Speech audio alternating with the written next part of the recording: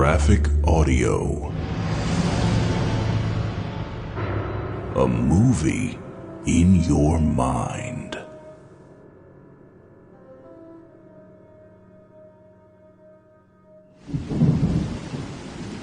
Graphic Audio presents William W. Johnstone's The First Mountain Man 3, Absaroka Ambush.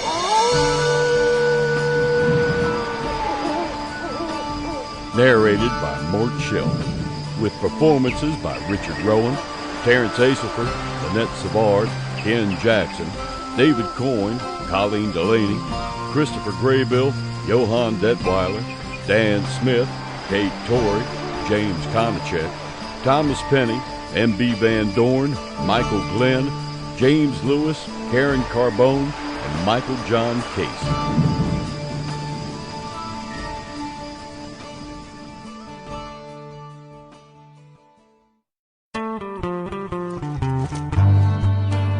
It was still winter in the high country when the man called Preacher packed up his few possessions before pulling out. Horse, I think you and me have done agreed to a bad deal.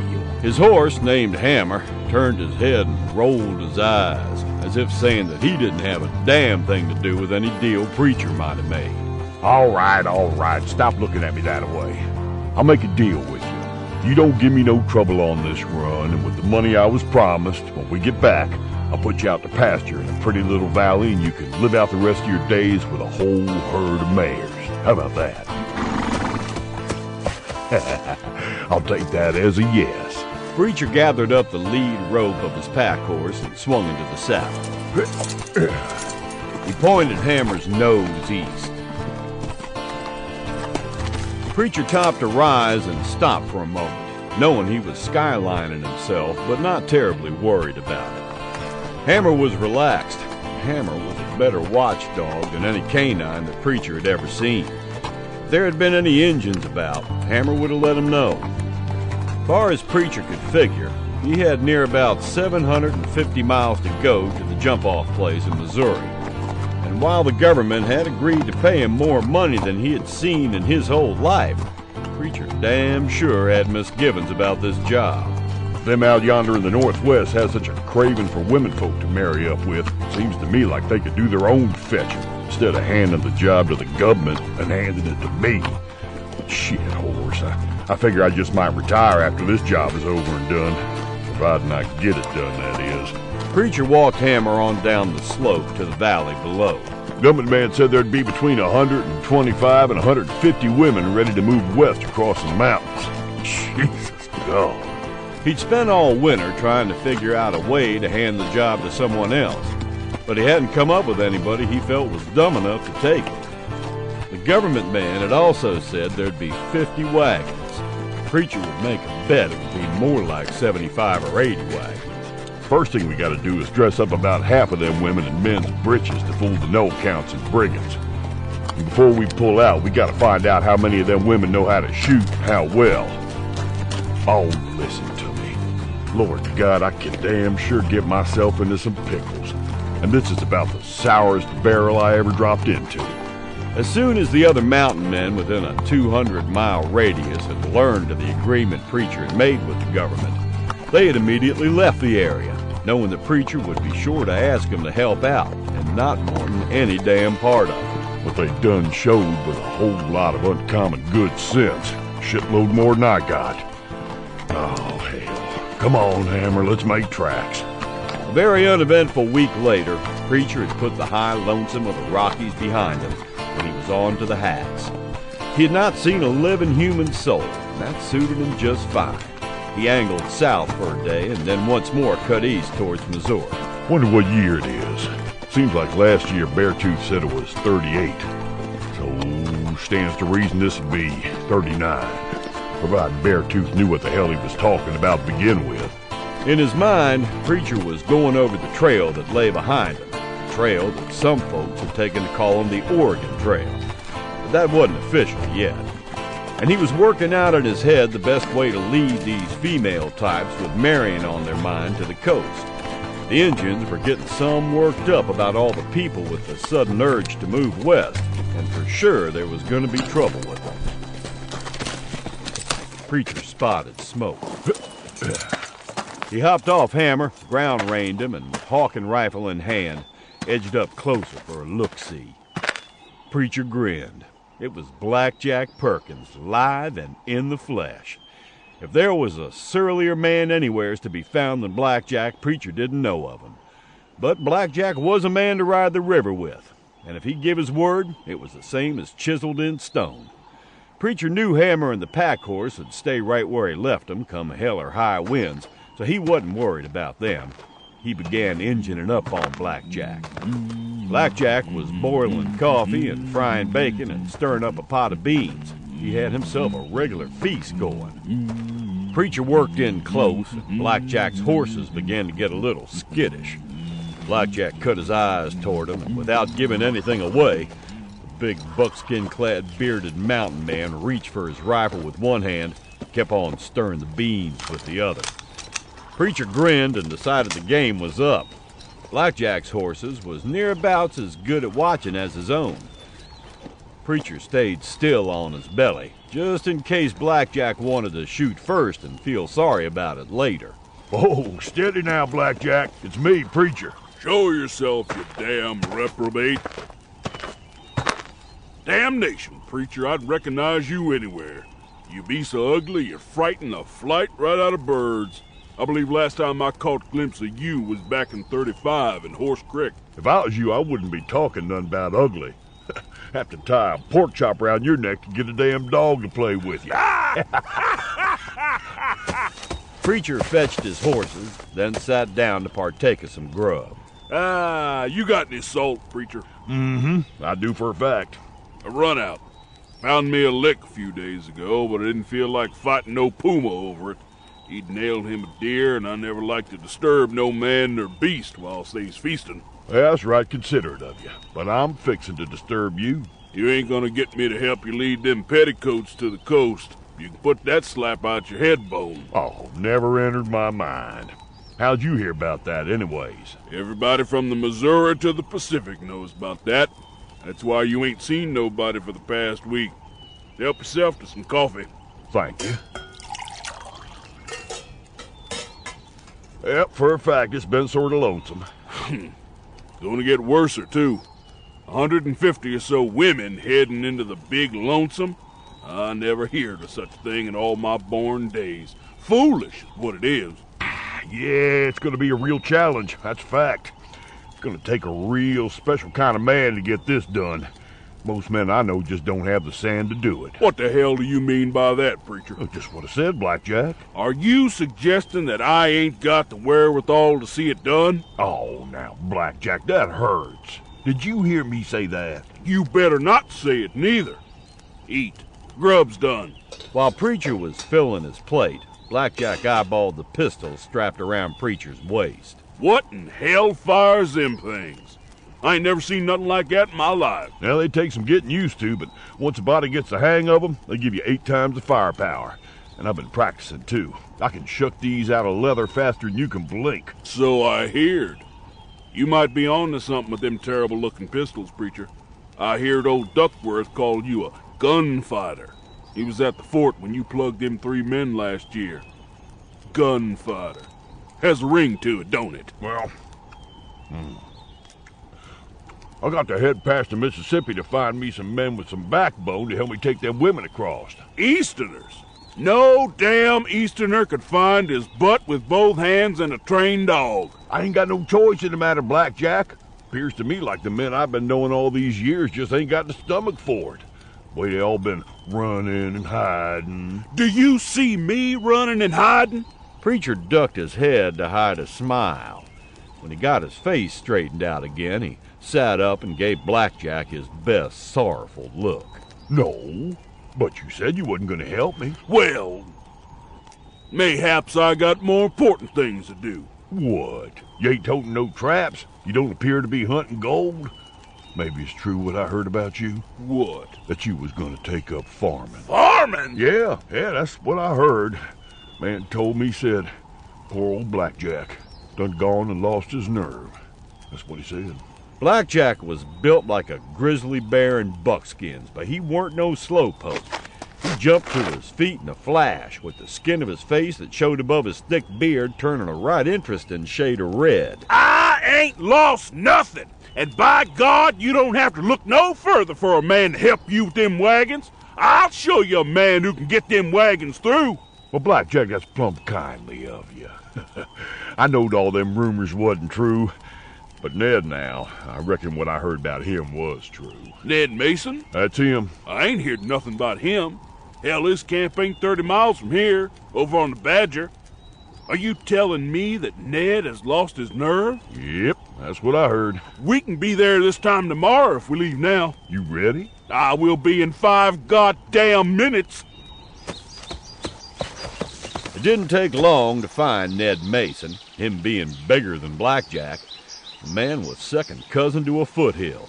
After Ned had heard the rumor about his supposed loss of courage, he uprooted a small tree and threw it into the creek. Then he picked up a boulder that would have herniated a lesser man, and it followed the tree. He faced Preacher and Blackjack. God almighty! I ain't lost my nerve. Hellfire, Preacher! I just been waiting for you to ask me to help you with them wagons. I didn't know how to get in touch with you. Preacher knew that was a total lie, but he didn't let it show on his face. Well, sure enough, Ned. By the way, what are you doing out this way? Oh, Charlie Burke is supposed to meet me here. He's overdue now. He'll come along. Don't you think Charlie's a little long in the tooth? Long in the tooth? Well, I mean, this is going to be a right arduous trip. What do arduous mean? Difficult. This is going to be a lot of work, and Charlie ain't no young man, you know. I double damn dare you to say that to Charlie's face. Don't get mad at me now, old hoss. I'm just repeating what I heard, it's all. Well, there ain't none of it true. It's a damn lie. Come on. Ned kicked dirt over the fire and began grabbing up a few possessions, tossing them into a pile. Let's go find Charlie. I know where he is. Lead on, Ned. Maybe we'll get there before Charlie falls over from old age. It wasn't long before they found Charlie sitting by his campfire. Now, Charlie Burke was no spring chicken, but neither was he likely to fall over from old age anytime soon. When Ned filled the mountain man in on Preacher's flim-flam story about being old, Charlie jumped up, nearly knocking over his coffee pot. Old age? If I didn't like you so much, I'd flatten your snoot, you damn whippersnapper. Let's go lead these poor pilgrims across the plains and the mountains. Now, don't get all worked up, Charlie. You liable to have a seizure or something. Charlie glared at the younger man, and then a slow grin creased his lips. He jerked a thumb back toward Blackjack and Ned. These boys, they don't know what you're up to, but I do, you conniving horse thief. What's he up to?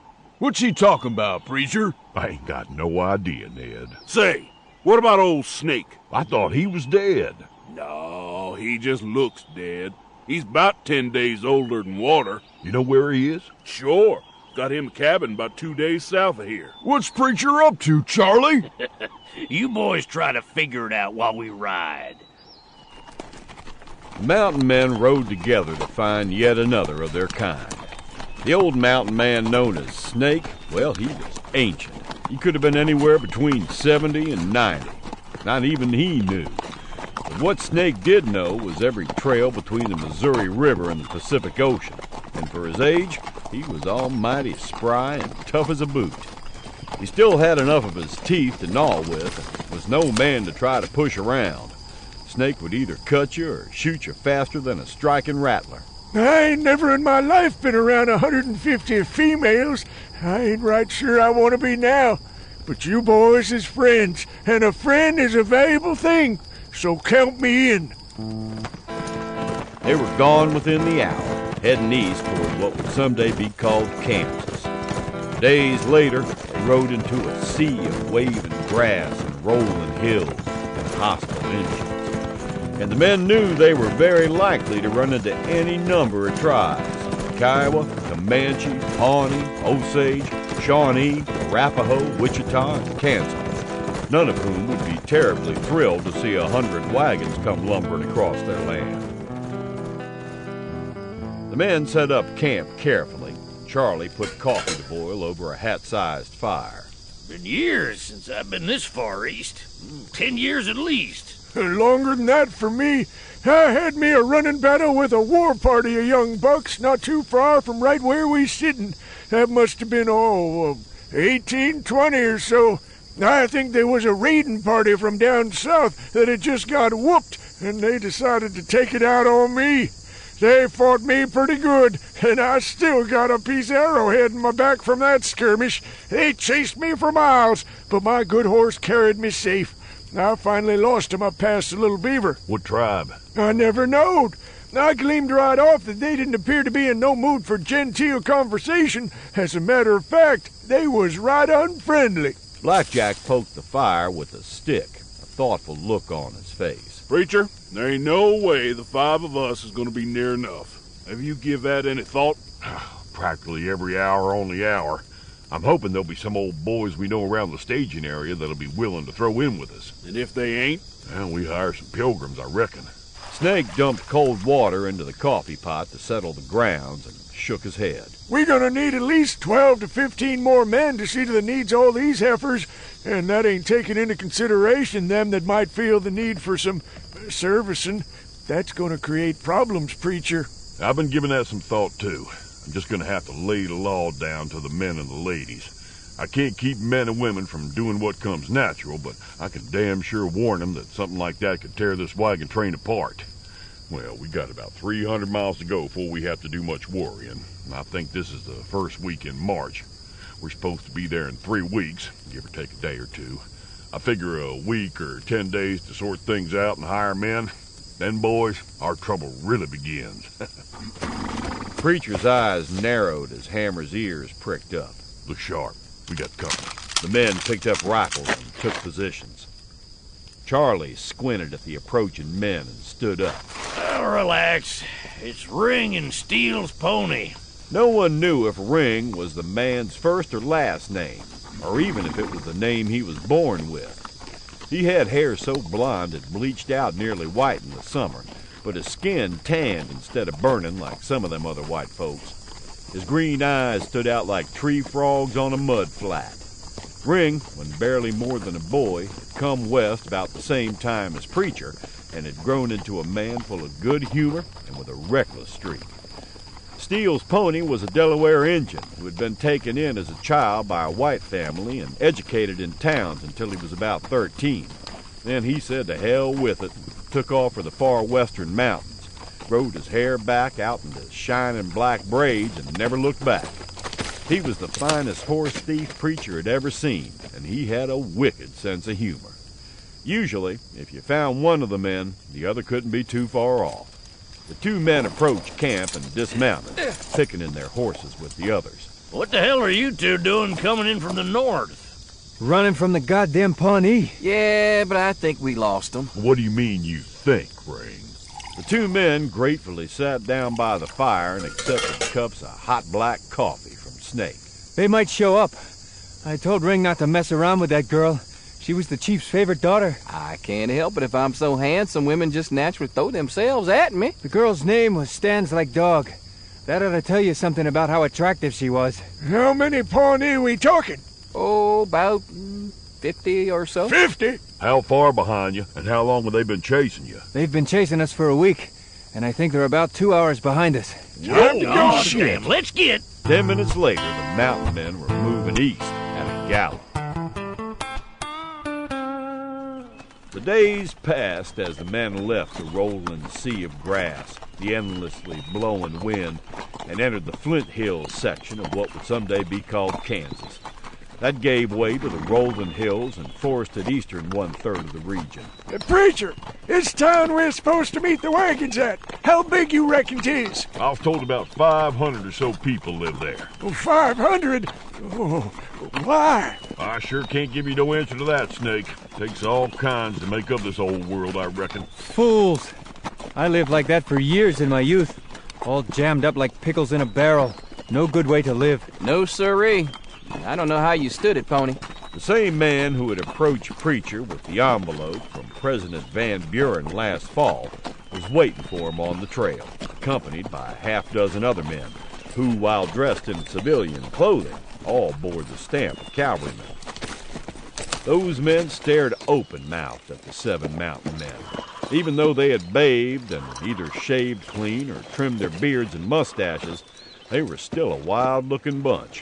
Faces burned dark by years of sun and wind, hats that had lost their shape months ago. All carried at least 2 pistols at their waist, and 4 or 5 more hung on their saddles, in addition to at least 1 rifle which they carried across the saddle horn, and another rifle in a boot. Each man carried at least 1 war axe and a long-bladed knife, either in a sheath or jammed behind a waist sash. They all had bows and quivers of arrows on their pack animals. Howdy, Mr. Gunman Man. I'm here like I said I'd be. Where's all the females?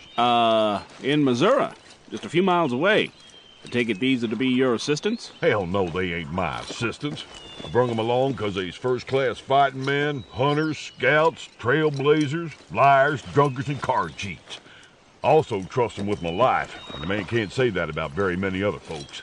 I told them what this here job would pay, and they agreed to that. And if you don't, we all just gotta get back in the saddle and head west, and you can push this gaggle of hens to the coast yourself. Oh, I'm sure the sum is agreeable, preacher. As I told you last fall, I would leave that entirely up to you. I've taken the liberty of hiring on a dozen or so other men, subject to your approval, of course. Let's go look this mess over. Preacher turned toward his horse. A hand fell on his shoulder and spun him around. Preacher faced a young man who carried himself like some army officers Preacher had known over the years. Very arrogant ones. Get your goddamn hands off me, pup. I take exception to your surly attitude and your very cavalier approach to this important historical undertaking, sir. I'm gonna tell you one more time, sonny boy. Get your goddamn hand off me. I am Lieutenant Rupert Worthington, sir, United States Army. I will be in command of the small detachment of troops accompanying this train. All in civilian clothing for obvious reasons, at least to those of us with some formal education. I might have to explain that to you and your assistants, but one thing we shall straighten out for us right now. You will take orders. Preacher hit Worthington with a left that crossed the lieutenant's eyes and dumped him on the ground, right on his U.S. Army butt. Preacher turned away and stepped back into the saddle. The president's man's eyes were amused. Preacher looked down at the young officer, being helped to his feet by 2 of his men. Now I figure, boy, that you just get out of some sort of highfalutin military school and you're still pretty wet behind the ears. I also figure you ain't never heard a shot fired in anger. And I figure, too, that you got all sorts of ideas about fair play and rules of war and that sort of crap. Well, you can just leave them here. They don't work in the wilderness. And don't you ever speak down to me again, young feller. Not to me, not to none of us. Mayhap we don't have no fancy degree from some university. What we do have is about 300 years of combined experience in staying alive in hostile country. When one of us tells you the trail is wrong, you leave it. When we say don't drink the water, you don't drink the goddamn water. And when one of us tells you to get ready for an Injun attack, you damn well better get ready. You do that, you just might stay alive out here. Preacher and the others rode off at a trot. Worthington glared after the man while one of his men held the dampened handkerchief to his swelling jaw. He slapped the hand away. Savage! Son, Preacher might be wild and woolly and uncouraged, but he and those men with him opened up this country. Neither you nor I can even come close to understanding the hardships and mind-numbing deprivations they have stoically endured over the years. There is no law past this point, Lieutenant, none except what powder and shot the individual carries with him. There are no courts of law. You don't know the breed of men called mountain man, and I scarcely know much about them. But I do know this. Crowd them, and they'll hurt you. The best advice I can give you all is to keep your mouths shut and your ears wide open. The president's man swung into the saddle and rode after Preacher. It's going to be a very interesting journey. Sergeant Scott, did I ask you to predict the future? No, sir. Then don't. Preacher and his friend sat their horses in a line on a ridge and stared open-mouthed at the scene below them. None of them had ever seen anything like it. Before them were more women than any of the men had ever seen gathered in one place. I think that I would rather be somewhere else. Well, you ain't. but I do know what you're talking about. There must be 1,000 females down yonder. 135, with 15 more due in sometime today or tomorrow. How many wagons? 65. God have mercy on us all. There is a female journalist among the ladies, coming along to chronicle the event. A female witcheless to do what? A writer to keep a diary. Oh. Why? It will be printed in newspapers back east. You gentlemen are about to be famous. Oh, hot diggity damn. Stay here, boys. I'm gonna go down there. You be careful, preacher. Them females look man-hungry to me. They grab you, you'll disappear amongst all them petticoats and paint and powder, and they'll wear you down to a shatter. There won't be enough of you left to bury. You want me to tie you into the saddle? Now, gentlemen, those are ladies down there. They were carefully chosen from hundreds of applicants. Many of those ladies come from fine, old, respectable families. And some of them are bound to have come from whorehouses, but that don't make no difference to me. I got to eyeball them all close up. I'll pray for you. Snake looked at Blackjack, his eyes bugged out in surprise. You pray? I prayed plenty when them goddamn Utes had me back to 31. You bet on that.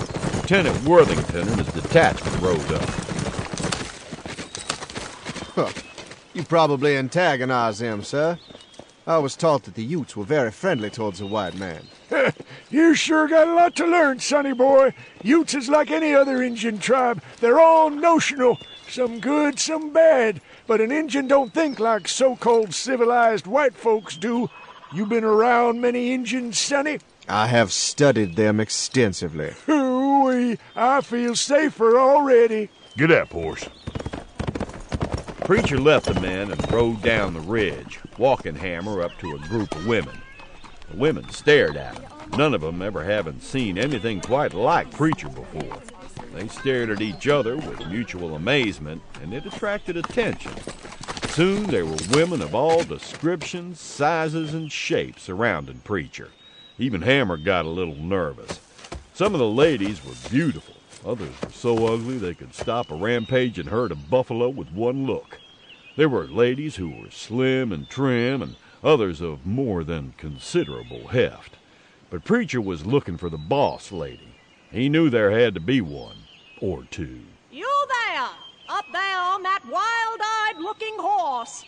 Preacher cut his eyes to a tall and full-figured female, all decked out in a black dress. She was coming striding through the crowd of women, and they were parting like she was Moses and they was the Red Sea. The woman wasn't no real looker, but she had her a commanding manner that Preacher liked, and he knew he'd found one of the ramrods of the petticoat train for sure. Hammer turned his head to stare at the woman, and Preacher tightened up on the reins. If Hammer didn't like somebody, he didn't draw any distinctions about gender. He'd just as soon bite or kick a woman as he would a man. She stopped back enough not to set Hammer off, staring up at Preacher with her hands on her hips. Are you the famous mountain man everybody's been bragging about? The one who is going to lead us across the wilderness? I don't know about famous, lady, but I'll get most of you across to the blue waters. My name is Eudora Hempstead. And what do you mean by most of you? I mean that not all of you ladies is gonna make it, and the whole kit and caboodle you damn well better understand that now. Now gather round here and listen to what I got to say, but stay out of biting and kicking distance from Hammer here. He's like me. He ain't the most cordial thing in the world. Now listen up. Some of you will eventually want to quit and try to find your way back, but you're not going to make it back. Injuns will grab you and tote you back to their camp. That is, if you don't give them too much trouble. You aggravate them, they'll just rape you, kill you, and scalp you where you happen to be. And if they make slaves of you, well, that ain't such a terrible life. They'll work you hard and only beat you occasional. Now, some of you are going to die out yonder on the trail from stupid fool accidents, engine attacks, snake bite, hydrophobic skunks, drowning. One or two of you are going to go crazy in the head and wander off and get ate up by a bear. And don't think I'm funning you, 'cause I ain't. I'm just telling you like it is. A group of men had gathered around at the edge of the crowd of women. Preacher figured they were the ones the president's man had hired. Preacher picked out two that he was going to unhire right off the bat. One he knew slightly, and the other had a shifty look to him. He pointed at the one he knew. You, Jack Hayes. Get gone from here and take that ratty-eyed friend of yours with you. I wasn't hired by you, preacher. No, but you're getting fired by me. Now hit the trail. If I see you in an hour, I'll either shoot you or stomp you. Move it. Jack and his buddy left, but from the look in their eyes, the preacher sensed he had not seen the last of them. The women watched, wide-eyed, as the men left. They looked back at Preacher nervously. Jack Hayes is a murderer and a thief. He's wanted back in Virginia. He told us his name was Wilbert Dunlap. That proves he's a liar, too. We only have your word for that, Mr. Preacher, whatever your name is. Preach'll do. Who you be? Faith Crump. I'm a journalist. And a damn pretty one, too. Red-headed and green-eyed. A shape that caused young men to act silly and old men to weep in remembrance of better days. Them duds she had on was hand-sewn for her, and fine material they was, too. Preacher knew a little something about ladies and their clothes. Eudora stepped close and whacked Preacher on the leg, startling him. Ha! Well, I like you, Mr. Mountain Man. You don't priss around and honeycoat your words. I like that in a person. But don't you get the wrong idea about me. My man's waiting for me by the blue waters. You lead and we'll follow, right, ladies? Hip, hip, hooray! Hammer just about came unhinged. The preacher had to fight to keep a hold on the reins. The president's man came to the rescue. There will be a meeting right after lunch tomorrow afternoon, ladies. Any and all questions will be answered then. Shall we go, Preacher? With pleasure. We'll be putting you and your friends up at a fine inn. Like hell you will. Feather ticks are always too soft and the rooms are too damn small. Me and the boys will just sleep out under the stars. Later that afternoon, Preacher went strolling amid the wagons and the women. There were some kids, but not many, something that Preacher was profoundly grateful for. He smiled to the women as he walked, but he didn't stop to talk. That would come in a day or two. He wanted to personally talk with every female there, to spot the strong as well as the weak. Suddenly, Faith Crump was at his side, tablet and pencils at hand. So what do you think about this venture, Mr. Preacher? I ain't paid to think, lady. I'm paid to get you people through. Do you always carry that big gun wherever you go? Yeah. Why? Because if I run into Jack Hayes, I might take a notion to shoot him. Why don't you leave Mr. Hayes to the proper authorities? Oh, what proper authorities, lady? He's been loose and free for years after all the bad he'd done back east. Don't seem to me like anybody's doing anything to grab him and string him up. Yeah, this is the last chance for anybody to do something legal-like. Now, just a few miles yonder west, Missy, the laws that you live under stop. For hundreds of miles, the only law is that which a man carries in his heart and mind and what comes out of the barrel of a gun. Now, Missy, you ain't seen nothing like what you're fixing to see in a few days. None of you have. Y'all thinking this is some sort of grand adventure, but I'm going to tell you what it is right now. It's dirt and sweat and pain and grief. It's being so tired you can't even think. It's pushing and tugging and heaving and jerking till your hands bleed. You ever seen a person die, Missy? No? Huh? I thought not. You're going to. You're going to see painted-up Injuns who don't like people coming through lands they've been calling their own for hundreds of years. You folks back east now, you think the Injun is dumb and savage. He ain't dumb. Far from it. He's got a way of life that suits him just fine, and he's prepared to fight and die to keep it that way. And who are we to say that he's wrong and we're right? You better stock up on writing tablets and quills and ink, Missy, 'cause you're going to have a lot to write about.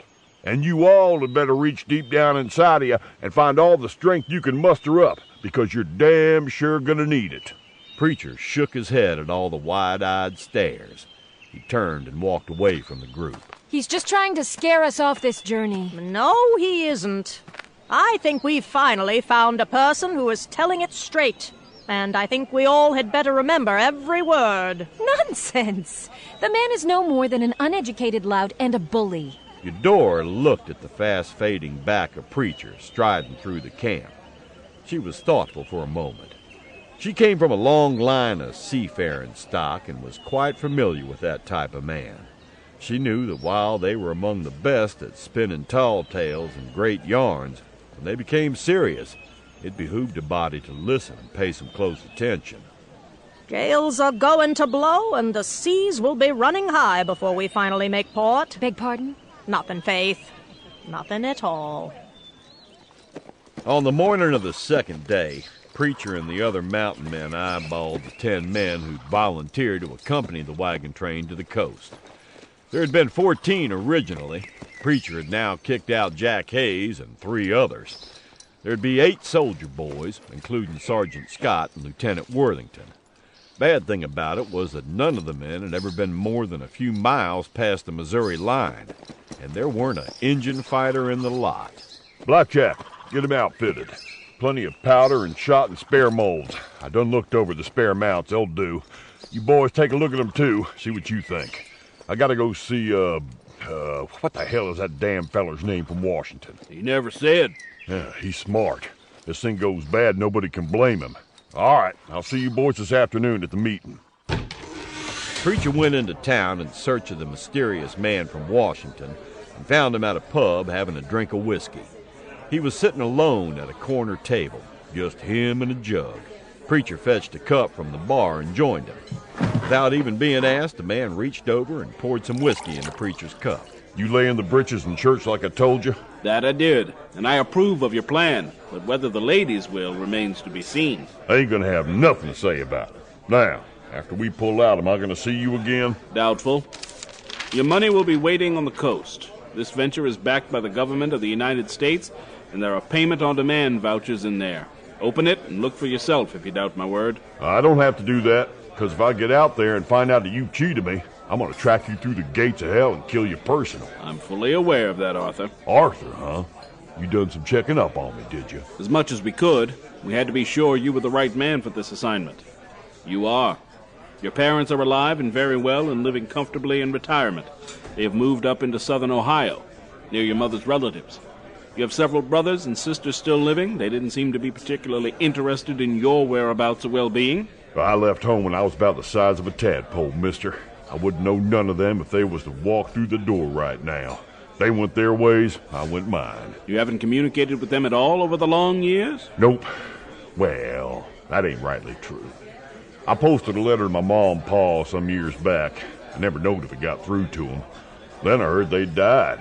Sort of lost interest in going back after that. They know you are alive and doing well, and they've been reading about you.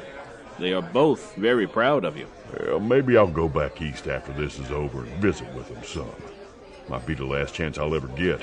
They sure as hell ain't getting no younger.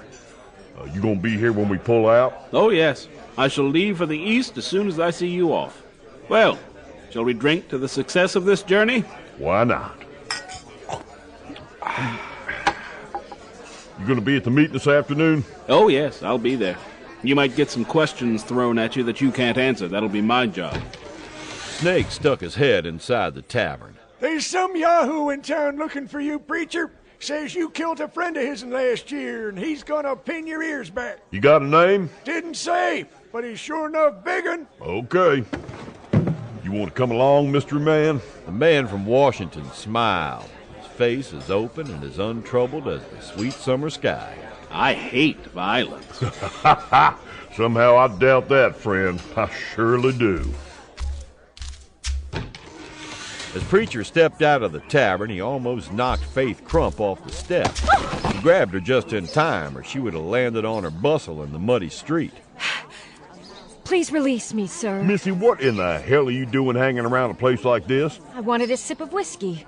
That's what in the hell I'm doing. Well, when you can't go in no tavern, that ain't no fitting place for a lady. Who says I can't? Well, it's a law, I think. And who makes the laws? Men does. Men have no right to tell a woman what she can or cannot do. Oh, the hell you say.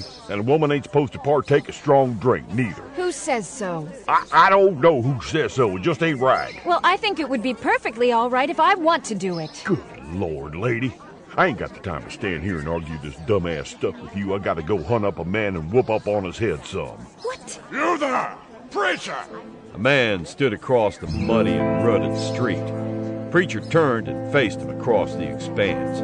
He didn't think he'd ever seen the fellow before. But Snake had sure been right. This guy was big for a fact. You know him, preacher? I don't think so. What the hell do you want? To put some knots on your head, preacher! Why? 'Cause you killed a friend of mine up in the mountains last year. He was riding with the parties. He deserved killing then. The hell you say, you no-good turd-eating horse's dick? The crowd began to gather on both sides of the street. A man with a large badge pinned to his shirt came running up. Here now! I won't have any of this in my town. Shut your mouth and get out of my way before you get yourself hurt accidental. This ain't none of your affair. The town marshal stood with his mouth hanging open in such an affront to his authority. You have a name or are you all mouth? Tom Gushing, you mangy bastard! Somebody call the police! I'm the police. Well, stop them! Marshal, sir, you go in the tavern there, have yourself a drink on me, and just stay the hell out of this. I stomp on my own rats. Preacher handed Snake his hawk and rifle, and he and Tom Gushing started across the street toward each other. Guns or fists, preacher? It don't make a damn bit of difference to me. Good. Preacher landed a right fist to Tom's jaw that sent the taller and heavier man slopping into the mud flat on his back. Stop them! Stop them! Eudora Hempstead walked up to see what all the shouting was about. Tear his mainsail down, preacher! But watch that port fist, he's a lefty! Other ladies from the wagon train gathered, most of them standing silent. Some of them smiling, though, ready to enjoy a good fight. Preacher let Tom get to his feet, and the big man charged. Preacher sidestepped and stuck out a foot, tripping the man. You like that mud, Vicky? Gushing struggled to his feet, covered head to toe with mud. Stand still and fight like a man! All right. Stop this barbaric behavior immediately! Tear his meat house down, preacher! Town marshal pulled out a huge pistol and waved it in the air. I command you both to stop in the name of the law. Oh, hell, Matthew, put that damn thing away and let him fight. I haven't seen a good fight in a month or more. All right, then, to hell with it. Matthew stowed his pistol. He walked into the tavern and took a seat by the window. Tom Gushing again got to his feet and stood swaying and glaring at the preacher. The man had lost his pistols while wallowing around in the mud. He suddenly spread wide both arms like a bear. The preacher jumped to one side and slammed a fist against the side of Tom's head. The preacher hit him with a fast combination of blows to the belly and face. Tom went down to his knees. The preacher stepped forward, grabbed Tom's head with both hands, and slammed a knee into the man's face. Magnificent, mate! It's over. You called me out and I came. It's over. I'll kill you, you son of a bitch. We'll meet again, and when we do, I'll leave you for the ants and the buzzards. You best just go on back to where you come from and forget it. I was just playing with you this time around. If there ever is a next time, you're gonna find out the playtime is all over. Faith looked disgusted. Preacher scraped the mud off of his moccasins and leggings. Snake handed him back his hawk. Write this here little fracas down in your journal, Missy. You brute! I think she's taking a shine to you, preacher. Oh! Faith tossed her head and flounced off toward the encampment. Preacher eyeballed her as she left, and a slow grin spread across his face. At the meeting that night, Preacher found himself standing on the lowered tailgate of a wagon and looking out over the sea of females. Faith Crump and Eudora Hempstead were in the front row. The man who put all this together tells me you all know how to hitch up a team and handle the reins. For them of you who chose mules and them that preferred oxen, you'd best know what to do with a yoke and a prodding stick. You goddamn well better know. I ain't running no baby school here. I'll let you all know how I feel about this mess right off. I personally think it's probably the most ignorant plan that was ever conceived, but I give my word that I'd see it through and I will. Preacher looked out onto the bonneted heads of the ladies. Beneath the bonnets were grim and determined faces, showing some fear, but that was good, Preacher thought. When a body stops being afraid of the wilderness, the next move is death. Lieutenant Worthington stood at the back and kept bouncing up on the balls of his feet. Me and the men I brung with me will personally go over every wagon and every animal, commencing right after this meeting. It's going to be a short one, you can bet on that. And I don't mind telling you the reasons why, too. because I could stand up here and talk about the wilderness and the plains till I fell over, and the words wouldn't mean shit to you all until you see and taste it for yourselves. So there ain't no point in asking a bunch of damn fool questions. The trail will answer them soon enough, believe you me. Now, ladies, I ain't trying to be difficult, and I don't mean to belittle y'all's heading west. Some folks say the country needs settling. I got mixed feelings about that. Howsoever, it ain't up to me to make them decisions. My job is to get as many of you through as I possibly can. And we're going to pull out 3 days from now. We're going to travel for 2 days, then we'll have us some rifle and pistol practice for a couple of days. Worthington waved from the back, sort of hopping in place like he had ants in his pants. Yeah, that's right, ladies. Because when the Injuns attack, and they will attack, y'all got to fight right alongside us men, and you got to know how to load and fire. Now, I've laid in ample stocks of lead and powder and molds for the balls. When I'm satisfied that y'all can more or less hit what you're aiming at, we'll stretch out for a week. Then we'll stop, do some shuffling around. By that time, you ladies will have had some squabbles and made friends and made enemies, and you'll know who you want to travel with for the next 4 or 5 months. Now, I want all of y'all to get back to your wagons for inspection. Right now. Come on, come on, come on. Haul your bustle. Preacher hopped down from the tailgate, coming face to face with Lieutenant Worthington. I was trying to get your attention. I seen you out there hopping up and down like a bee-stung bear. I figured you had to pee the way you was acting. Now see here, preacher. I represent the United States Army. Well, I got to go, boy. I got wagons to inspect. Go sharpen your saber or something. We'll talk after we stretch them out.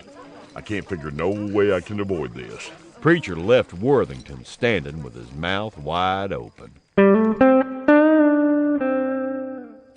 It was the evening before the wagons would roll out from the last large pocket of civilization for hundreds of miles. The men were lounging around a fire, drinking coffee and talking. All the men were there, including Lieutenant Worthington and his small troop. Of the civilians hired to accompany the wagons, there was Nick, Sam, Jake, Dan, Frank, Barnaby, Teal, Gabe, Hugh, and Upton. They ranged in age from about 40 to 50. Preacher had wanted no young studs along, not with this many females. There would sure have been some trouble with young men along. They look pretty good to me. Yeah, they do, Blackjack. 25 men and 150-odd women, setting out to do something that ain't never been done before. You think the history books will write about this 100 years from now? Shit, Ned. What difference will it make to us then? We won't be nothing but dust in the ground. Providing we're lucky enough to get a proper burial, that is. Charlie, you do have a point. Rupert, what do you think? Why, yes. I do believe history will record this journey. After all, we do have Miss Crump along, and I'm bursting with excitement myself at just the thought of it. It's going to be quite the grand adventure indeed. Now, the mountain men had decided to try to be as nice to the young lieutenant as possible, so they hid their smiles and didn't look at one another after that last remark. Well, Rupert, you're damn sure right about that. Uh-huh. Rupert got up to go check on something or the other. He was always checking on something or the other and writing things down in a book. He left with his men with him. Steele's pony shook his head and sipped his coffee. Ring gave Preacher a sideways glance. A grand adventure. Yeah. They all say that when they're starting out. Preacher had gone over the supplies, not just a list of what every wagon called Prairie Schooner should contain, but personally checking over each wagon's contents. On foodstuffs, he checked everything from eggs and molasses to sugar and hardtack. He made certain the wagons contained extra augers, shovels, ox bows, linchpins, and gimlets. He ordered the man from Washington to provide additional wagons and drivers. The extra wagons containing barrels of axle grease, spare ox yokes, tents and blankets, powder and shot, hammers and nails, and rope and trading goods to placate the engines. Oscar, Sid, and Felix were the new drivers, all seasoned hands with reins. The day before they pulled out, starting well before dawn, Preacher rousted out the sleepy-eyed women and went through each wagon with a fast but unrelenting vengeance, ordering heavy chested drawers, iron stoves, and huge grandfather clocks to be left behind. That move did not endear him to the hearts of some of the women, but he told the ladies to either get rid of the crap or stay behind. They all got rid of it. The wagons were all new and well made of hardwoods, each wagon 4 feet wide by 12 feet long, and carried spare canvas and spare parts such as iron tires, spokes, and tongues. If there was anything Preacher missed, he damn sure didn't know what it was. All right, ladies, I know it ain't barely day yet, but it's time to move. Let's stretch them out. Buffalo gals will come out tonight, come out tonight, come out tonight. Buffalo gals will come out tonight and dance by the light. Yes! Shut up. Worthington shut up. Preacher rode up to the lead wagon, driven by Eudora Hempstead and Cornelia Bigler. The third person in the bed of the wagon was a woman named Anne. In spite of his misgivings, Preacher smiled at the grin he could see on Eudora's face by the first rays of dawn. We have a fair wind blowing, Eudora? She'll puff the mainsails and move us right along, Captain. You excited? I'd be telling a whopper if I said no. I'll set an easy pace for the next 2 days. That'll work the kinks out and settle everybody in. I don't figure to make more than 20 miles before we stop for some rifle and pistol practice. That close to the fort, I don't expect any engine trouble, but you just never know. With a nod, Preacher rode on, lingering occasionally to talk to the ladies on the wagon seat. Faith Crump was riding with Gail Hawkins and a lady named Wallace. This is a barbaric hour, Preacher. Why, the sun is barely even up. It'll rise. It always does. Over the past few days, Preacher had learned from the president's man that Faith came from a very wealthy family. Her father owned ships, railroads, newspapers, banks, and the like, and that Faith was known as a very headstrong, opinionated, and outspoken young lady. Her father had agreed to her coming on this trip just to get her out of the house and give him some relief. Faith had started her own monthly magazine back east. She was very strong in the fledgling women's right to vote movement. She and many of her friends and co-workers had been arrested several times for bellying up to the bar and demanding service in various saloons in Boston, New York City, and Philadelphia. Faith had also been arrested once for telling the mayor of New York City to go suck an egg. Lash that canvas down tighter on the left side. Secure it, Maud. Come on now. There's wind out on the plains that you won't believe. Oh, Christ. You just can't drive oxen sitting on the damn wagon seat, Orabella. Get out here and walk. You know better. As the eastern sky grew brighter and brighter, Preacher rode back to the head of the column and caught up to Charlie. Scouts out? Snake and Blackjack left an hour ago, Preacher. Preacher sat his saddle on the south side of the train and watched it pass. Because of the mixture of oxen and mules, he figured on any good day of doing no more than 12 miles. Mules could do 20, but oxen averaged 15, so he split the difference. When conditions worsened, either on the trail or because of bad weather, they'd be lucky to do 8 in a day. It was a nearly 2,000-mile trip, 5.5 months any way you wanted to cut it. For 2 days, the wagons rolled, from first light to 1 hour before the sun set. Preacher set an easy pace, and at the end of the second day, figured they had covered about 25 miles. They had seen no other human beings except their companions on the wagon train. Preacher let the women sleep late the next morning, until 7 a.m.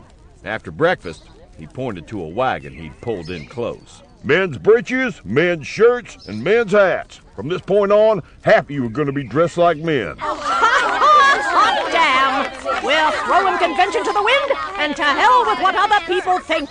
That's for me. Surprised at the outright glee exhibited by the women folk, Preacher just walked back to the others and left them to it. Well, I'll just be damned. How do a man ever figure a woman, Snake? You don't. Don't ever try to second-guess no female person. It can't be done. My daddy told me that night before I left home, and he sure was right. Eudora took charge and began assigning clothes to the ladies. None of them argued with her, and Preacher knew he'd made a wise choice in naming her wagon boss. She came back around the wagon in men's duds. Sure didn't hurt her figure any. She waved Preacher over. Captain! Wagon boss? We can't have the make-believe men wearing long curls. How about we whack them off? It'll all grow back by the time we get to the blue waters. Good idea.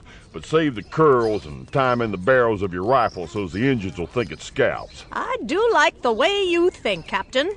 If I wasn't bespoken for, you'd be in trouble.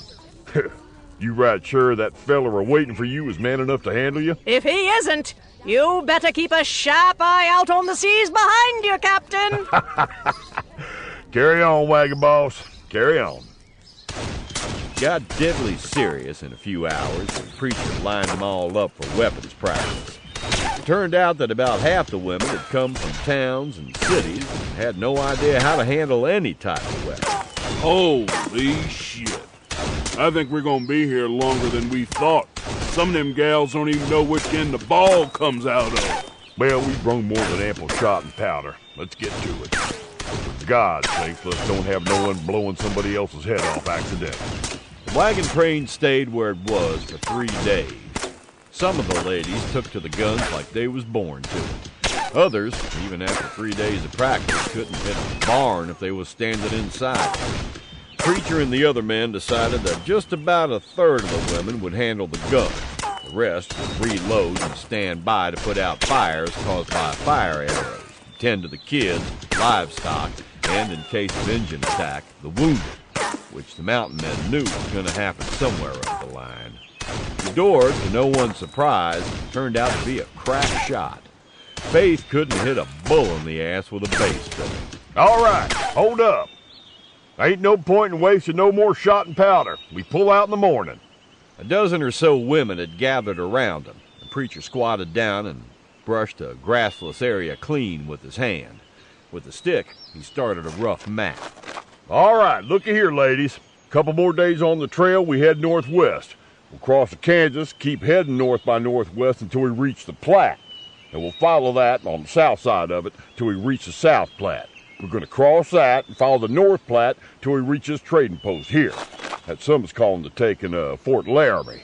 From there, we follow the Sweetwater to South Pass, then south to another trading post. And from there, we cross the Tetons up to a Hudson's Bay Company post on the Snake. Next stop is a trading post here on the Boise, providing the Injuns ain't killed everybody and burned the damn place down, which is what they've done more than once. And then, we're going to head north through the Blues up to the Whitman Mission. Then west, following the Columbia over to the Dalles. Past that, we're home free. Y'all can hitch up with your men, live happily ever after. Looks easy, don't it? He smiled up at him, but the women, including Eudora and Faith, did not return his smile. Even after only 20 or so miles, most of the women had discovered that this journey was going to be rough. The women got their first taste of river crossing at the Kansas. It was running slightly high due to spring rains, and the crossing was rough, for a few very wet.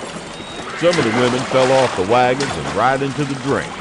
Steele's pony rode up to where Preacher was watching the chaos. What the hell are you doing, Preacher? There is fine crossing only a few miles south of here. Yeah, I know it, but I want any quitters to start hollering now, whilst they can give it up and still get back to Missouri. But we'll have to cross the Soldier and the Vermilion on this route. Damn sure will. I want to shake down this train right off. If they can all stick it out over the next few days, we'll know what we got. You're a hard man, Preacher, but I see why you're doing this. I better get over there and help with the ropes. Whoa, like hell you will. This crossing ain't nothing. The water ain't even hub deep. Now you let the women handle it. We showed them how, now it's up to them. I want their muscles hardened up whilst we're still in more or less friendly country. You boys ain't never seen no mountains like we're gonna have to cross. I want these women tough before we hit them. Time to reload. The first Mountain Man is continued on the next CD. Many of the women wouldn't cook for the men that evening, much less speak to them. They were pissed that the men hadn't helped them during the crossing. But other women held no hard feelings, so the men got fed eventually. Eudora smiled across the fire at Preacher as he ladled out stew into his pan. You didn't win any popularity contests today, Captain. I didn't plan on winning no prizes. What I plan on doing is getting you ladies through to the coast. We ain't hit nothing yet, Eudora. It's been a cakewalk so far. But these gals will be a hell of a lot tougher when we get there than when we left. Bet on that. I have no doubts about that, Captain. None whatsoever. She tossed Preacher a huge chunk of bread. Just baked. Enjoy.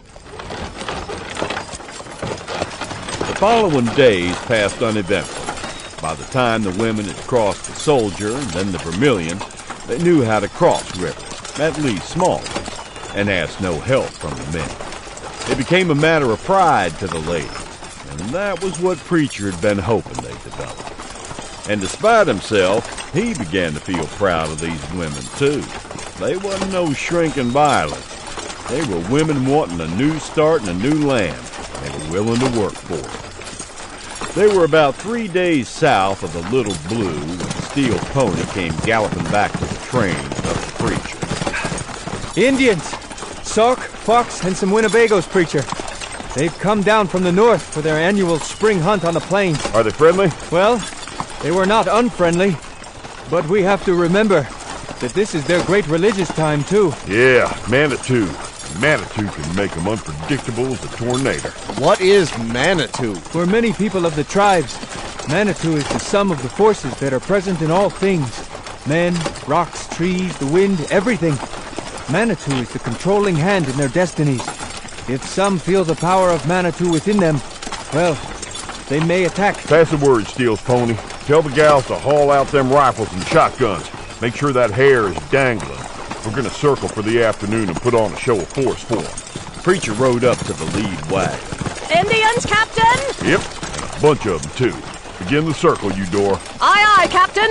If they want to fight, we'll give them one. Preacher sent scouts out to keep an eye on the Indians while he sat his saddle and watched the wagon slowly circle the driven livestock. He'd had the women practice this move, and they did it perfectly, without panic. He rode up to the wagon with Faith, Gale, and Wallace. Don't worry too much about this bunch. They're not going to risk getting killed and leaving their families without no means of food. If they do come close to us, Miss Faith, what you're going to see is all that's left of the Great Lakes tribes. And I mean, this is it.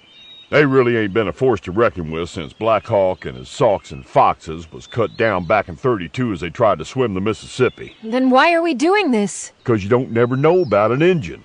They don't think like we do. Their values ain't the same. I'm not saying they're right or wrong, they're just different.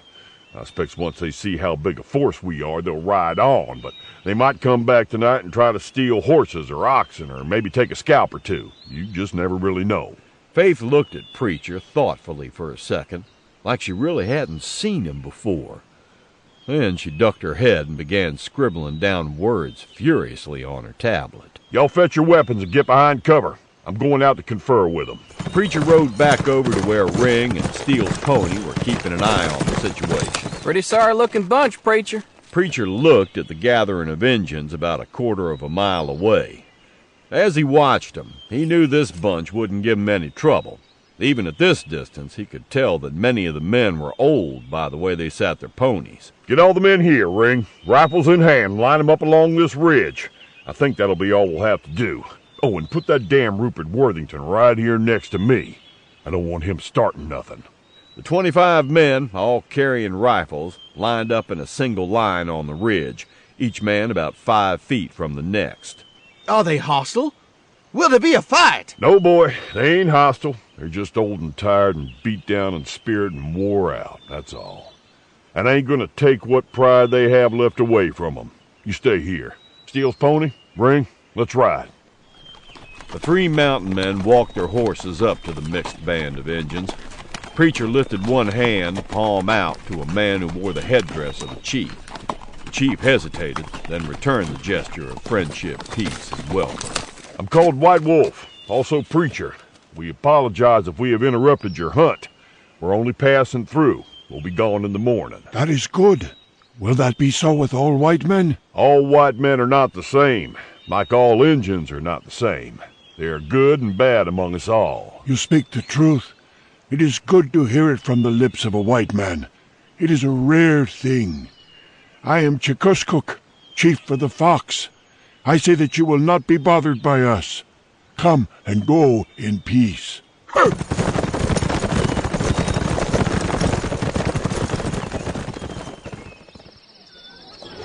Preacher walked around as the women finished circling the wagons and began loading the guns. Keep the young'uns at the center of the circle. There'll be a few stalker fox who'll try to slip inside tonight to take some scalps. By now, they've broken away from the main band and are circling the train, but they're miles out. But you said the chief promised us safe passage. The chief don't always speak for everybody. Young people is the same everywhere. Some of them have respect for their elders, and some don't. You can bet your ass there'll be a dozen or so pay us a visit tonight. Eudora had done a bang-up job of circling the wagons. She'd pulled them in tight, angling them close with tongues pointed inward so the mules and oxen could be unhitched inside the protective circle. Steele's pony slipped into the camp and snuck up behind one of the drivers. He tapped him on the shoulder. You will die unless you open your ears to the night.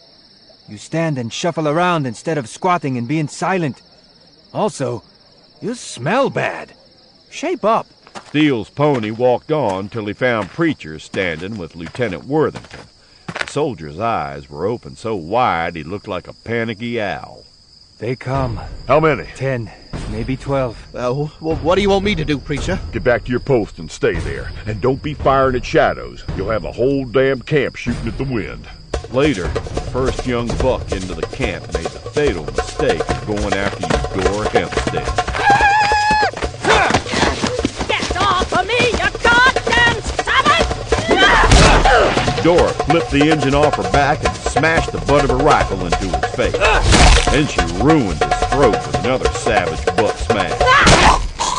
Ooh, very good. You want his scalp? Heavens, no! Faith, standing nearby, turned green as Snake knelt down with his knife in his hand. Then I'll just jerk it off. Snake hung the scalp on his belt. Eudora removed the blood from her rifle by rubbing the butt plate on the ground. Then she cradled her rifle as she turned her attention to the blackness outside of the circle.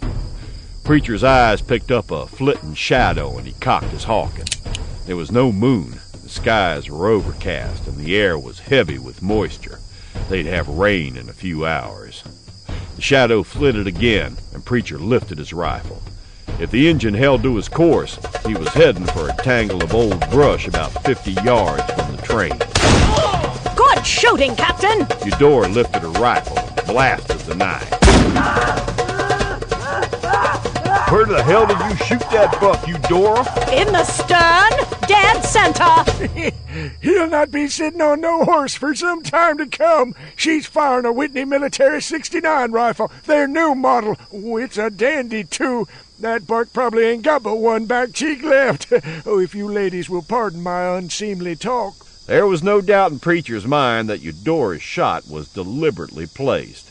Everyone waited for a long and silent 10 minutes. Steele's pony lay on his belly, ear to the ground. They go. They will not return. Their medicine turned sour on them. That shooting by Miss Eudora done it. You'll do, lady. You'll do just fine. Preacher was quietly amazed at how many of the women were holding up so well. He'd seen grown men unable to cope with the trials of the West. Of course, some were adjusting faster than others. Faith had been horrified to discover that there was really no road, just a trail of sorts. But the Eastern socialite, sometimes writer, had toughened up despite herself. Her face and forearms had turned red from the sun, blistered, and then begun the tanning process. Her muscles, which had ached fiercely the first week, had grown stronger from pushing, shoving, hauling, hours at the reins handling the big mules. So far, none of the women had said one word about going back. The mountain men had been surprised at that, for they had been watching about a dozen of the ladies who they felt were the weak ones, not necessarily in body, but in spirit. But even those women had toughened up and were enduring the trail. They saw no signs of the Salker Fox as they rolled out the next morning, heading for the Platte. Preacher knew they had killed at least 3 of the attacking Injuns and wounded at least 2 more. To an Injun's mind, those losses were too great to continue the battle. They had failed, but perhaps there would be another day. Steele's pony had been gone for 2 days. Something had been troubling the Delaware, and he had pulled out, heading for the back trail. On the afternoon of the third day of his absence, he rode into the camp and swung down from the saddle. The wagons had completed their circle, cook fires were blazing, and the coffee was ready when Steele's pony rode in. Ring took one look at the Delaware's worried face and handed him a cup of strong, hot coffee. What's wrong? A large band of white men are following us. They carry supplies for a long journey and are well armed. They are being careful to stay 2 days' ride behind us. We are in trouble. Did you recognize any of the men? Jack Hayes, Tom Gushing, and Ratface. I could not recognize any of the others, but a tall, well-dressed man appears to be in command. Preacher glanced over at the silent Lieutenant Worthington, who sat staring into the fire, frowning at the news. For the last several days, Rupert and his small troop had been very quiet and reflective. Preacher and the other mountain men knew what had happened. They'd seen it many times over the years. The vastness of the land had numbed Worthington and his men. This was what Preacher had tried to explain back in Missouri. But the plains, well, they couldn't be described. It was simply impossible to do that. They had to be seen and tasted personally. And for most, it was a very humbling experience. Their next humbling experience would be when they hit the Rockies. Worthington felt Preacher's eyes on him and looked up, troubled. Is it possible, Preacher, that these men are heading west on legitimate business? I wouldn't think so, Rupert. I got me a hunch, because I run into this very same thing last year. Jack and Ratface was supposed to be the inside men. Once we got several weeks away from the jump-off point, them others in the gang would ambush and take over the train. Hell, folks have been doing this ever since men and women left the colonies and headed west. It ain't nothing new. But this is, well, dastardly. Well, we'll just alert the authorities and let them... Ain't no authorities out here, Rupert. Nearest law is days to the east and almost 2,000 miles to the west. There ain't no law except in the pistols buckled around your waist and the rifle in your saddle boot. And we'll find us a good ambush spot up ahead, and you and your men will take the wagons on. Me and my friends will take care of Jack Hayes and his bunch of no-counts. Ambush spot? Yeah. You'll lay in wait and ambush those men coming up behind us? Yeah. You got a better idea? But you can't do that. Why not? Because those men haven't done anything, that's why. But they're gonna do something. You don't know that for sure. Look, I know Jack Hayes. He's a murdering, stealing, raping son of a bitch, and he has been all his miserable life. Anyone who rides with him is just as bad. No, sir. I have studied the law at a very fine university. What you are proposing just won't do. There is such a thing as due process. Every accused person is entitled, under the Constitution, to a fair trial. You can't just kill somebody because you think they might be planning some evil deed. The mountain men all exchanged glances. Blackjack looked back at Worthington, puzzled. Why not? We've all done it afore. Lieutenant Worthington paled.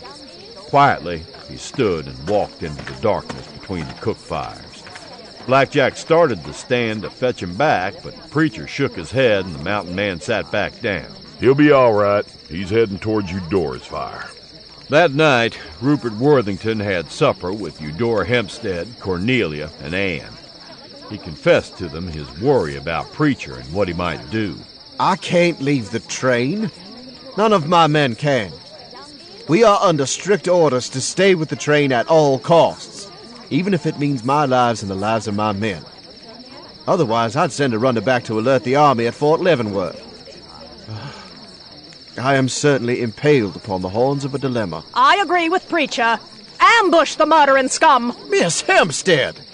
I cannot believe you said that. Why not? I come from seafaring stock, Lieutenant. For over 150 years, my people have answered the siren song of the sea. Ship's captains all.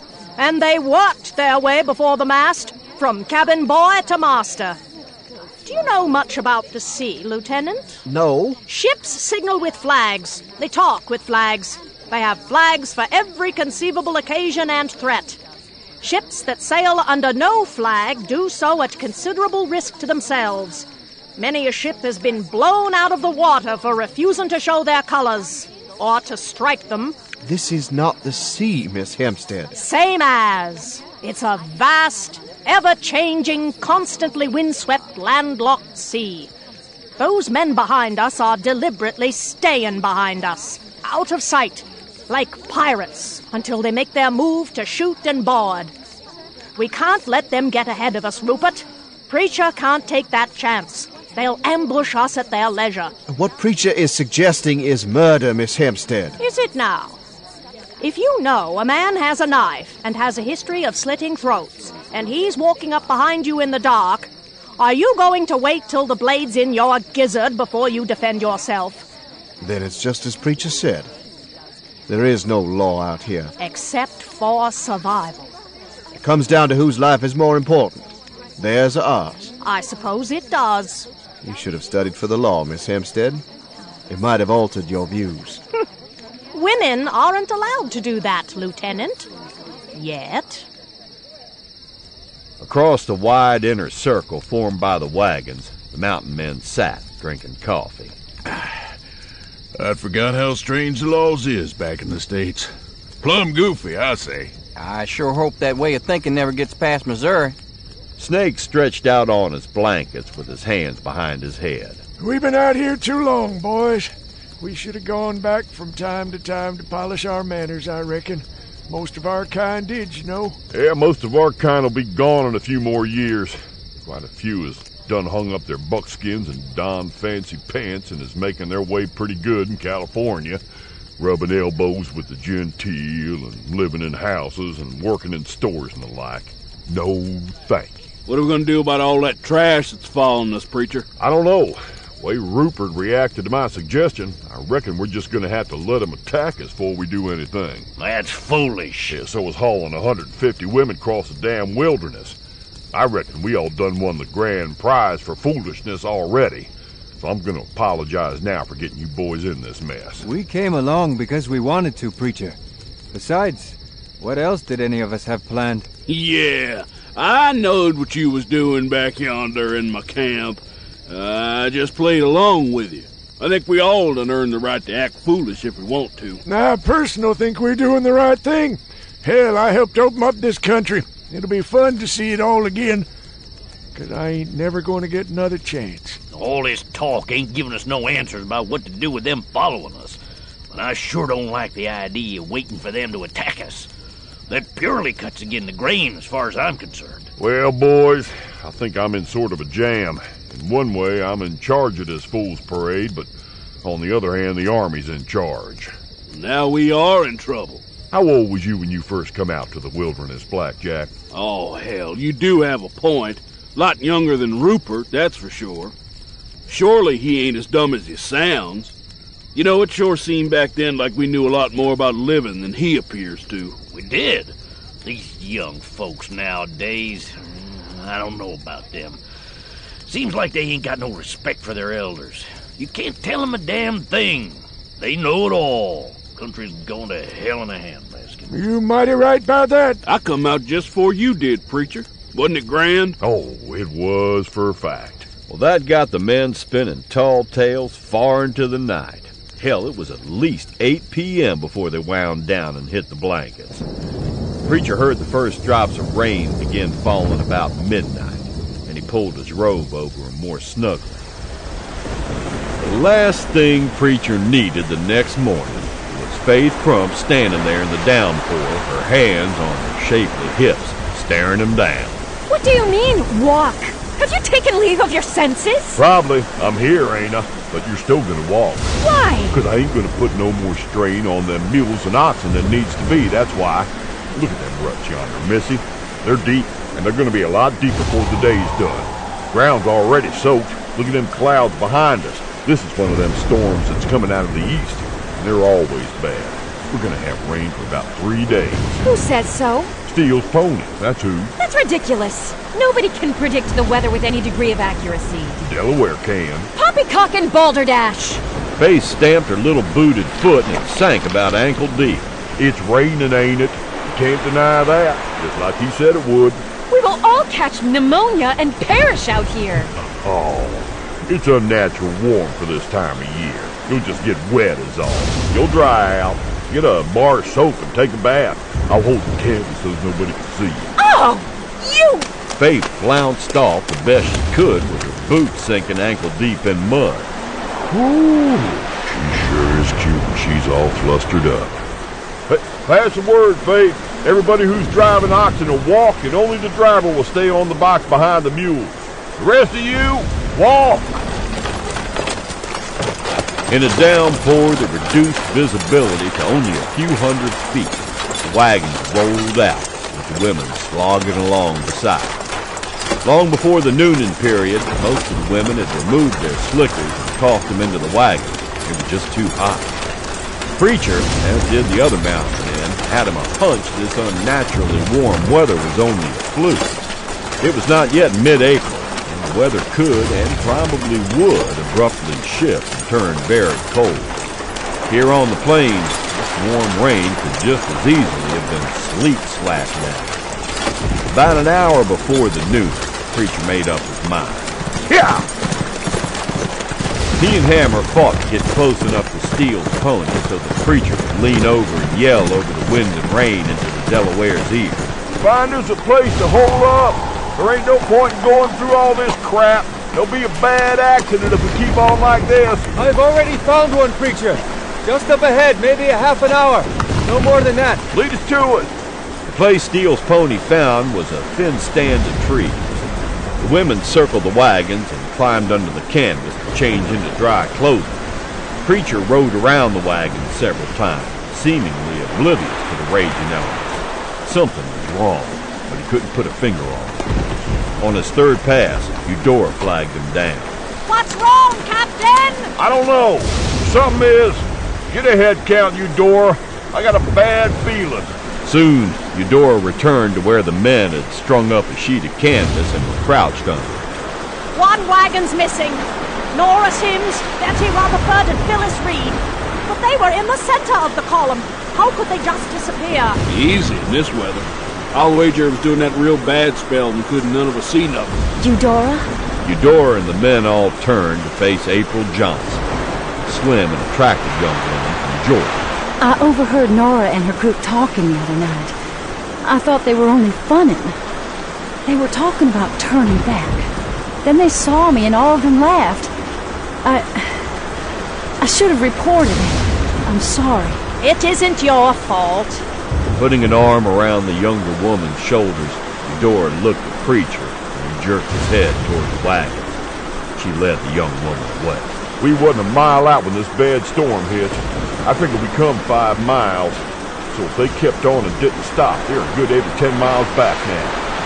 Well, let's saddle us some fresh mounts. The best in the herd. Snake, you and Charlie stay with the women. Come on, let's go, boys. We gotta find them women before engines or that traffic following us does. The men turned to move when Lieutenant Worthington hurried over, rain pouring down his face. Is it true about the women? Yeah, it's true. Stay with the wagons and be sure to put extra guards on tonight. Goddamn Pawnee love to strike in this kind of weather. And in this part of the country, they're liable to be right over the next rise. You can count on me. We're gonna have to be riding with Lady Luck beside us, preacher. You know we've had Indians all around us for several days. Yep, Ned. You got that right. Keep your powder dry, boys. Let's go. The men saddled up the horses. The preacher swung into the saddle of a tough-looking, long-limbed roan. The women stood silently and watched the 5 men ride out through the drenching rain, heading east. About a mile from the wagon train, the men split up left and right, staying about 100 yards apart, a better spot where the errant wagon had left the train. None of the men expected to see the women again, at least not alive. After a few miles, the men reined up in a ragged group of trees to rest their horses and talk. We're getting close now. Hair on the back of my neck is standing up. They're all around us. Pawnee, I sense them. And I think they're bear men. Damn. That'd be our luck. The Bear Society was a very elite one among the Omaha and the Pawnee, and they were feared by all. They were fierce fighters. Like bears, they were unpredictable and dangerous. If they took the women, we'll never get them back. No, we sure won't. We'll be lucky to stay alive. Pawnee hate me worse than they do the Assiniboines, and that includes anybody who rides with me. God damn Pawnee. Well, shit, this ain't doing nothing but getting us wet. Let's ride. The men carried their pistols under their buckskin shirts and covered holsters on their saddles. The rifles were carried in hardened skin cases that could be discarded in a second. Long-bladed knives and war axes readily in hand. Steele's pony waved a signal to the others. He had found where the women's wagon had left the train. The men gathered around and looked. The rutted tracks were still clear, even in this downpour. Heading straight back, following the trail. Foolish, foolish ladies. A few hundred yards later, fears of the men were silently confirmed. The tracks left by a dozen unshod ponies were clearly visible. The Pawnee were closing on the wagon very quickly. Blackjack stared at the churned up earth. How many you making, Steele's pony? At least 12.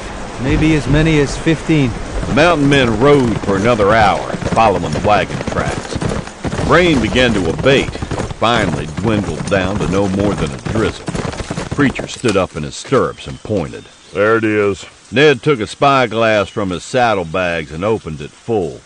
He peered through the lenses for a moment, then silently handed the spyglass to the preacher. The hard look in his eyes told the entire story. Blackjack, Steele's pony, and Ring had turned their horses to cover the other directions. The preacher's face hardened as he viewed the scene. 2 of the 3 women were clearly visible through the magnification. They were naked, of course, and they were dead. Both had been scalped. The Injuns had taken the mules, although many Injuns disliked the fractious animals. The preacher handed the spyglass to Ned without a word. The men cautiously walked their horses up to the savage scene. Nora Sims had been the youngest and the prettiest of the 3 women. She was gone. They had taken her. Betty Rutherford had been used badly, and the back of her head bashed in by a stone door axe. She had then been scalped. Phyllis Reed probably had broken free sometime during the struggle and tried to run away. She'd only gotten a few yards before an arrow in her back brought her down. She lay face down and naked on the wet prairie grass, her inner thighs bruised. Steele's pony dismounted, covered the lower part of Phyllis's body with a discarded blanket, then broke off the arrow and looked at it. He threw it on the ground in disgust. Goddamn Pawnee! Look southwest, boys. There's tracks of 2 sets of mules, dragging their harness. Stay where you are. I will look to see if it is a trap while you bury the women. If it is safe, do you want the mules, preacher? Yeah. We'll take the wagon back and tear it down for spare parts. You watch your butt out yonder, Steele's pony. It ain't like them goddamn Pawnee to go off very far.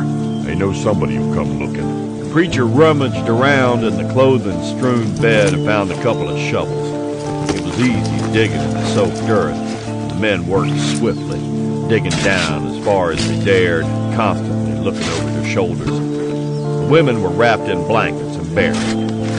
Then the men went looking for stones to cover the mounds, to keep animals from digging up the bodies and eating them. The preacher, Blackjack, Ring, and Ned stood next to the 2 small, fresh mounds of earth on the vastness of an untamed land. God rest these poor women. Amen. Let's get the hell out of here. Steele's pony had found all 4 mules and brought them back to the wagon. The Pawnee are gone. They left in a big hurry for some reason. One horse is carrying double, so they took Nora with them for sure. She'll soon wish she'd died with these others. For a fact. The men stood around the graves and looked at one another for a few seconds. Well, hell. Now what do we do? What say you, boys? Did we go after her? By Lord, I couldn't live with myself if we didn't at least try to fetch her back. I think we gotta at least try. I'm with Ring. I say we go after her. Count me in. All right, let's do it. We'll brush corral the mules over yonder by that thicket and come back for them. If we don't, well, they'll bust out of it when they get hungry. Somebody take that shovel over yonder with them. If Nora kicks up too much of a fuss, they'll just knock her in the head and dump her. Personally, I hope they do. We all seen what a war party can do to a woman. The mountain men found Nora Sims less than 3 miles from the new twin graves on the prairie. The Injuns had bashed her head in, scalped her, and dumped her. She was a pitiful sight, lying naked and bloody on the ground. Ring had brought along a blanket, and he wrapped her up. And all together the men took the body back to where they had buried the others and laid Nora to rest beside Betty and Phyllis. The initial storm had blown itself out, and for a brief moment the sun broke through. But already dark storm clouds were beginning to gather, and the men knew they were in for a couple more days of terrible weather, just like Steele's pony had predicted. The mules were hitched up, and Ned tied the reins of his horse to the rear of the wagon and took the seat. The men started back to the wagon train. You're being trailed, boys. Yeah, Pawnee Bearmen. But they are holding back. I think they have bigger plans and don't want to waste them on us. Wagon train? Probably, but they're fools if they attack. We can hold off one hell of a war party. But did y'all notice the torture marks on the Rutherford woman? She might have broken. Told them about the wagon train being mostly women. That might have got them all excited. And maybe why they bashed in Nora's head and dumped her. Never thought of that. But you might be right. If that's the case, they've sent for more bucks. That'd be my guess. We're in for a long night. It was dark when the men arrived back at the wagon train. Preacher gathered the women around and leveled with them about the fate of Nora, Betty, and Phyllis. His words were brutally hard, deliberately so, because he wanted the women to know every detail. It just might save their lives in the future, so he spared them nothing. Then he told them about the Pawnee war party trailing them. We got a good defensive spot here. And put everything you ever heard or read about Injuns never attacking at night out of your heads. Sometimes they do, sometimes they don't. It all depends on how strong they believe their medicine is at the time. Now, let's get supper cooked and eat, and then everybody in place. I think we're gonna have us a wet and wild night. Pale and nervous, the women moved off to prepare. Preacher walked away to check with the men on guard, but Faith caught up with him while everyone else was out of earshot. I have noticed, Mr. Preacher, that your quaint manner of speaking sometimes vanishes, and you do seem to be able to speak proper English. Why is that? I ain't got no idea, Missy. There you go again. Do you wish people to believe that you are nothing but an ignorant buffoon? Well, I don't give a damn what people believe me to be, Missy. What other folks think ain't no concern of mine. It's what they do that I paid heed to. What are you running from, Mr. Preacher? Huh? It's obvious to me that you're hiding out here in this desolate place because of something terrible that occurred in your past. Oh, is that right? Yes, it is. Did some lady break your heart years back and you had to run away to ease the pain of love lost? What are you talking about, Missy? Snake had slipped up and was standing a few feet away behind Faith. He was listening and struggling to contain his laughter. Suddenly, Faith stepped closer to Preacher, and he could feel the warmth from her body chasing away the slight chill from the rain. You can tell me, Preacher. I want to be your friend. I really, really do. Yes. She stepped closer still. Another 2 inches, and she'd be crawling inside his buckskins. Preacher resisted an urge to grab her and run off under a wagon with her. Faith was ripe in all the right spots, and even with a dark floppy hat covering her cut-off strawberry curls, she was lovely to look at and quite desirable. However, with anywhere from 20 to 200 Pawnee or more prowling around the encirclement, Preacher concluded that this was probably a poor time to be thinking about romance. Steele's pony appeared out of the darkness, unknowingly saving Preacher from what was fast becoming a very awkward moment. They come, Preacher. Get back to your wagon, Faith. This night's about to blow up in our faces. Be careful. Preacher nodded to her, turned, and was gone, Snake and Steele's pony right behind him. Steele's pony? How many? Too many. We're not that far from the Platte, and they must have just broken their winter camp there. This would be quite a prize for them. I can smell war paint. My God, there must be hundreds of them. Several hundred at least. I think they know about the women. As big as a bear on hind legs, Blackjack came striding over with his rifle in his hand. I got the women under the wagons and behind boxes and the like. They're scared, but game. I don't understand this. Something's got them all stirred up and we ain't it. We're just bearing the brunt of whatever it is. You reckon Jack Hayes and that trash with him somehow is mixed up in all this? It wouldn't surprise me none. Just can't figure out what it might be. Preacher turned his face skyward, as he noticed that the rain had stopped for the moment. They'll be hitting us right about now. Get in place. The first wave of the war party came at him in a surge of painted-up fury. Now! Whatever the Pawnee expected, it certainly wasn't this. The only white women they had ever encountered were all cowering, trembling types. And that's what they believed they would encounter on this train. They were wrong. The heavy balls from the rifles tore their flesh and bloodied the ground. The Pawnee lost nearly 50 men in the first few seconds. And that was quite enough for this night, thank you.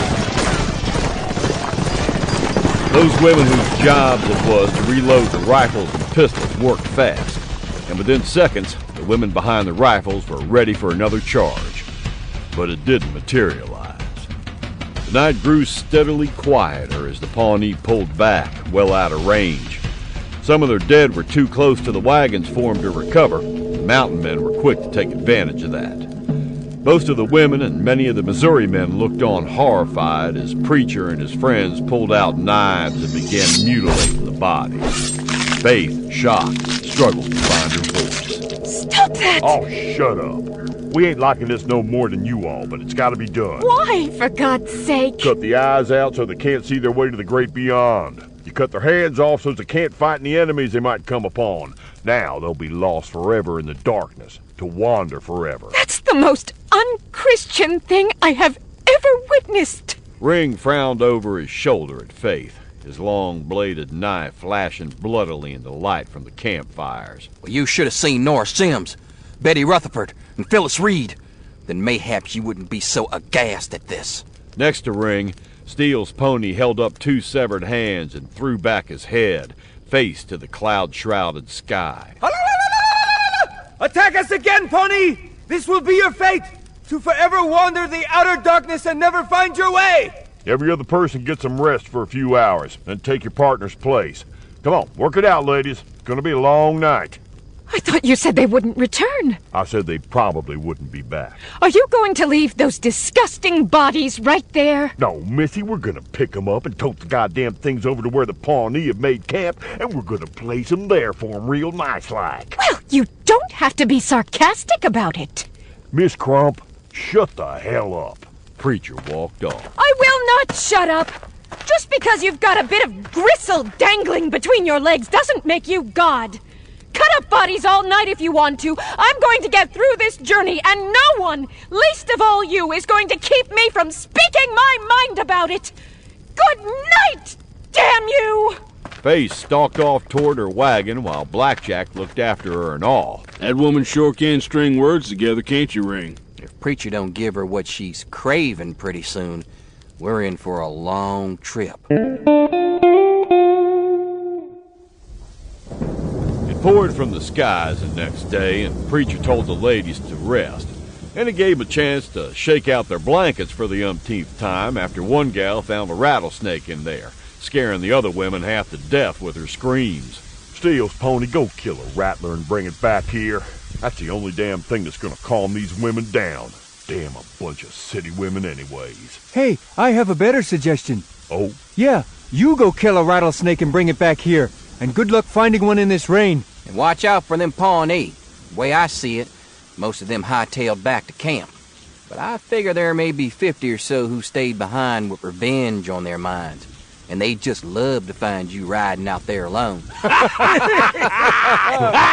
What a bunch of friends I got. Smart asses, the whole bunch of you. Preacher made another walk around to the circled wagons, slopping through the mud and churned up ground, the rain beat down on his hat. Preacher stopped by the wagon where he heard the coughing. Squatting down, he looked at the three women huddled on the ground under the wagon bed. Get that woman inside the wagon and get her warm. If you got any ginger root, make some tea. She's on the verge of pneumonia. Strip her down to the buff, rub her good, and get that blood to the surface. Pneumonia's a killer out here. Once you get her dry and warm and full of ginger tea, add some clove to it and she'll go right to sleep. She's got to rest. Rain continued to pound the pioneers during all that wet and gray day. The only bright spot was that the Pawnee had chosen not to launch another attack. Charlie and Steele's pony rode out about noon and completed a wide circle around the area. The Pawnee were indeed gone. When the men returned, Steele's pony paused when a woman asked him a question, while Charlie crawled under the canvas with the other men to get out of the wet and sip coffee to get warm. They headed north, then they cut west.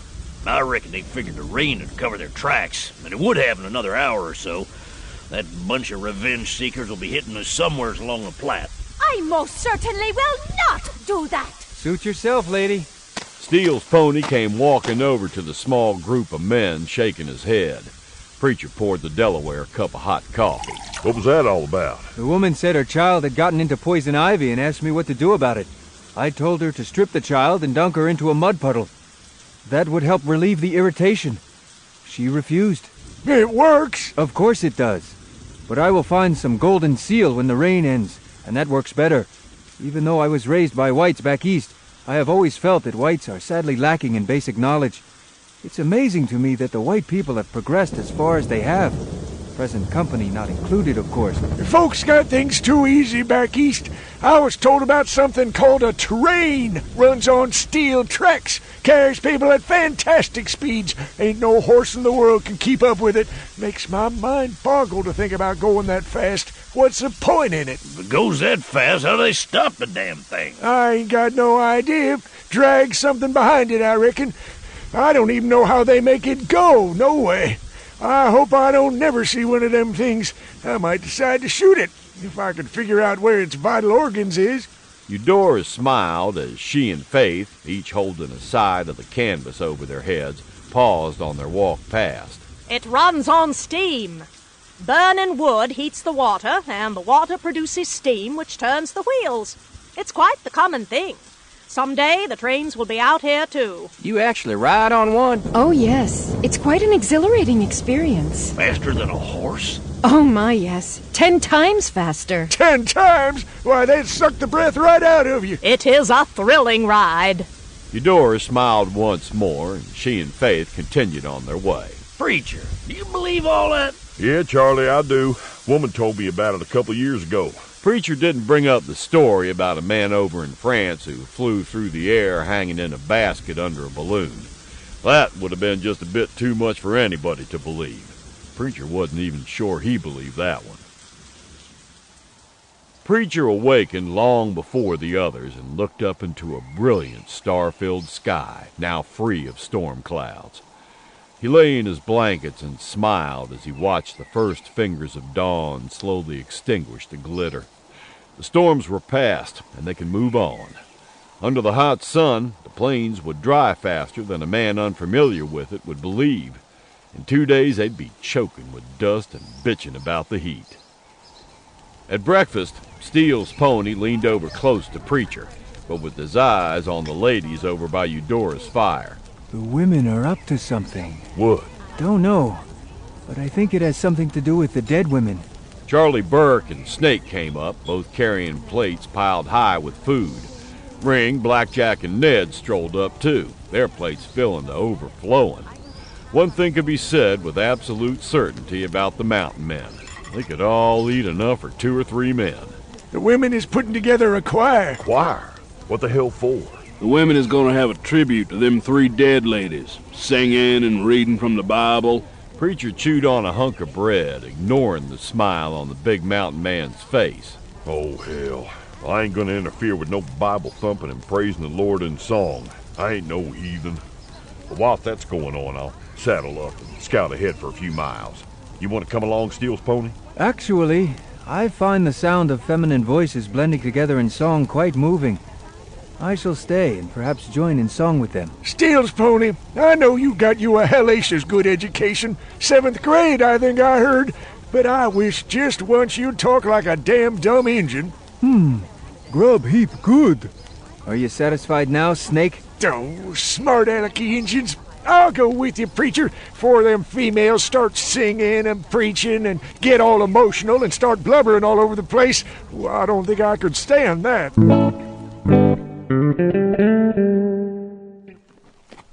Snake, I've been knowing you ever since I come out here, and I've been out here since I was knee-high to a grasshopper.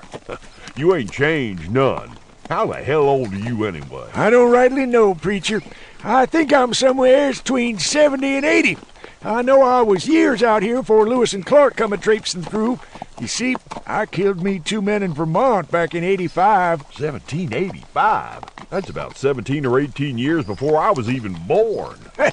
Yep, I fought with Washington in the Revolution, and a mighty cruel time that was, too. Anyway, I lit a shuck for the far western lands and never looked back. Not one time has I looked back further than St. Louis. Never heard another word from kith and kin? Nary a peep. I reckon they're all gone now. I've lived more than I ever figured I would. There ain't no place west of the Mississippi that I ain't seen, neither. Well, you know what I mean. Can no man see it all, but I reckon I've crossed every creek and river there is out here. Preacher, can I ask you a favor? Well, you know you can. If you're close by when it comes my time to check out, you bury me high, will you? You wrap me up real good and tight so's the smell won't make you puke, and tote me up to the highest peak you can find. Plant me there. I'll do it, Snake. You figuring on cashing in this trip, are you? You never know, son. You just never know. But I got a feeling. I do. I'll be honest with you. I'm tired. Almighty tired. It ain't so much that I'm tired in my body as it is I'm tired in my mind. I've rid all the trails there is to ride, seen all the sights, some of 'em a dozen times over, and I've buried more friends than I care to think about. They're calling to me, Preach. I swear to you they is. I hear 'em in my sleep. You reckon I'm losing my mind? No. I don't think that at all, Snake. But I do believe a man knows when it comes his time to go. And I'll plant you high, Snake. You got my word on that. Appreciate it. Takes a load off my mind, it do. Well, enough of that kind of talk.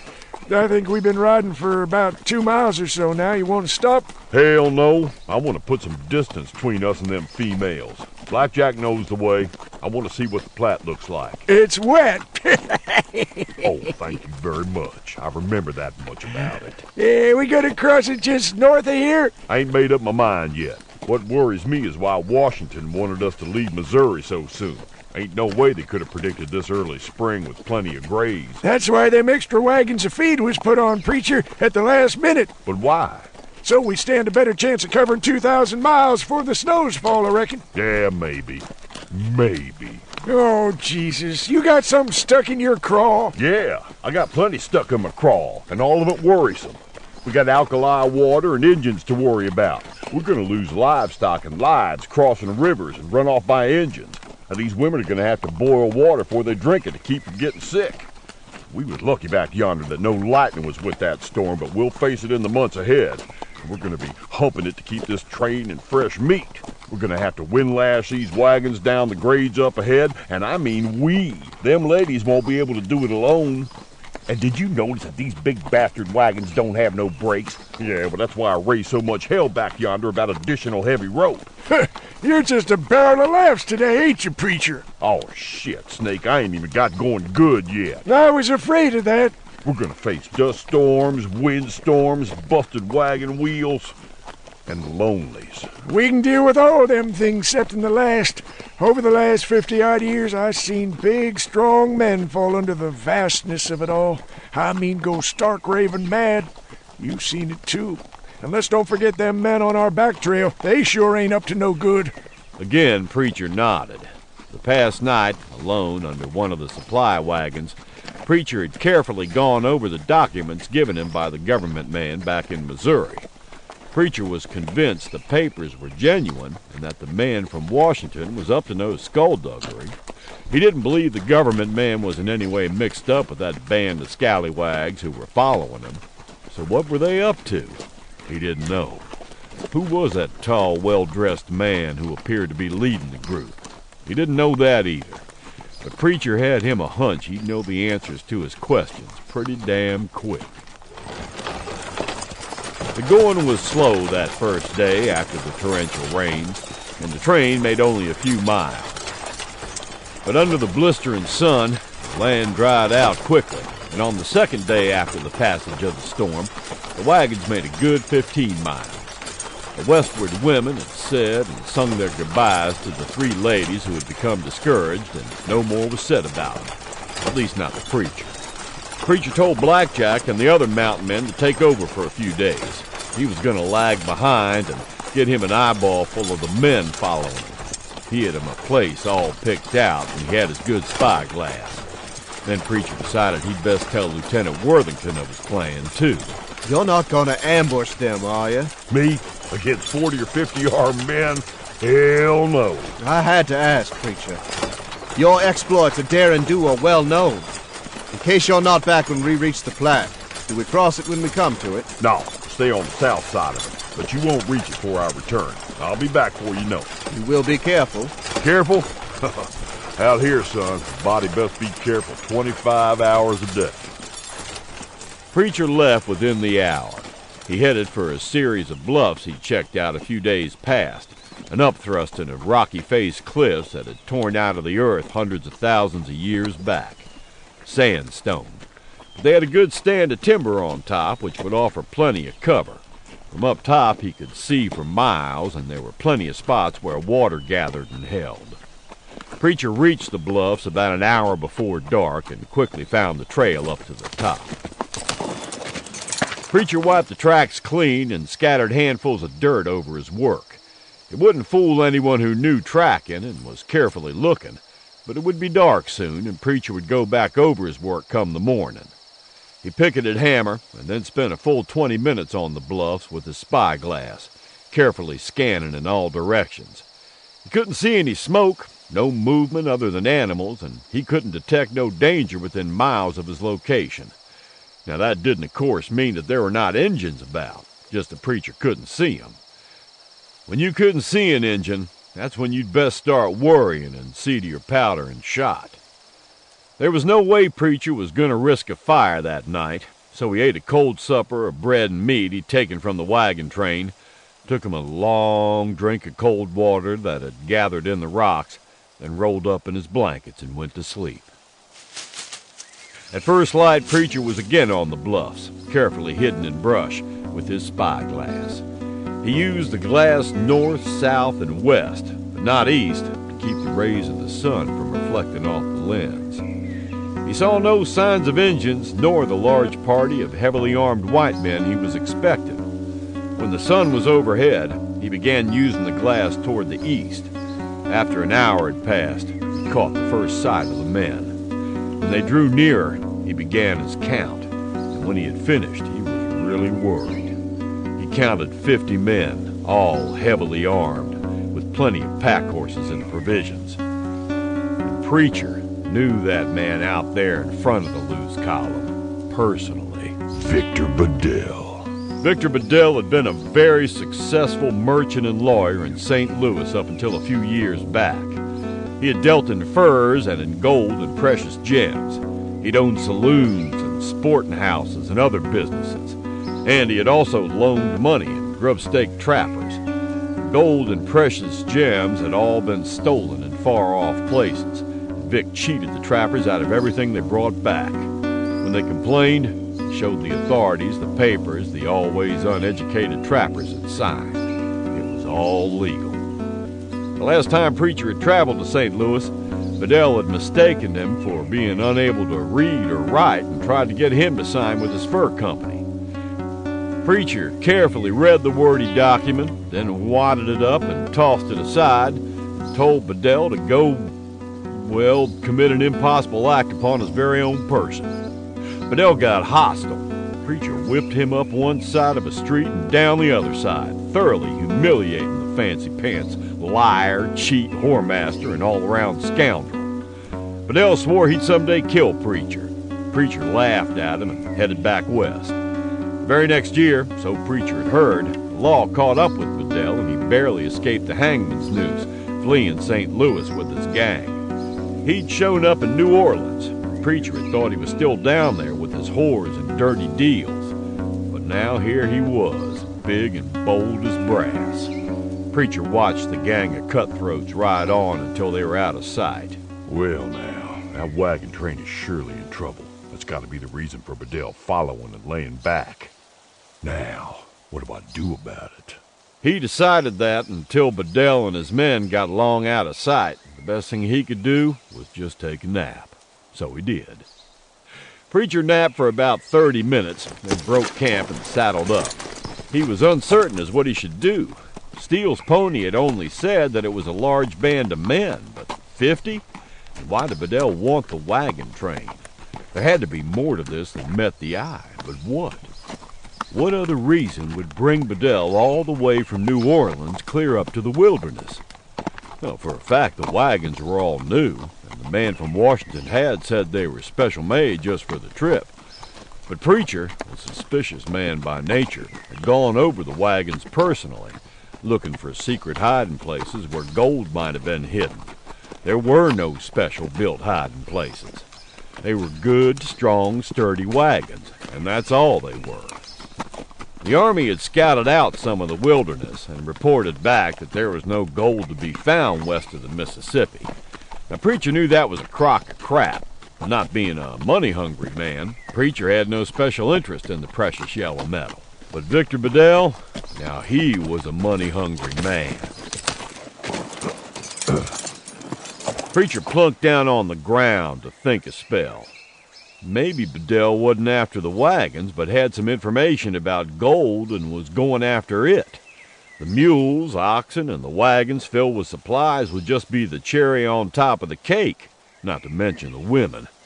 Use up the women, trade them off to the Injuns as a token of friendship, and with the additional supplies, Bedell and his men would be set for months. I think you may have it, old son.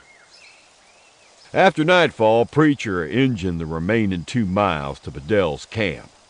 The first thing he learned was that the men with Bedell were not a bunch of greenhorns. They had a carefully staggered circle of guards out, and they knew their business.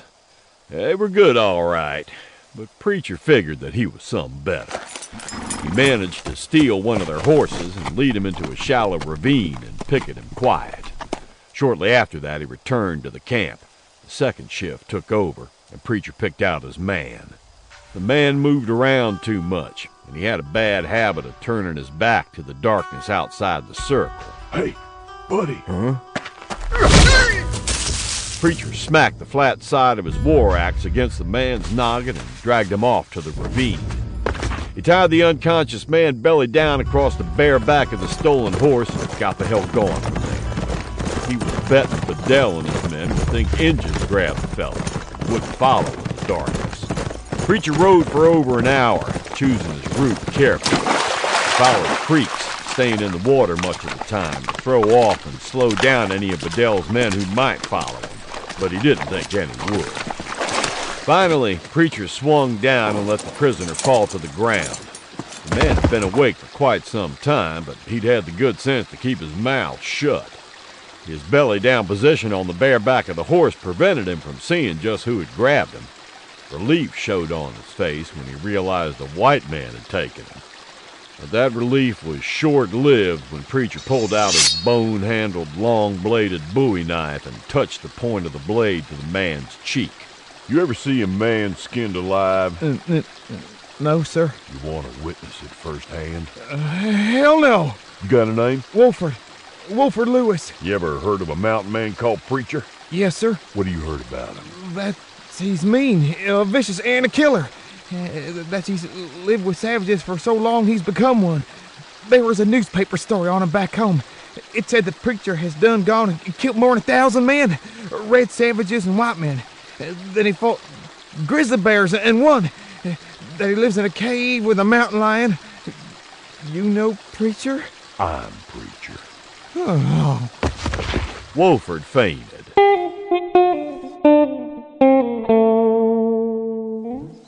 Victor Bedell, for the time and the place, was very elegantly dressed. Compared to those standing around him, why, he was a regular dandy. He watched the members of his gang as they broke down the camp. He turned to see Jack Hayes riding back from scouting the disappearance of Wolford Lewis. I found shod horse tracks. That don't necessarily mean it was a white man. Injuns steal lots of horses. Wolford was a fool. I won't risk lives by going after him. If this was the work of red savages, perhaps that's what they want us to do, and are waiting for us. The tracks head north. We'll continue on west. Personally, I think we're better off without Wolford. It was a mistake to bring him. That was a relief even to his motley band of surly criminals. Woeful had been generally disliked. Back in Kentucky, Wolford had killed his mother and father in a dispute over money, and over the ensuing years had left a bloody trail of rape, murder, and mayhem. Not that the men riding with Bedell were any better. They weren't. They just liked to think they were. Wolford hadn't known much, but when he awakened from his faint, tied head down from a limb, looking at Preacher about to light a fire only inches from his hair, he was more than happy to share his limited knowledge with the legendary man. Wolford had been so scared he'd pissed in his long handles. Disgusted, Preacher had cut him down and thrown him into a creek to cut the smell, and then hauled him out and slapped the rest of the piss out of him. It only took about 5 minutes to reduce Wolford to a trembling, crying shell, huddled on the ground, begging for his life.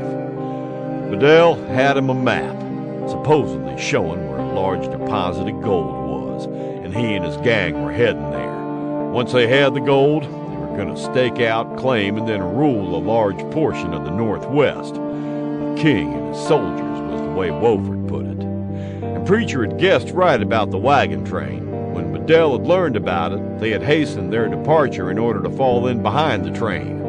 Later on up the trail, they planned to attack the train, have their way with the women, then kill or trade them to the red savages and take the supplies. At first light, Preacher tossed the unlucky hooligan onto his horse and sent him on his way. On his return trip, Preacher stayed north of Bedell and his men and swung wide, hooking up with the ladies' wagon train just as they were making camp for the evening. Lieutenant Worthington, Eudora, Faith, and a few other women gathered around Preacher and his friends. There's 50 of them. Snatched one out of camp and read to him from the scriptures, and he was right glad to tell me everything he knew, which wasn't much, by the way. Now there's 49 of them. You killed that man? No, I just slapped him around some and turned him loose. You know this Bedell person, Captain? I know him. He's a bad one. And that scum he's got with him is just as bad. And they ain't amateurs neither. They're mean and low down, but they're all game to the end. Ain't Bedell the one you whooped in St. Louis, Preacher? Yeah, one of the same, Blackjack. He's a cheat, a murderer, a liar, and a whore master. I'm begging your lady's pardon, but he is. And anything else mean and low down you can think of, too. Army run him out of St. Louis, had a noose waiting for him that did. The man'll do just about anything. He's as poison mean as a copperhead. You have a plan, Captain? No, I surely don't. But starting tomorrow, we'll have some more outriders roaming a couple of miles from the train, in all directions. And y'all ain't gonna be seeing much of me, because I'm gonna be dogging Bedell and his men. Preacher cut his eyes to Blackjack, and the huge mountain man smiled. Blackjack knew that dogging Bedell's gang wasn't all that Preacher would be doing. He'd be headhunting, too. Later that night, Preacher and Worthington sat apart from the crowd at a small fire. I think I shall disobey orders and have my men unpack and wear their uniforms from this point on. Oh? Yes. I have discussed it with my sergeant, and I believe that merely the sight of the United States Army would deter Mr. Bedell from any acts of violence against the wagon train. Your heart's in the right place, Rupert, but, you boys stay in civilian clothing. That's my thinking on it. Them pretty uniforms make dandy targets. I see what you mean, Preacher. Not a good plan. The young officer was silent for a moment, sipping his coffee. When he spoke, his eyes were soft as he stared into the fire. Preacher, what's it like further on? Well, it's the most inspiring thing you'll ever see. It'll grab you, son. When you get in the middle of what we call the Rockies, it'll fling something fierce all over you. And if you're lucky, it'll never turn you loose. I ain't got the words to describe it, really. It'd take a man with a poet's heart to put it in words. You feel like you're so close to God you can just reach right out and touch his face. That is lovely, Preacher. Neither man had heard Faith walk up. Rupert immediately sprang to his feet and whipped off his hat. Preacher sat where he was and nodded his greeting. But he did snag another coffee cup and fill it up and wave the woman to a ground sheet. If you'll excuse me, I'm sure there's Something else I should be doing right now. Good night. Preacher watched the young man make his escape before looking sideways at Faith. So, we're on civil speaking terms again, huh? Apparently so. I have to admit, things out here aren't like I thought they would be. Still, that doesn't mean I'm going to roll over just because you or anyone else tells me to. All right, fair enough. Truthfully, that kind of outlook might help you survive better than most. You got a sharp tongue there, Missy, but if you can get through this in one piece, this wild land will turn you into a tempered blade. You have the soul of a poet, Preacher. Yeah, well, don't let it get around. Something like that would ruin my reputation. You're leaving in the morning? Long before dawning. Aren't you ever afraid, Preacher? I mean, out here? Hell yes. Man who says he ain't never been afraid is either a fool or a liar. You just got to overcome it and live with it and go on about your business. You think we're really in trouble, don't you? You believe that this Bedell person and his thugs will actually attempt to harm us? I don't believe it. I know it. I can't tell you where or when Bedell will strike, but strike he will. Y'all got to be extra careful. I got to convince you of that. He'll come on like a real gentleman. He can do that. I expect that what him and his men has planned is to get all mixed up with the members of the train and then strike like lightning when your guard is down. Well, now, you best get on back to your wagon, Missy. People gonna talk. You care about things like that, Preacher? Not one whit. Neither do I. Faith rose gracefully to her feet, and their eyes met and held for a moment. She smiled at Preacher and then walked away into the gloom of the pale canvas-ringed circle. Preacher lay back on his blankets, his head on his saddle, and looked up at the diamond-pocked heavens far above him. Oh, that woman is gonna get me into trouble. I can hear y'all in them bushes. Now shut up. Charlie Burke stepped out of the shadows and went swishing across the clearing like a fop, both hands on his hips. Soon Blackjack and the others joined him. Ring took Steele's pony's hand, and the two waltzed around like they was at some sort of to-do. Preacher just lay on his blankets and let him have their fun, but he had to stick his fist in his mouth to keep from laughing when he spotted Eudora, Faith, and about 20 other ladies all hunkered down on the ground, peering intently through the wheel spokes at that stupid dancing and the other strange antics of the mountain men. Yeah, he figured Blackjack and the others would have some tall explaining to do come morning.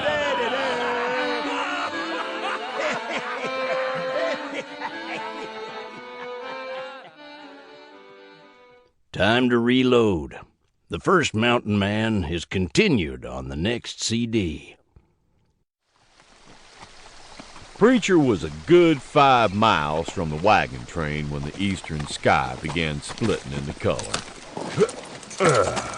He stopped at a clear-running creek to eat some cold biscuits and salt meat he'd snitched. He ruminated as he chewed. Preacher figured that Bedell and his trashy bunch would be starting to close the distance now, maybe laying no more than a day's ride behind.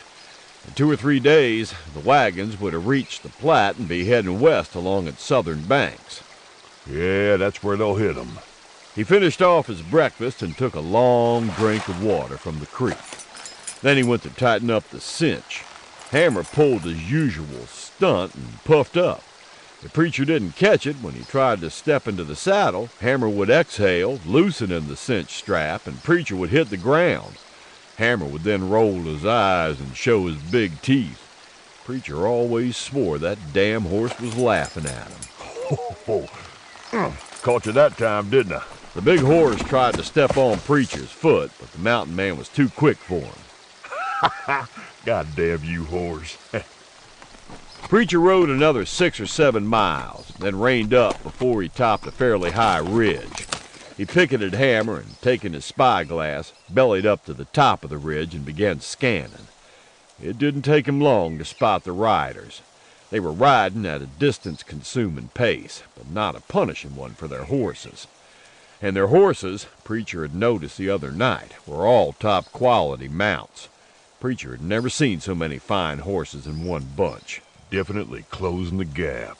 Preacher stayed where he was until the band of men were out of sight and thought a few things out in the meantime. As to what Bedell and the men might be up to, he had only the word of Wolford Lewis to go on, but Bedell had proven himself to be up to no good, that was for sure.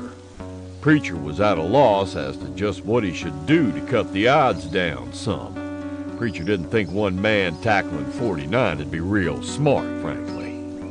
Then Preacher's eyes narrowed as a thought came to him. That bunch he'd watched through his spyglass had been about 5 or 6 men short.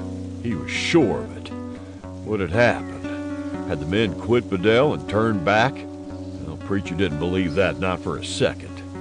Their absence could only mean one thing. Bedell had become suspicious and ordered the men to lag behind, keeping a sharp lookout on the party's back trail.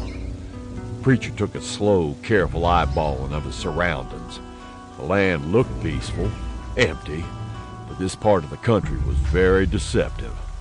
A whole bunch of people could be hiding anywhere within 100 yards of his location. His eyes cut to Hammer. The horse's ears were pricked and he was tense. Oh, shit, I done it stupid this time. Them men of Bedell's is out there and working in close to me. Damn. Preacher whirled at the sound, came up on one knee and fired just as a man topped the ridge. Preacher ran toward Hammer and leaped into the saddle just as the bullet slammed into his back. Hammer leaped into motion. Preacher pulled a pistol and fired nearly point blank into the bearded face of a man who had jumped up out of the tall grass. Another man appeared in front of Preacher. Preacher ran him down. There was not a horse around that could outdistance Hammer and flat-out run. Preacher's head exploded into a blinded mass of pain. He threw his arms around Hammer's neck and held on as the world went black.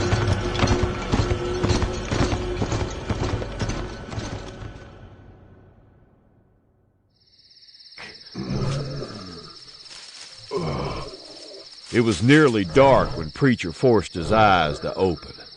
He was flat on his back on the ground, and he was cold. His head hurt something fierce. Slowly, his mind started working, and he recalled the gunfight back on the ridge. He'd been shot more than once. He felt around him. His arms and hands worked. He found a pistol and pulled it to him. He felt his left side holster. That pistol was still in place. He turned his head, and sorrow struck him hard. Hammer was down, lying on his side, his pain-filled eyes open and looking at the man he loved. Preacher could see pink foam coming from the faithful horse's nose and mouth. Hammer had been lung shot. Oh, no. Oh, sweet Jesus. Summoning his strength, Preacher forced himself to his knees, then to his feet. He swayed for a moment, conscious of a pain in his back and side, but he ignored it. He staggered over to Hammer and looked down at the horse. Hammer was finished. He'd been shot 4 times, but had still managed to carry his master to safety. All right, old friend. All right. All right, now.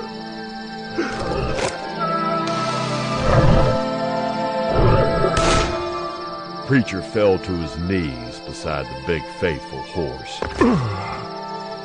The pain took him. Preacher fought it hard, but it was a losing battle.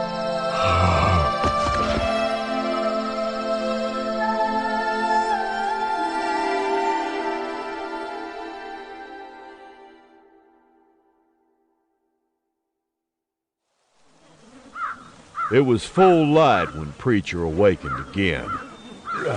He looked overhead and saw Buzzard circling ever closer. He clawed for the rifle in the saddle boot.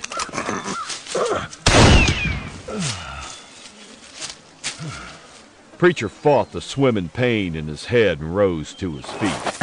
He found his other rifle and reloaded both, then checked his pistols, reloading them full.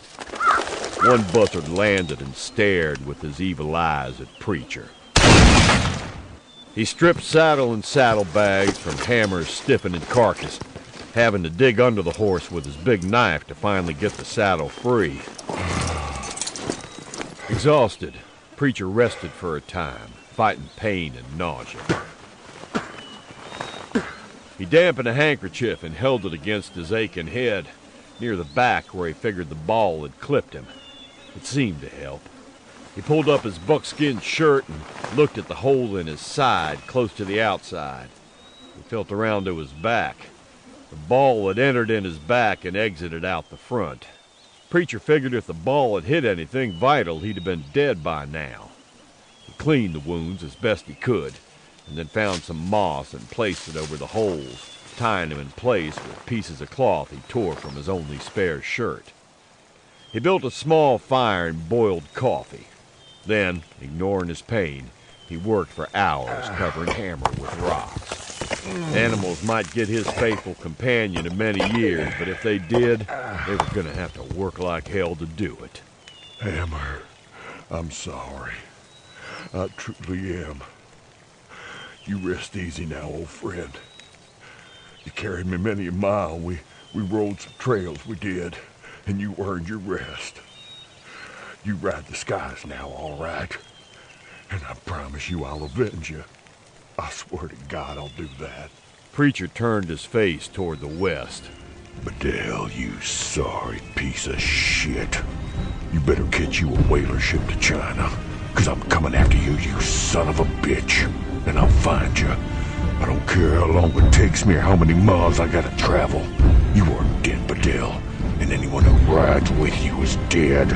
And that is a cold promise, you low-life bastard.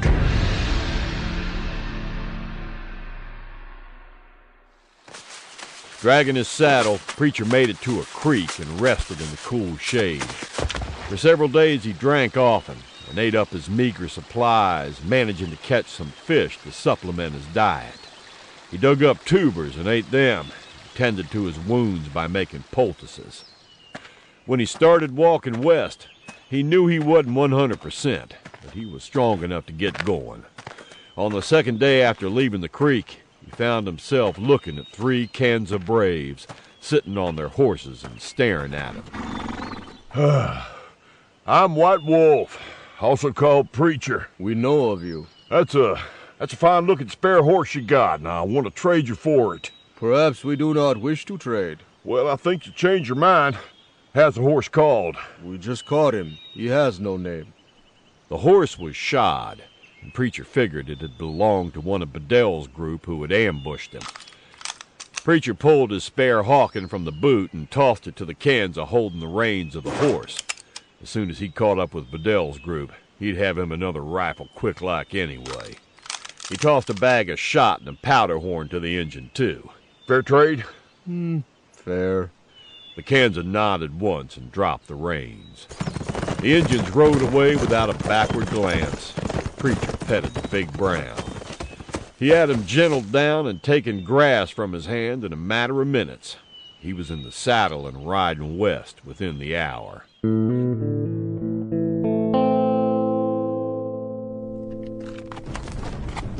A half a dozen Pawnees spied Preacher and rode to block his way. But Preacher wasn't about to be intimidated by the Pawnee. He didn't like them any more than they liked him. Preacher had discovered that whoever trained this horse had done a fine job of it. He looped the reins loose around the saddle horn, filled both hands with those pistols of his, and charged. Preacher rode right in amongst them and blew 3 of them straight to the arms or whatever or whoever they believed in after death. The other 3 galloped off like their asses was on fire. They didn't look back. Preacher watched them until they were nothing but dark dots on the vastness of the land. They'd be back for sure. Preacher had him a little time to inspect the dead before they returned, with more warriors. He was sure of that, too. He began the grisly job of checking out the dead. One of the dead Pawnee had a rifle beside his body that Preacher recognized. Sergeant Scott had carried it. Damn. Preacher picked up the Plains rifle and checked it. then tore shot pouch, powder horn, and caps bag from the dead Indian. The percussion caps told Preacher that the Pawnee had more than likely taken the rifles from the wagon train, for every rifle there had been the latest model. He tried at first not to look at the hair on the Pawnee's war axe, but he did, and it was Scott's. But something else about the scalp troubled Preacher. He jerked the scalp loose and felt it. Dry. Even the underside's damn near dry. It just came along after the bodies had stiffened and done their knife work. Preacher left the bodies where they lay.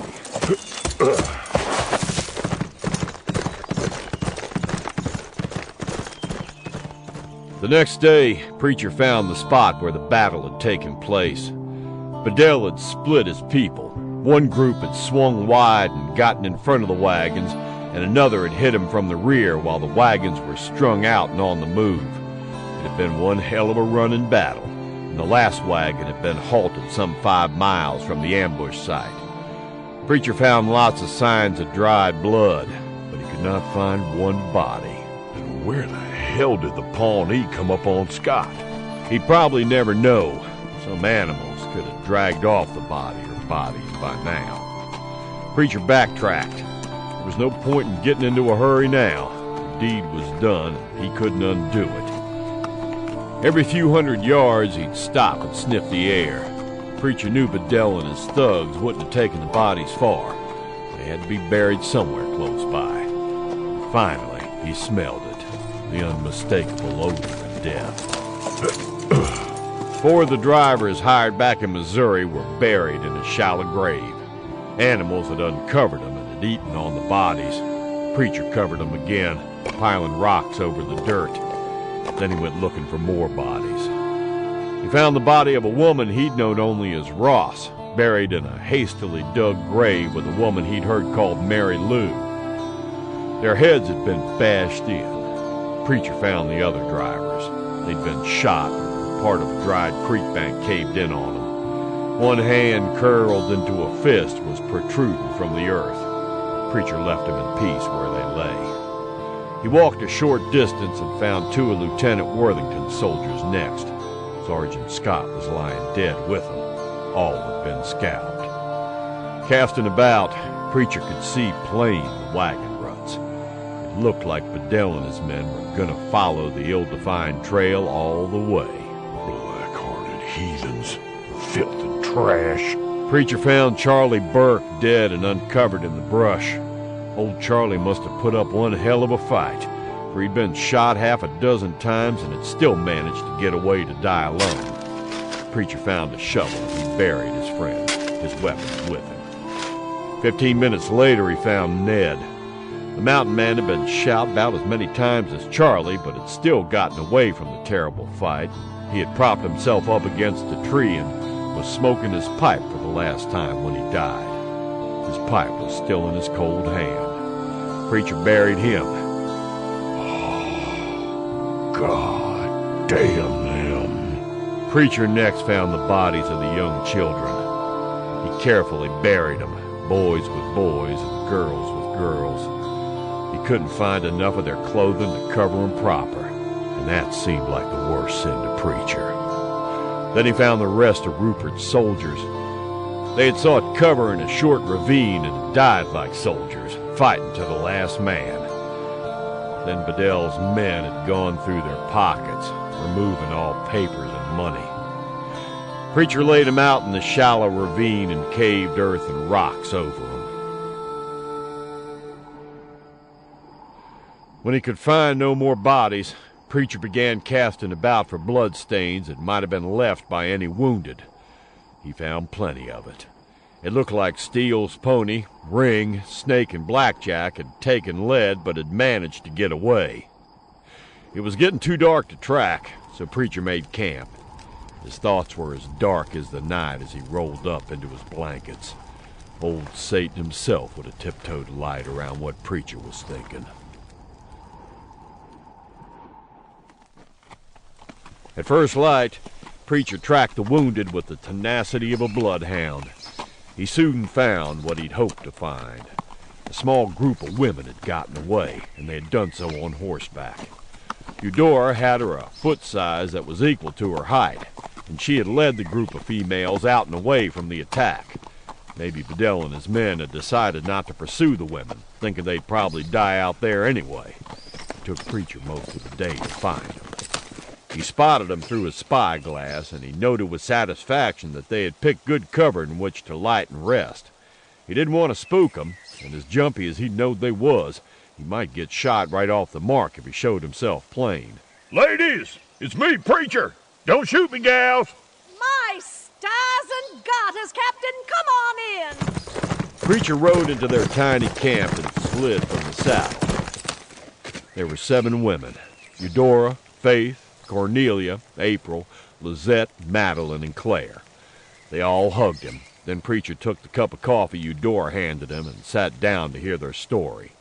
It appears that Bedell had women loyal to him on the train. About 20 or so of them. Whores from out of New Orleans and Natchez. They turned out to be meaner and crueler than the men with Bedell. They tortured poor Anna to death, while some of the men were busy raping and others were gathering up the stock and wagons. I seen the young girls and boys. I buried everybody I found. I reckon they took the girls that was of age. I didn't see none of them. You know what happens to Steele's pony, Ring, Snake, and Blackjack? Steele's pony and Blackjack were both wounded. I know that much. I witnessed that. I don't know what happened to the old man. Faith, what happened to Rupert? None of us saw him. You don't look well, Preacher. Are you all right? I'll be okay, Claire. I was shot a couple of times, but it ain't serious. They're healing up proper.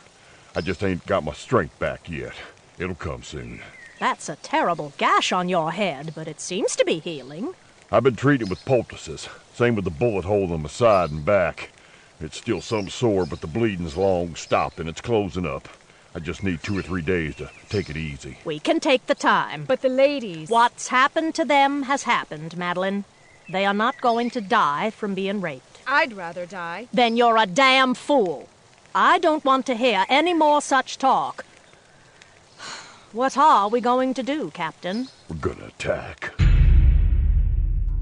Preacher moved everyone back close to the trail, and then he ate, slept, ate again, and slept again for 3 days. He knew there was no point in his jumping right out after Bedell when just shoveling a few spades of dirt over the dead had damn near tuckered him out total. While he rested and got his strength back, he had the ladies over at the ambush site going over the weapons he took from the dead. Food was a problem, but it wouldn't be for long. Just long enough to catch up with the wagons. Bedell and his bunch liked to terrorize people. The Preacher would soon see how he liked it when the tables got turned around. In the chilly gray light of morning, Preacher looked at the ladies. They were all dressed in men's clothing. They had chopped their hair off even shorter than before. Each carried a rifle in one hand and another in a saddle boot. They had pistols hung everywhere, and each woman carried 2 buckled around her waist. Time to do it, ladies. Preacher's side and back still bothered him a little, but the head wound was very nearly healed. He'd been shot before, and he knew how fast he would heal.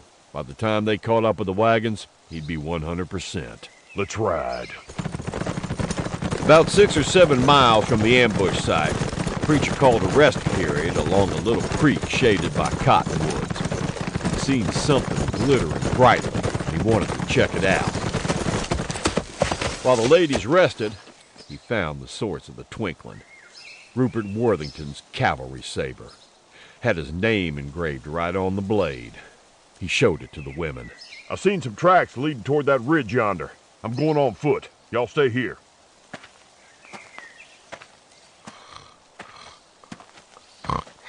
He found the young lieutenant. He was lying on his belly in a clump of brush just off the crest of the small ridge. He was sound asleep. Preacher took the officer's rifle and slipped his pistols from their holsters. Then he squatted down beside the sleeping young man. He tickled his nose with a long stem of grass. Rupert brushed at his nose. Preacher tickled the man's ear. Rupert waved at it and opened one eye. Then he opened the other one wide. My God! No, it ain't. It's just me. You hurt bad, boy? You got blood all over your shirt and a fair respectable goose egg on your head there. I thought I was, and you have all my weapons. I'm sure glad you're not one of those brigands. Are you hurt? No, not badly. I thought I was mortally wounded at first. The ball struck a watch I'd been carrying in my shirt pocket. The shot knocked me off my horse, and I struck the back of my head on a rock and blacked out. When I awoke, I found that fragments of the watch had cut me, and that's where most of the blood come from. Preacher looked at the back of the young man's head. Had him a pretty good bump there, too. What happened to the front of your noggin? I tried to catch up with a frightened horse and got kicked in the head. I guess it knocked my sense away because all I remember is that I was waving my saber and ranting like a wild man. Then my next conscious thought was that I was burning up with fever. I don't remember coming here, but I lost my saber. I found it. I left it with the ladies down by the creek. The ladies? They're alive? Well, 7 of them with me. The others was took prisoner by Bedell and his trash. Few was killed outright. So was the kids. And all your command.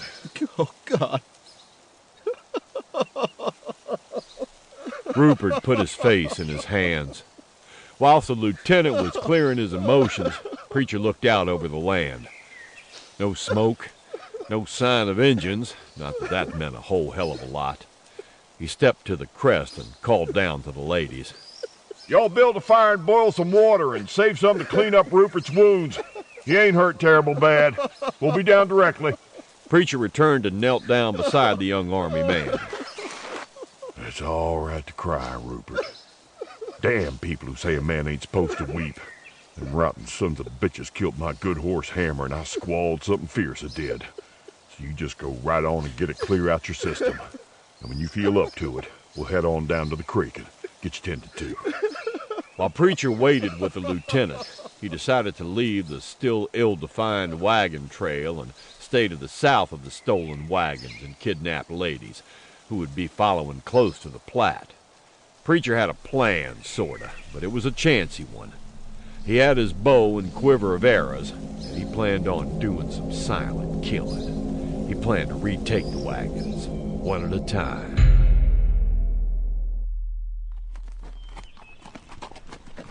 You can't be serious, Preacher. I'm serious as death, Rupert. It's the only way. Once we get 20 or so women freed from them damn trash, we'll have us a force large enough to mount some sort of attack. But this Bedell person might challenge that by saying if we attack, he'll start killing the women he still holds. Could be. But you got a plan that's better than mine? Well... that's what I thought. Rupert looked back at the women, all dressed in men's breeches and riding astride in single file. In just a few short weeks, they had undergone a drastic change. They looked capable. Their shirts were loose-fitting and their hats floppy. Even at a reasonably close distance, unless one made a very careful inspection, they would pass for men. My men, Preacher. How did they die? I know what you mean. They died like soldiers, boy. They dug in and fought to the finish. And when you make your report, you can say that. You really believe that we'll come out of this alive, don't you? Hell yes, I do. This time tomorrow, I'll start cutting down the odds some. Just suppose that the last wagon is driven by one of the women who was in this with Bedell. What about it? Would you kill her? As fast as I would a man. Trash is trash. I don't know that I could kill a woman. Them hoary women who toss in their lot with Bedell and his scum tortured Anna to death, Rupert. They helped the trashy bastards do unnatural things to the boys before they killed them. I seen what was left of them young boys, and I ain't going into no details about it. You can use your goddamn imagination. Them with Bedell is twisted, son. In the head. And don't give me no eastern crap about due process and feeling sorry for scum, because I don't want to hear it. And get this straight, Rupert. I ain't taking no prisoners. And I ain't gonna let a damn one of Bedell's people reach the coast, male or female. Them sorry white trash killed my friends and killed my good horse Hammer. This is personal now. And it ought to be for you, too. They're cold-blooded murderers, all of them. They killed your command. Now, you better make up your mind whether you're with me all the way.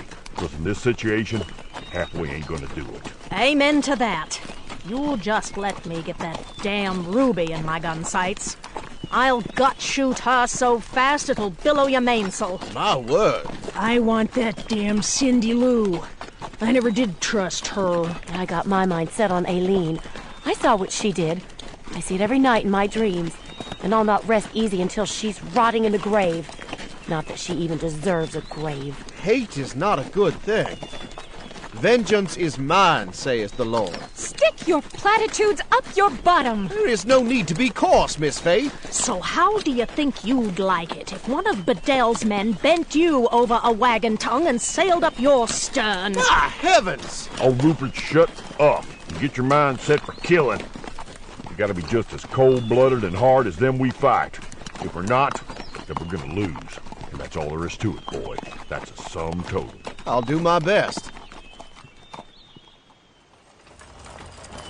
Later on, Preacher left the others well hidden about 2 miles south of the Platte while he scouted ahead. He hid and watched as the stolen wagons rolled on by. Just like I figured. Staying right on the trail. Soon, Preacher's party took off, headed west for some 10 miles, then cut straight north. They reached the Platte River, which would later be dubbed as too thick to drink and too thin to plow by the westward-bound flow of settlers, and Preacher selected his ambush site. He fixed a small fire out of dry, virtually smokeless wood. Venison steaks were soon cooking. Rupert watched Preacher carefully going over his arrows. What in the world are you doing? I gotta make the first shot count, boy. I can't let that driver scream. Where do you plan on shooting the person? Right through the throat. All they can do then is moan soft and gurgle wet some. Rupert swallowed hard at the thought. Or I might take a chance and get on the wagon through the rear and cut his throat, or her throat, whatever. I'll just have to see what it looks like. Them steaks is done. Let's eat. The ambush site was in the eastern bend of a long curve. It was a rocky section of the trail, and the going was tortuous and slow. Preacher figured the stock was driven on ahead. The man who was driving the last wagon was a hard-faced, sour-looking man, whose face bore several deep scratches. He'd had his way with some woman, and she had damn sure marked him up good before he got her britches off. Preacher left Rupert to guard the women, telling him that he was needed there, and telling him that he was really dependent on him, and that he was taking Eudora in case some of the women in the wagon wasn't in proper dress and needed a woman's touch. Rupert bought it. He's a good lad. Preacher just needed someone with him who would not hesitate to cut a throat if need be. And he knew that Eudora would not hesitate 1 second. You can be diplomatic when you try, Captain. That was kind of you to soothe Rupert's feelings of being left with the women, even though I know it was a crock of stinking fish. Just as soon as I let the arrow fly, I'm out of here and on the wagon soon, Eudora. When I signal, you come hopping. I figure we got 3 to 4 minutes at the most to get it done. We take supplies and any prisoners that might be riding in the wagon bed. They gotta think it's Injuns. You ready? As I'll ever be. When the next to last wagon had rounded the bend and was out of sight, Preacher stood up and let his arrow fly. It was true to its mark. The driver threw up his hands and toppled backward into the covered bed of the wagon. No sound came from the bed, so Preacher figured there were no prisoners there. He leaped from the brush and hopped onto the seat, grabbing up the reins and stopping the wagon. Eudora quickly gathered up sugar, flour, beans, and bacon, while Preacher picked up blankets and coffee and as many other items as he felt he could carry. The outlaw's horse was tied to the rear. Preacher took the end, after quickly lashing the supplies to the saddle and behind it. Then he and Eudora were gone, leading the new animal back to their hidden horses.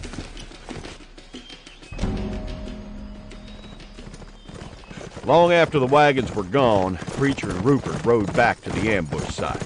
The wagon had been abandoned, but the mules had been taken. It looked like Bedell didn't have any spare drivers. Preacher grinned at that. That bastard was going to have even less drivers come the dawning. Take the canvas, Rupert, and the rope. I'll see what they left in the bed. What about the dead driver? They left him. That ought to tell you what kind of people we're dealing with. They didn't even take the time to bury him. Sorry bunch of bastards. Leave him. Shut up, Rupert. Do what I tell you to do. I warned you about arguing with me. Rupert closed his mouth and turned his head as Preacher carefully removed his arrow from the man's neck.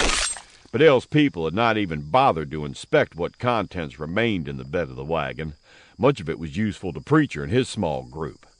Preacher took the dead man's pistols to give to the ladies, and fine pistols they was, too. He started to take the dead man's hat, because it was a good one, until he saw lice crawling on it. He decided to forego the hat. I still think we should bury the poor wretch. Yeah, well, stop thinking, Rupert. I'll tell you when to think. Let's get going.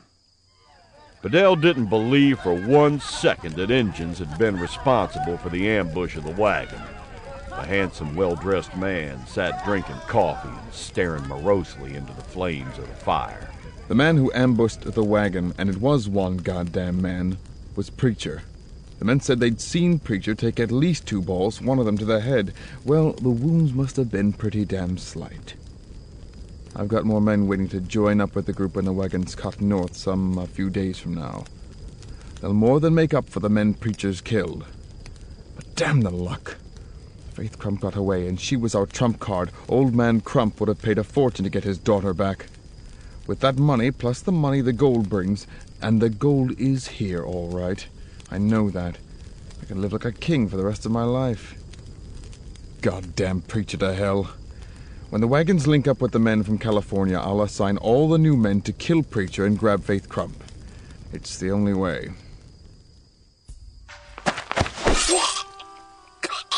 In the protective circle around the outlaws' camp, Preacher cut a guard's throat from one side to the other. He lashed him to a wagon wheel so as he looked like he was standing up. He made his way silently to the horses and led several away into the darkness. Then he returned to the wagons. He passed up several wagons, for the outlaws were busying themselves with the ladies in them, until he came to a wagon that was silent. He peeked in.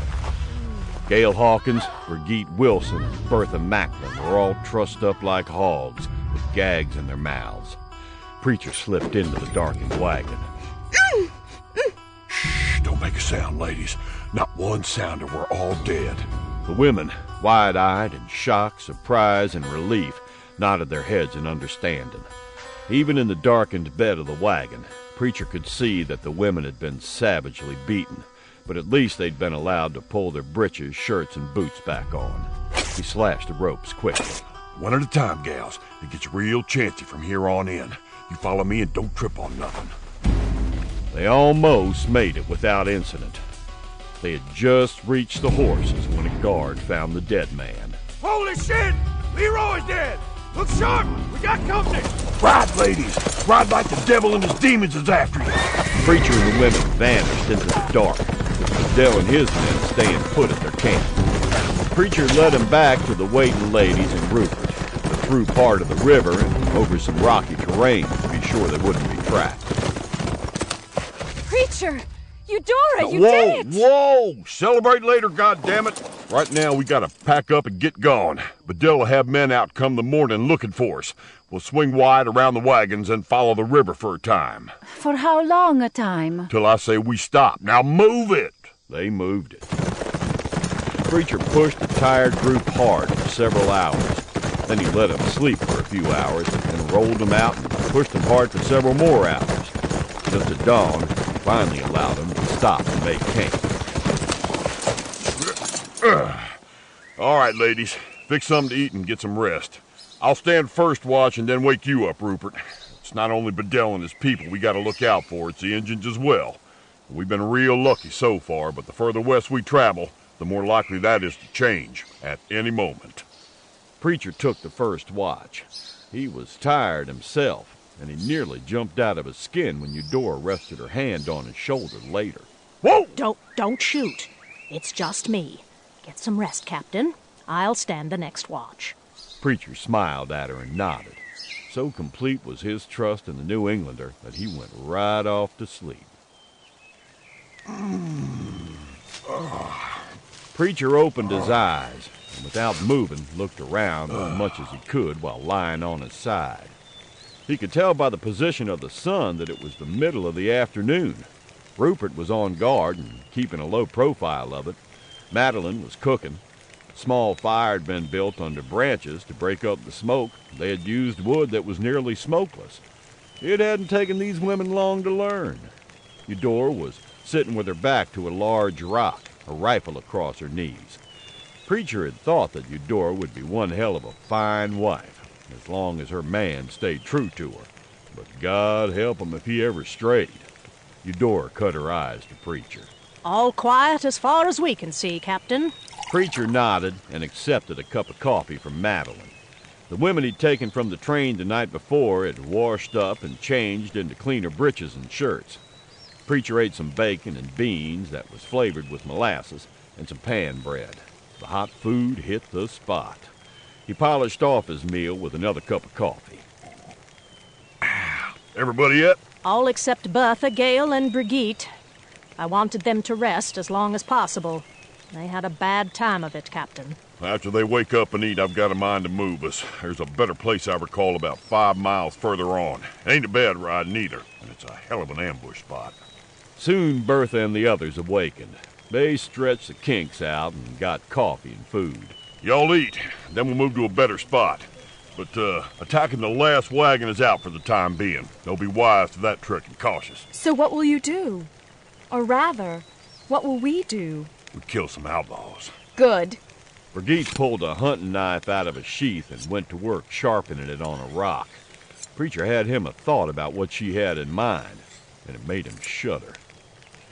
Knowing that Bedell and his people would be doubly cautious after Preacher's raid, he let them alone for this night. It was probably for the best, because the women needed the rest anyway, and Preacher admitted to himself that so did he. He was still not 100%, but he knew he would be in a few more days.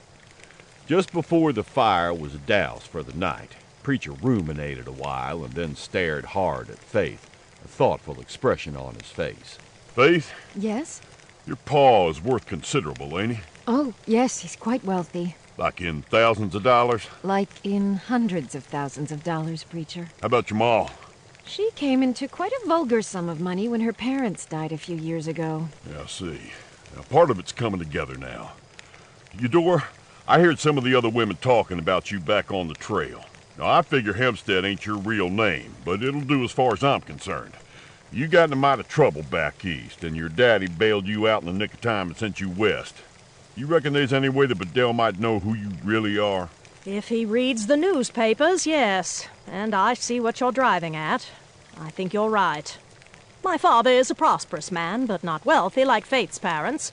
But both would pay a lot of money to get us back. But only Bedell and Jack Hayes would be in on it. Maybe one or two more. The rest of the scum would be kept in the dark. Bedell promised our women to the trash to do with as they pleased. He wanted the supplies and the mules to use in his quest for gold, and Faith and Eudora for ransom. The men would be more likely to stay with him for the long haul if they had women to use along the way. Bedell planned this out long and hard, and it's damn near worked. So in his mind, we all got to die. Bertha, ladies, did any of you see what happened to Steele's pony, Ring, Snake, and Blackjack? No. It was all so confusing and it happened so fast. I gotta think they made it out. I have to keep thinking that. Preacher rolled up in his blankets and lay for a time before drifting off to sleep. There probably would be no more chances to grab any women from the train. If they had any sense, the outlaws would be placing the women in the center of the circle now. Of course, Preacher thought, if they had any sense, they wouldn't be outlaws. He had to keep cutting down the odds. He had to keep nibbling away at Bedell's men. And Preacher knew that he was the only one to do that. Rupert had courage, and he'd stand and fight. But the young officer was not a frontiersman. The ladies would also fight, but they wouldn't be much good at sneaking in and out. Preacher tried to figure out how many women were captive. About 100, he figured. That was too damn many for Bedell's men to guard effectively. Then he opened his eyes wide as another thought came to him. There'd be women escaping. All odds pointed to that. And if Preacher and his group stayed in front of the wagons, the women would be escaping from one terrible fate right smack into another one. Alone and unarmed in hostile environment. Damn! God damn it! What are you damning now? Oh, nothing. Go to sleep. Maybe it wouldn't be such a bad thing after all, Preacher thought. Attacks from the rear would mean Bedell would have to switch more men from the front and the flanks. And after a couple of hit-and-run attacks on the rear, Preacher could change tactics and strike from the front. The more he thought about that, the better he liked it. And he'd hit them just as they were ending the day on the trail, and the men would be tired, not terribly alert. Maybe hit 'em just as they were all waking up, too, grumbling and sleepy. The next morning on the trail, the group unanimously agreed to Preacher's plan. Of course some of the ladies will be getting away. I didn't even think of that. I didn't either till last night. Everyone, keep a sharp eye out. That afternoon, as the group swung in behind the wagons, staying back about 5 miles, they came upon a body sprawled beside the trail. The woman was naked, and she had been savagely horsewhipped. Leah Maxwell. She always fought her attackers until they beat her to the ground. Eudora covered the lady with a ragged blanket. Preacher rolled her up in the blanket and tied it securely with rope. They've done this to set an example, to keep the other ladies in line. Fetch a shovel, Rupert. Preacher cut his eyes to the ladies. They were angry, and man, it showed. This single act of viciousness had knotted the group together even more firmly. If there had been any reluctance on anyone's part, it was gone now. You got anything else to say about codes of conduct, fair trials, and lawyers and such, boy? Not a thing. Now, you think you can shoot one of them bastards or their low-life bitches down in cold blood now, do you? Without hesitation. Good. You might just survive out here, then. The group tagged along behind the wagons for 2 more days after the burying of Lee.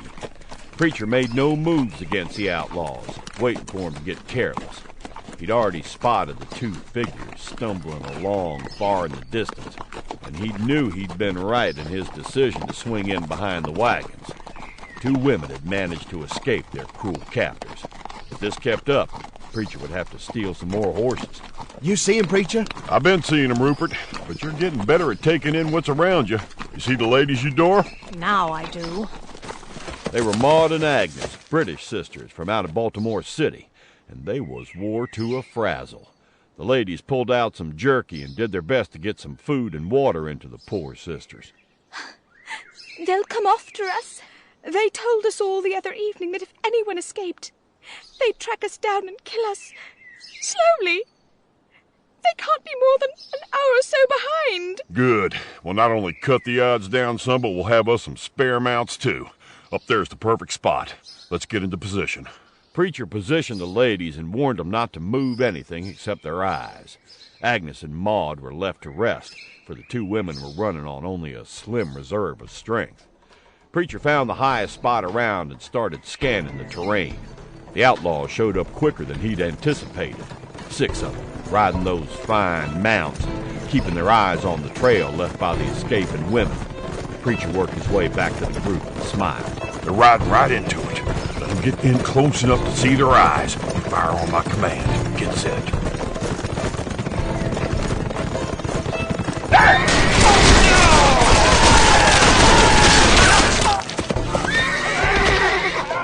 Preacher and Rupert gathered up the spooked horses and the dead trash while Eudora and the others checked the downed outlaws.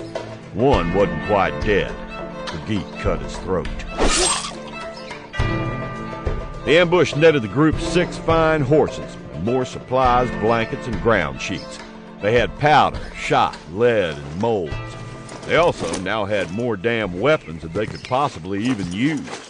Preacher checked them all carefully and used part of the canvas taken from the abandoned wagon to wrap them and lash the guns on a pack horse.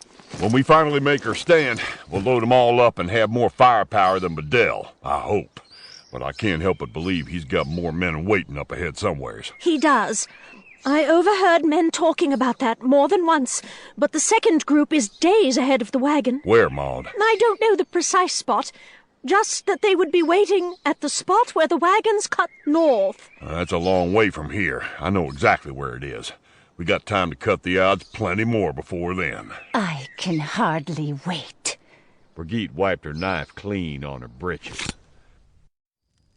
When his men had not returned by dusk, Victor Bedell felt the first seed of doubt enter his mind. There's 11 men we've lost to Preacher, and we're still days away from the rendezvous point. We're down to 40 men and the 20 horse. We'll have to abandon some of the wagons. I don't have the men and the women to drive them all and still keep the outriders looking for hostiles. We'll have to abandon some of the mules, too.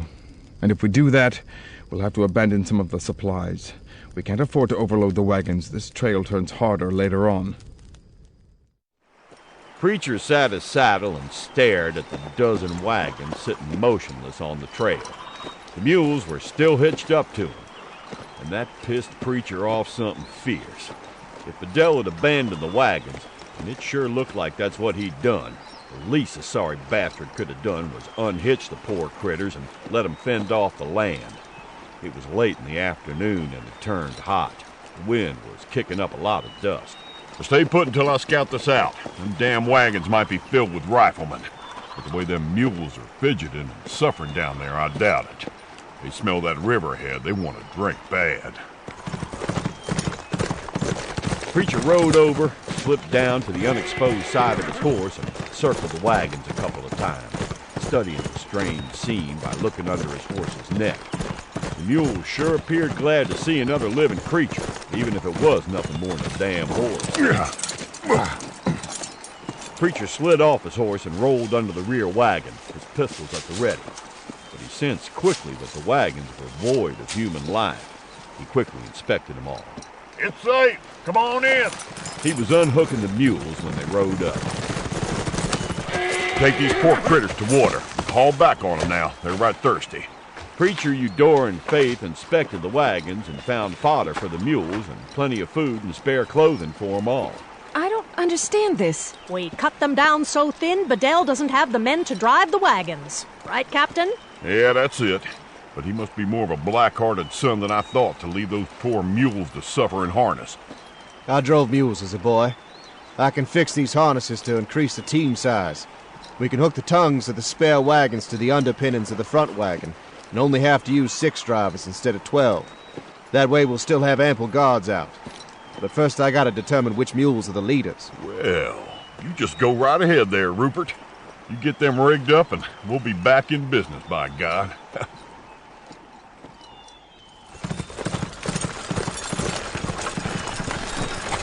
They're right behind us. Who is Jack? Preacher and a bunch of men.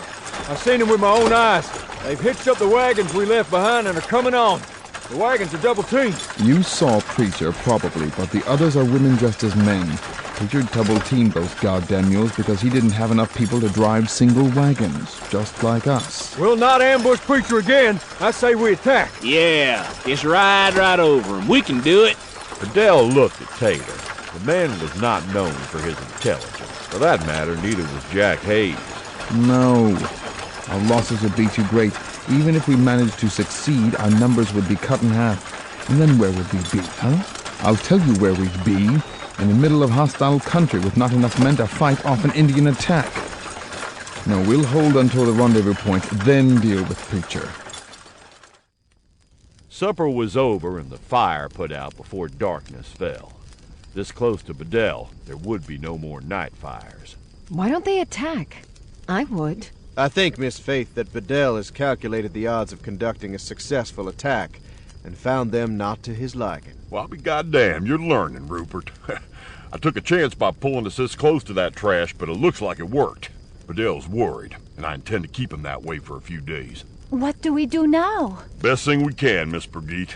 Get some shut-eye. At the end of the second day, after learning that Preacher and the others were tagging along behind him, a thoroughly disgusted Bedell glared at the scout for that day, the dumb as a rock tater. Well? He's still back yonder, just a-plodding along. Did you let yourself be seen as I told you? Yes, sir, Mr. Bedell. I showed myself up no more than 500 yards from the wagons. What did Preacher do? He waved at me. He did what? Waved at me. That goddamn son of a bitch. Little better than a savage. Breeding always tells. In the morning, we'll just push on and stay alert. If Preacher waits much longer, we'll have him where we want him. Just after dusk, Preacher went belly down in the grass and crept within 100 yards from Bedell's circle of wagons. He had not come to attack, but to observe. Just as he had guessed, Bedell had put the women in the center of the camp. No way in hell he could help them while they were located there. Then Preacher sensed more than heard movement behind him and to his right. He moved only his eyes.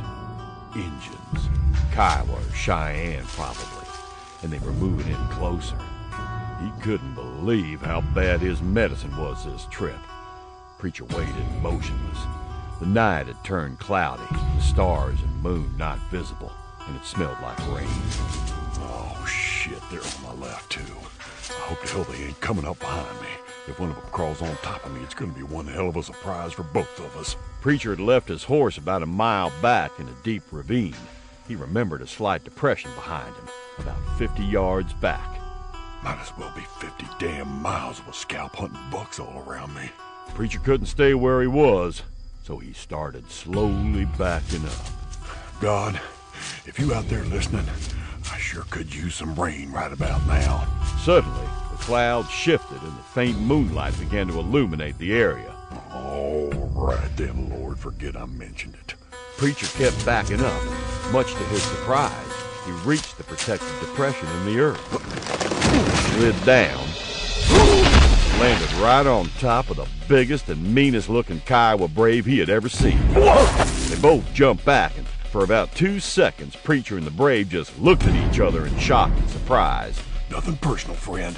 Preacher hauled off and hit that engine just as hard as he could with his fist, right on the side of the jaw. It didn't even faze the brave. That Kiowa just crouched there on his knees in that big hole in the earth and grinned an evil curving of the lips at Preacher, pure murder in his eyes. Oh, shit.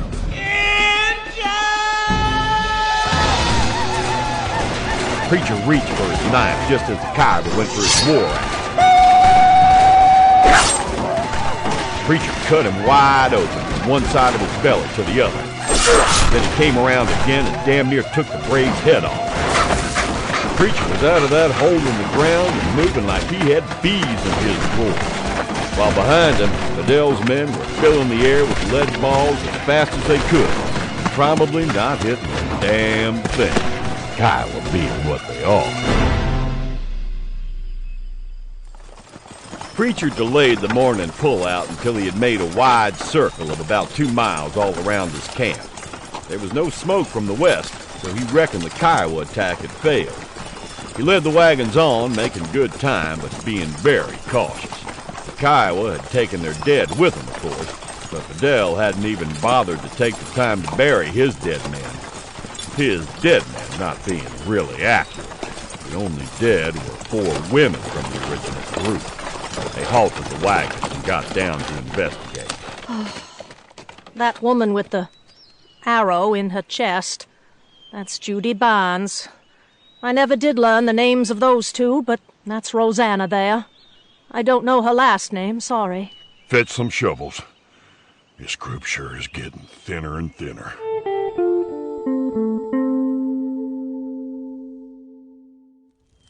Bedell sent 3 men out to scout their back trail, but because Preacher had decided on a late start and then stopped to bury the women, the scouts didn't ride far enough to spot Preacher in the wagons. Instead, they mistook a cloud of dust for smoke and raced back to Bedell all kinds of excited. You're sure it was smoke? Hell yes, positive. Them savages must have hit him after we run him off. Preacher and them women is buzzard bait now. Excellent. Very good, boys. You hear that, you sorry, pathetic pilgrim bitches? Preacher's dead and so are your friends. There's no point in trying to escape. So my advice to you is to accept your fate. You cannot change it. The shoulders of the women sagged in defeat. That evening, Bedell selected a very young and very pretty woman to satisfy his perverse desires. Oh, God. Lieutenant Rupert Worthington lost his breakfast, and only Eudora Hempstead and Faith Crump had the iron in them to stand with Preacher and look upon the body of the young woman. The other ladies fled the scene and returned to the wagons. Preacher covered her poor, battered body with a blanket. Bedell's work. Doing things like this pleases him. He is a twisted man. There was all kinds of talk around St. Louis about him. Somebody get a shovel. It would take a madman to do something this hideous. No, just a man who can't control himself. Any man that can function and speak proper, dress themselves, work, and step out of the way of carriages and so forth, they ain't crazy. And I don't give a damn what these so-called smart people say.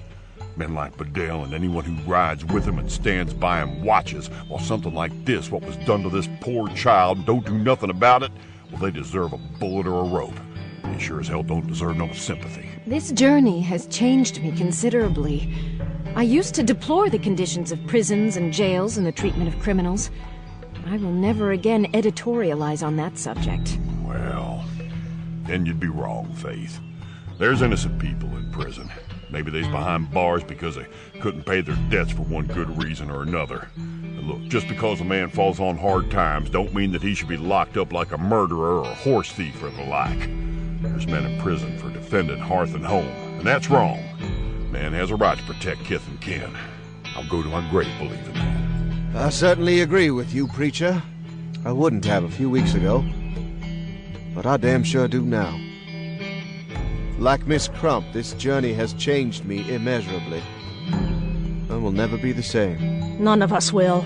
None of us. You can count me in there too, I reckon. But I'm afraid ain't none of you seen nothing yet.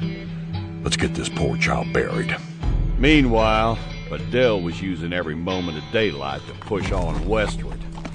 What Bedell didn't know was that 4 very tough, angry, and determined mountain men were paralleling him on the north side of the flat.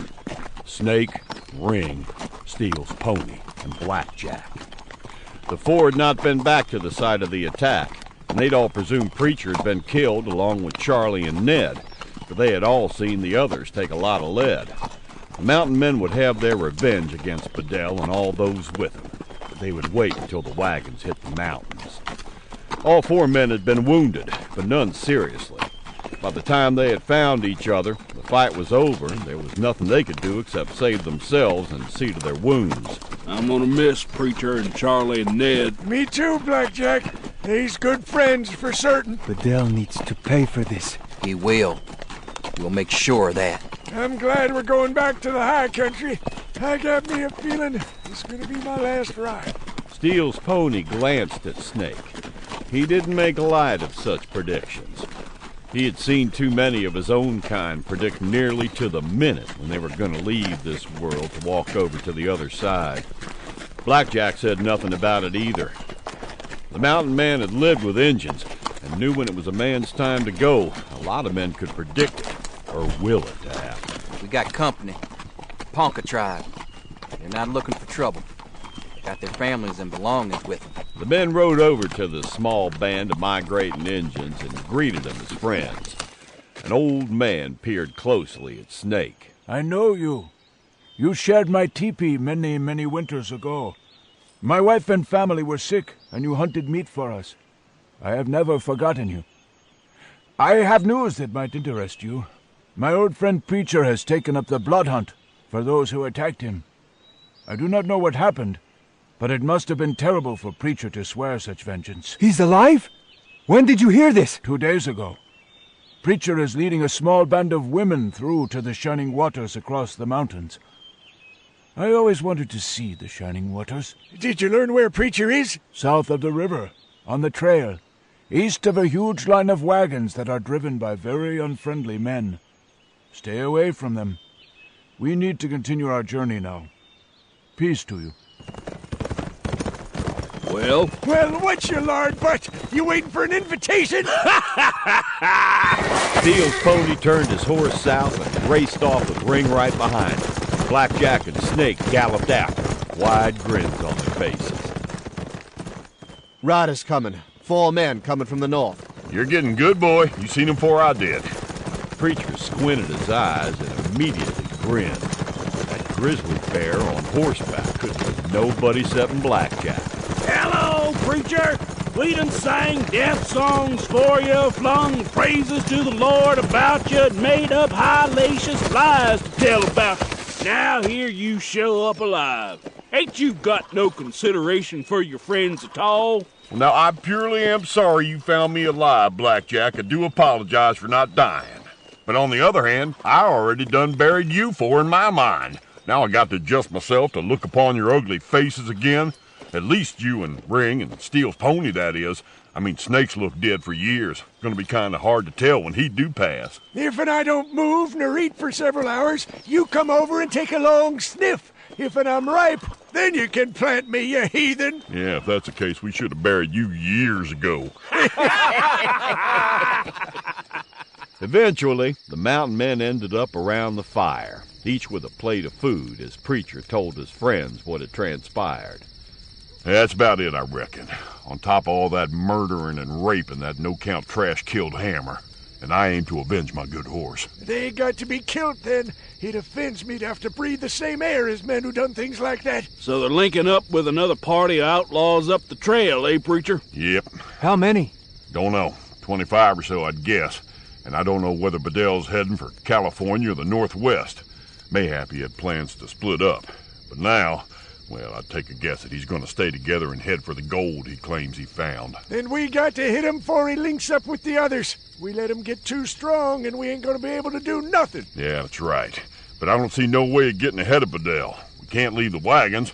He'd be looted and burned before we got 10 miles. And then he must be slowed down to stop for a day or so, allowing us time to catch up. Hey, good thought, boy. You got a plan? Unfortunately, no. Just below where the river split, there is a place where 4 men could stall the wagons for as long as need be. You have dozens of weapons here, Preacher. You give us extra rifles and caps, shot and powder, and we'll ride on ahead and buy you the time to close the gap. Sounds good to me. When do we leave? You done eating? Near enough that it makes no never mind. Then let's go.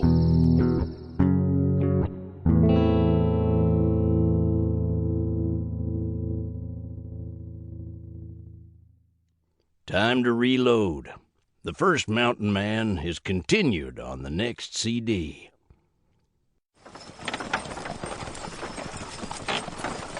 Preacher rode out in front of the lead wagon. The Great Plains had opened her vastness to summer, and it was hot.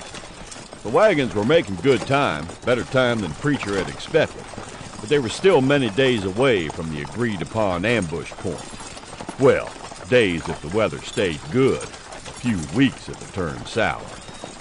The ladies had been unusually quiet, and Preacher knew the country was getting to him. It was the awful loneliness of it all. The endless rolling plains, the horizon that just never seemed to quit. Even Rupert had stopped his vocal flights of prose in describing the journey. Well, almost stopped. But Preacher had seen the young man toughen, mentally and physically, almost right before his eyes. If Rupert stayed in the army, which he said he was going to do, he'd be a fine officer. And this trip would be the steel that would reinforce his backbone. He had courage aplenty. Preacher had seen that. The young man would be good to ride the river with. And there weren't no finer compliment a mountain man could give than that. Trouble, Captain? No, just taking a rest. We're making good time. And you handle that long team of mules like you was born to it, Eudora. We understand each other. I knew to get their attention right off, and I did. They know I won't take any guff from them. I expect they do. Preacher swung back into the saddle. He suddenly felt the hair on the back of his neck bristle. Something's wrong. Just keep heading west, lady. Something is coming up. Aye, aye, Captain. Preacher rode back to the last wagon, where the sisters, Maud and Agnes, were handling the double teams. Maud held the reins, Agnes cradled the rifle. We're all right, Preacher. We are just desperate to get Bedell and his men in rifle sight. Preacher nodded at the sisters, just as goosebumps were beginning to rise on his flesh. He rode back to the drag where Rupert was. It's too quiet, Preacher. I may be overreacting, but it's too quiet to suit me. Yeah, I started feeling the same thing a bit ago. Doubtful the attack will come from the north, but with Indians, you never know. I think they're up here on a raiding party. The Kiowa again? I'd bet on it, but it could be Cheyenne or even Comanche or Dakota. Might even be Pawnee. Doubtful it'll be northern Cheyenne. I'll get on well with them. Of course, that don't make no difference if it's a bunch of young bucks looking for scalps to impress the gals. Get ready, boy. It ain't long in coming. Yeah. Preacher urged his horse to a trot on up to the lead wagon. When he reached Eudora, he slowed. Get ready to circle at my holler, lady. We're about to be set upon. Cornelia, get in the back, start loading up them spare rifles. Savages, Captain? I imagine. I expect it's the same bunch that hit Fidel the other night. They was plenty sore about that. And it's our bad luck they found our tracks and know we're a hell of a lot smaller bunch. I'm ready at your signal, Captain. Preacher spotted just the faintest of movement to his left. Circle! The Indians came on foot at first. The second wave on horseback, rising out of the deceptive country. Oh, Jesus, it's a whole goddamn tribe! A huge brave came straight at Preacher. Preacher stopped him cold by firing his hawk and one-handed into the Kiowa's chest. The Preacher whirled his horse and jumped into the circle of wagons. He left the saddle and jerked out both pistols, running to the side of Faith and Gale.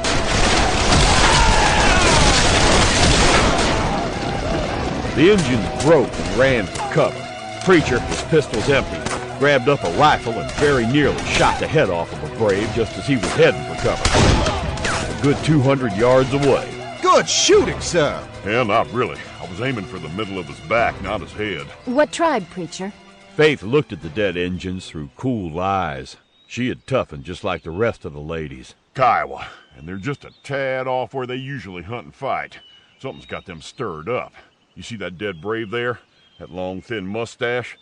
I've been told that the Kiowa of a long time ago wore face hair like that. So he's probably a chief or sub-chief or some other important man in the tribe. And that's good for us, at least for a time. Now they got to mourn and dance and sing and elect a new man to replace him. All right, we're here for a spell, folks. Let's get organized. Preacher had half the women start unhooking the mules and getting them into the center of the small circle, while the other women stayed on guard. Preacher made sure that every available rifle and pistol was loaded, and he double-shotted many of the pistols. He knew that it was a certainty some of the Kiowa would get inside the circle of wagons. Preacher also knew that there was no way such a small band could withstand the determined charge by the Indians. They were outnumbered 10 or 12 to 1, and they only had one thing going for them, lots of weapons. Preacher took a look around him.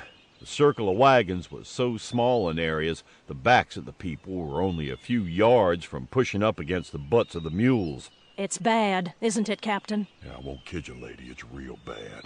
We was damn lucky the first time around. We got ample weapons against their arrows, and that's about the only good thing about this whole shebang, except in our location, which couldn't be much better. At this point on the trail, we're practically sitting on the river, so they can't come at us from the rear. The country's wide open all around us. Our water barrels is full, and there ain't nobody hurt. Yet. I've heard they use fire arrows. Yeah, for a fact they do it, too. That's why I had y'all doing all that practicing weeks back. We hurt them during that first charge. They'll have to think about that for a time. If we can hurt them that bad the next time, well, they just might say to hell with it and pull out. An Injun is not going to fight no losing battle. We are too few in number to fight both them and a burning wagon. Yeah, for a fact. The air was suddenly filled with arrows, seemingly coming out of nowhere. Not a single coyote could be seen. 2 mules were hit, one seriously and the other hurt only slightly. When the barrage of arrows stopped, the Preacher pulled his pistol and put the badly wounded mule down. Kiowa, you make war against defenseless animals. You're nothing but cowards and old trembling women. You're not braves. No woman would have anything to do with you. Who are you? I am Killing Ghost, the man called White Wolf and Preacher. And I will kill you. I'll gouge out your eyes so you can't find your way after death. I'll cut off your hands and feet and leave you so you're helpless against your enemies. I'll tear out your tongue so you'll be mute for eternity. Preacher's dead! We heard the men from the long wagons talking the other night. Did you find a Kiowa with his belly slashed and his throat cut? Huh? I did that. If I'm dead, then I'm a ghost. How can you fight a ghost, huh? Come on, you old women. Let me show you my powers. Powers that I now have after death. My guns will fire 10 times more than those in the hands of the living. Eudora, when I fire my pistols, you reload them just as fast as you can. You think it will work? You never know with Injuns. They're notional. You lie! You are not a ghost! You do not have magic guns! Faith, Eudora, and Bertha get double handfuls of dirt. And just as soon as I finish acting the fool, you hurl that dirt high into the air and keep picking up dirt and tossing it. And whilst you're doing that, each of you starts squalling like a bunch of pumas. You got it? The women smiled through the grime on their faces and filled their hands with earth. I will summon friends from the dark side of life. You'll be able to see their evil coming like a whirlwind. You listen and watch, but if you stay here, you will die. The women tossed the dirt into the air, and Preacher fired his pistols faster than he ever had. He tossed his pistol to Eudora and began jumping around, throwing dirt into the air and whirling around, darting in and out of the open space between the wagons. The women hurled dirt into the air until it looked like a damn sandstorm. Your guns are empty now, White Wolf! They boom no more! Eudora tossed the recharged pistols to Preacher.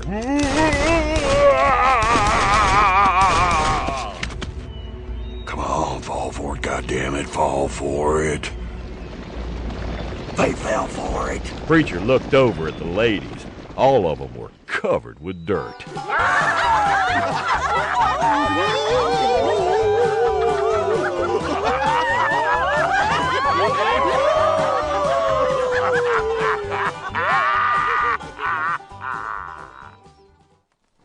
Preacher left the trail the next morning and found a place that would be perfect for the wagons and the mules.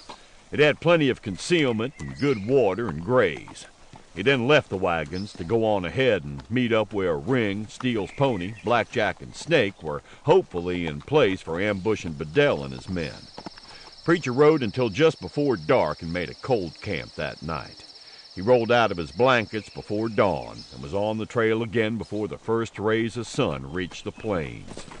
That afternoon, he topped a rise and grinned when he saw the canvas of Bedell's wagon stretching out. They would reach the ambush point just in time to make camp, Preacher guessed. Bedell's scouts would have already seen the spot, and if they had any sense at all, would see it as a natural campground.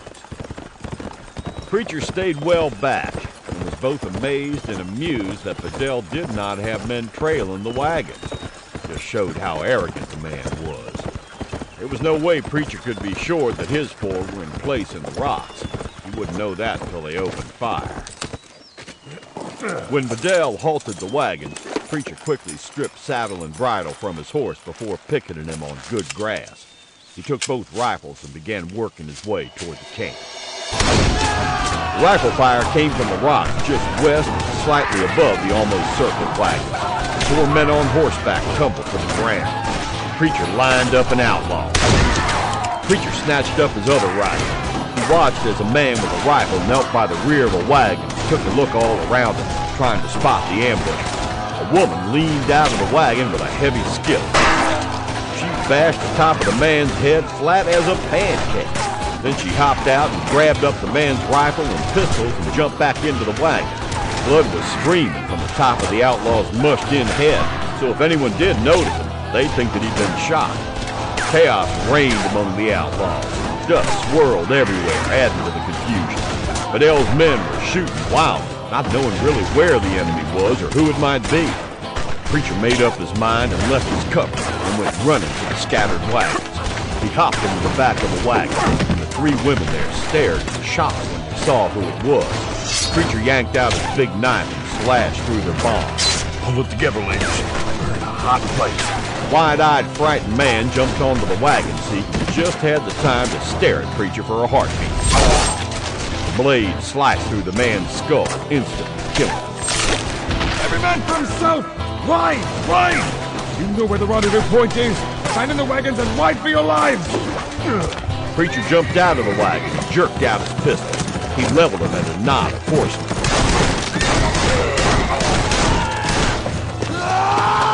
An outlaw charged Preacher, swinging his rifle like a club. Preacher's pistols were empty, so he ducked the rifle butt and kicked the man in the balls. The 3 women that Preacher had just freed jumped out of the wagon and trussed the man up with the same ropes that had just seconds before bound them. Preacher looked around the camp, but Bedell and his men were gone. You gals, free the other women. Move quickly before they regroup and return. Just then, Steele's pony, Ring, Blackjack, and Snake came strolling into the area. A dozen men and women marching ahead of them, hands in the air, prodded along by rifle barrels. By God, she worked, Preacher! A lady named Rexana crawled out from under a wagon. Her face was bruised with beatings, but she was smiling. I've never seen such a beautiful sight in all my life. Preacher recognized Odella, who crawled out after Rexana, trying to smile through swollen lips. Oh, I love you all. Get armed first, ladies. Then in small groups, you can bathe and fix yourselves up. We'll wait till my group joins us. Then we'll try the prisoners. This ain't no court of law. Odella walked over to the whore and busted her right in the mouth with a balled fist. The whore hit the ground, blood pouring from her mashed lips. Cindy Lou, you twisted bitch. You sorry white trash. I'll see you hang and take great satisfaction in watching it. Punish them in the ways of my people. It lasts much longer than hanging. Truss them up tight, ladies. I'll be back tomorrow afternoon with the others. It was a grand reunion between the ladies. They were fewer in number now, but ever so much stronger and wiser. The women bathed, most several times, and fixed themselves up as much as they could. They spent hours washing shirts and breeches and undergarments and seeing to their various injuries. On the morning of the third day following their rescue, the women's greatest fears had narrowed down to only one, or any of them with child. Preacher and the other mountain men, Rupert right along with them, ran off and hid in the rocks when the lady started talking about that. What a disgusting thought.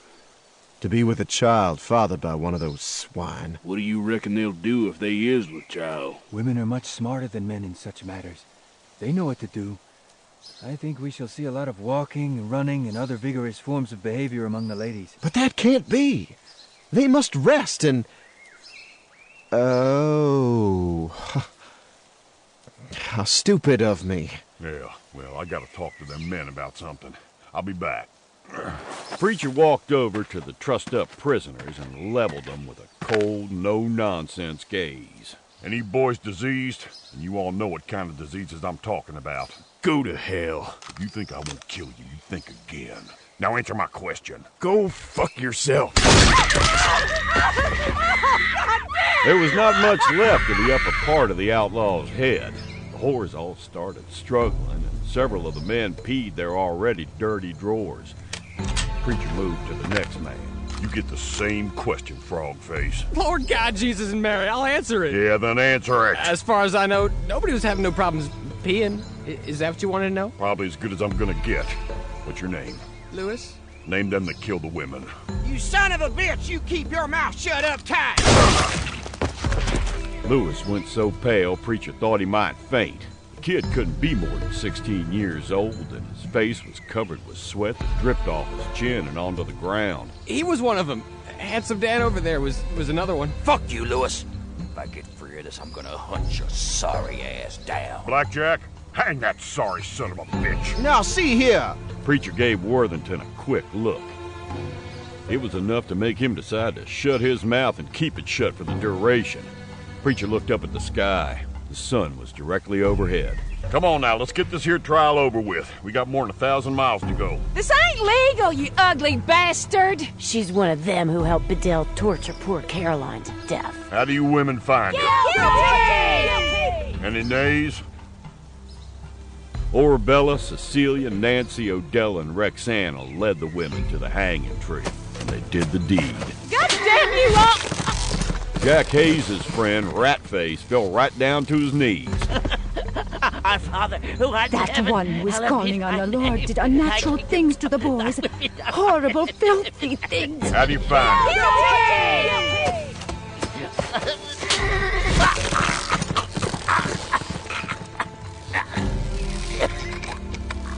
Six women and 8 men were hanged that sunshiny afternoon along the Platte River.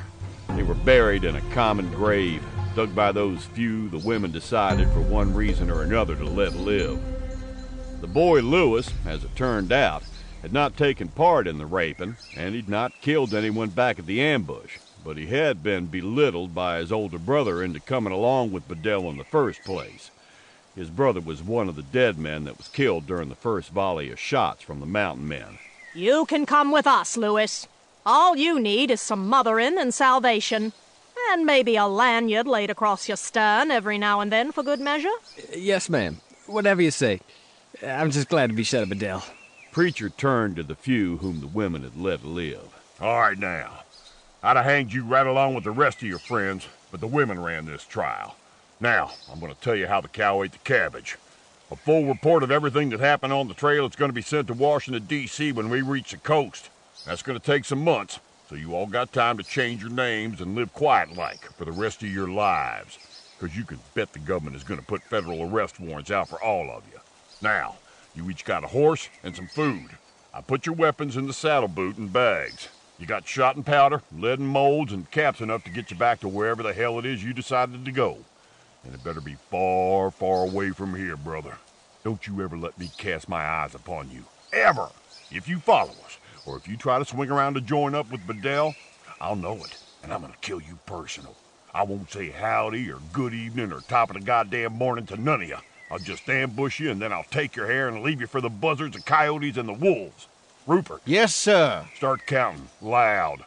When you get to 60, if any of this trash is still within range, me and the boys here is gonna start shooting. 1, 2, now get 3, 4, 5, 6. They got. Listen up. We've suffered some losses, sure. But you 9 men and 10 women left are the best of the lot. I've always considered you the best. That's why you were hired, and that's why you're still here. We may have lost the battle, but we have not lost the war. I've got 20-odd of the hardest men you've ever seen waiting up the trail, with supplies, guns, and everything else we'll need. Those wagons have a long way to go before they reach the coast, and we have lots and lots of time and country to once more seize the train and the women.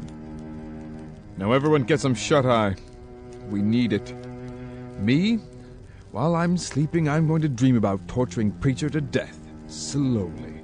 And then tomorrow morning, we're going to start making that dream a reality. The teams were rearranged, the supplies redistributed among the wagons, and on a gray morning, skies threatening rain. The wagon train, minus a good many of its original passengers, rolled westward. Some of the wagons were left behind due to the sudden decline of occupants. The women took turns driving and walking alongside the wagons. They wanted a great deal of exercise and absolutely no help in lifting heavy and bulky objects. Preacher sat his horse off to one side and watched the wagons roll by. Blackjack had taken the lead, Snake and Rupert the flanks, and Ring was riding near rear guard. Steele's pony was far out in front, scouting. Preacher wanted to hang back a ways, just to see who might be trying to sneak up or follow from a distance. By mid-afternoon, he was fairly certain those they had set free were not following. He'd bet that Bedell and his mangy crew had gone on west to link up with his other men. Preacher knew that he'd meet up with Bedell again, and he also knew that these women would never allow themselves to be taken alive. He had had more than one tell him that they never really knew what the phrase shoot first and ask questions later meant. Well, they did now. That evening, Blackjack and the other mountain men, Rupert included, had him a little fire going off to one side of the circled wagons. Steele's pony had killed a buffalo that afternoon, and they'd have fresh steaks and a tongue for their evening meal. Since the kill had been made close to the wagons, he had been able to salvage all parts of the buffalo, and he had even given the hide to Faith Crump to scrape, and she had promptly given it right back. She behaved as though it insulted her. It's a fine skin and would make a wonderful robe. I thought I was doing her a favor. I have discovered that white women are very strange. Where's that skin? Right over there. What are you gonna do, Preacher? I'm gonna go have me some fun. Preacher got the dullest knife he had out of his pack and then shouldered the heavy skin and walked over to Faith, who was sitting with Eudora and Wallace. He plopped the skin down beside her. Get that disgusting thing away from me. Scrape it. I beg your pardon? I said scrape it for me. Make me a fine robe. It'll be cold time we get to the mountains. You might want to snuggle up in there with me. What? You heard me. Preacher tossed the knife on the ground beside her. Use that and be careful. Don't punch through the hide. Eudora had to turn her head away to hide her laughter. She knew there was something building between Faith and Preacher. She'd seen that way back in Missouri. Scrape all the scraps of meat and fat off of that, and then I'll be back and show you what to do next. It'll take you about a week, I imagine. This thing still has fleas on it. Well, they'll leave. They just ain't realized their home is dead yet. Get to work, woman. I most certainly will not. Scrape your own damn buffalo hide. Well, I thought you liked me. Faith picked up the knife and slowly rose to her feet. She started advancing menacingly toward Preacher. Whoop, gotta go. I think you hear Steele's pony calling. Preacher beat a hasty retreat back to the mountain men's fire. I'll be back from a robe in about a week, dear. Dear? Whoa! Faith threw that knife at Preacher and just missed Steele's pony. Then she took a step backward and her foot snagged on that buffalo hide. Oh. She sat down hard right in the middle of the hide. Damn that man to blue blazes. Somebody help me drag this stinking damn thing off and burn it. What did I say? White women are very, very strange.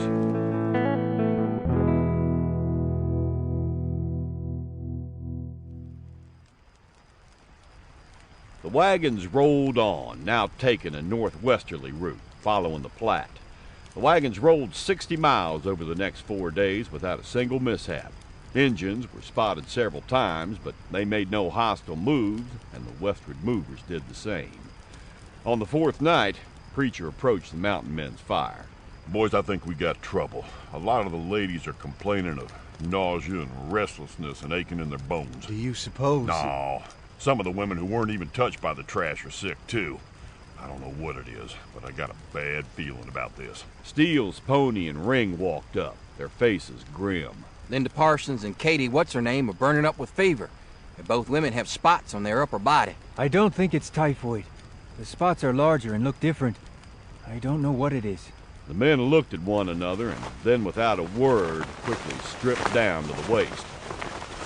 Rupert could not help but notice that Preacher was a ruggedly built man, lean-hipped and with tremendous power in his arms and shoulders. They inspected each other. No spots. Whatever it is, I'll bet you a gold eagle will be right here for a week or better. The next morning, most of the women were so sick they had trouble raising their heads. Eudora, Faith, April, Lizette, and a few others were not affected by the malady, and they gathered with the men in the coolness of dawn. Any of you women got any notion what this is? Well, we don't know what it is. It looks like typhoid and has many of the same symptoms, but I'm sure it isn't that. How do you know that, Miss Hempstead? There are no signs of diarrhea, coughing, nosebleeds, or constipation. Some women have fever, some don't. This is not typhoid. But we have some awfully sick women on our hands. Claire walked up to the group, shaking her head. We have one that isn't sick anymore. Tessie Malone just died. Christ almighty. Strip her, burn her clothing and blankets, wrap her in a canvas, bury her away from this camp. Now, come on, get moving, damn it. We got a plague on our hands. 4 more women died within the hour. Preacher sent Steele's pony out for herbs to crush, combine, and make into a syrup that could be drunk. He didn't know if that would do any good, but it damn sure couldn't hurt nothing. Preacher ordered every kettle hung over a fire and to get a lot of water boiling. Every stitch of clothing in the wagons was boiled. Every blanket, every cloth was sanitized in the boiling water. Preacher ordered the canvas taken down from every wagon and boiled too. Every wagon was emptied of its cargo and the beds scrubbed down.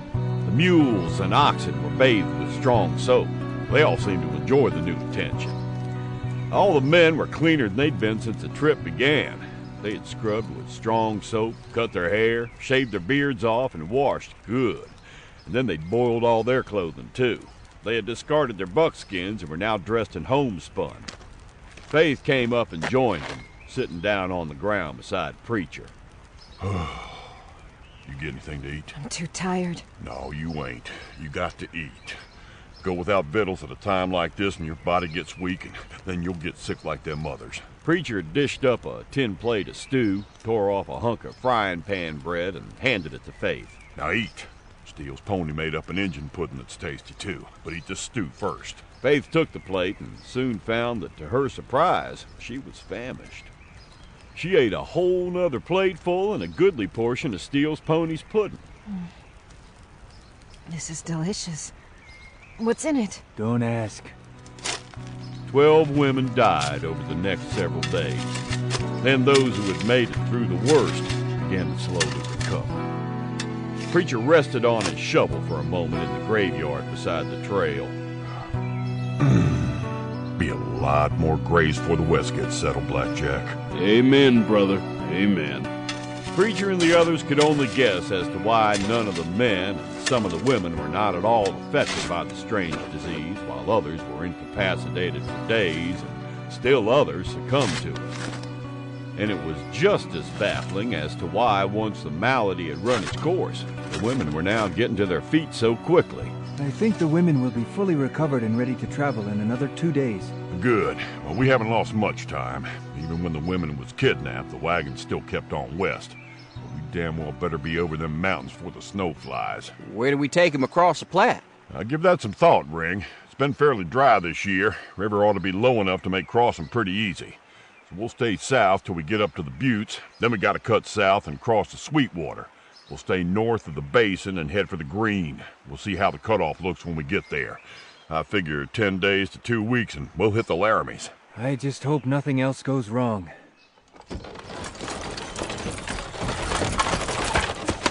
Welcome to Chimney Rock, ladies. Preacher swung down from the saddle and used his hat to slap the dust from his clothing. Dry, awful dry. But the preacher's way of thinking, that was a hell of a lot better than mud and slow going. I can see why it got its name. Oh. Eudora stood from the wagon seat to stretch and to rest her rear from the pounding it had taken that day. Because this party had ample mounts, few were forced to walk, but still many chose to, just to stretch out some. And in the case of many of the women on this train, they did it for other reasons, too. Look there, an Arapaho all by his lonesome. He looks kind of bent out of shape, don't he? Strange. The Arapaho rode his pony closer.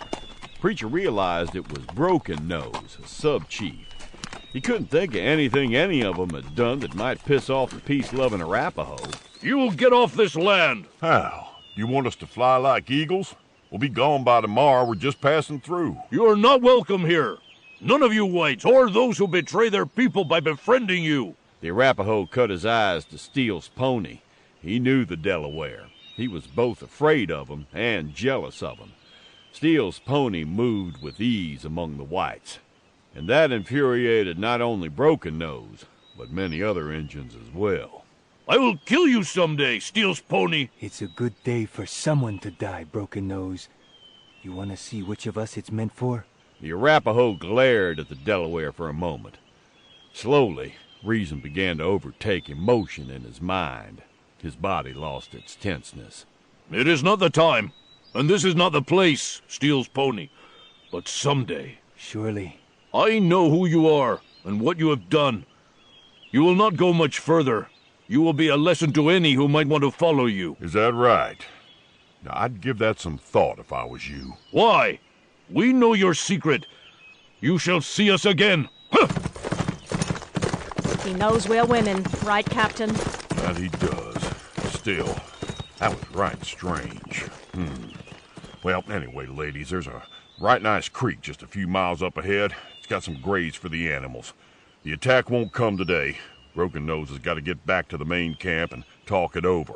When he returns, it's doubtful he'll have many warriors with him anyway. Most of the Arapaho ain't much when it comes to war. They'd rather be friends with everybody. Some of the other tribes call them the Blue Cloud people because they're so peaceful. We'll make the creek and get ready for a visit. Let's move.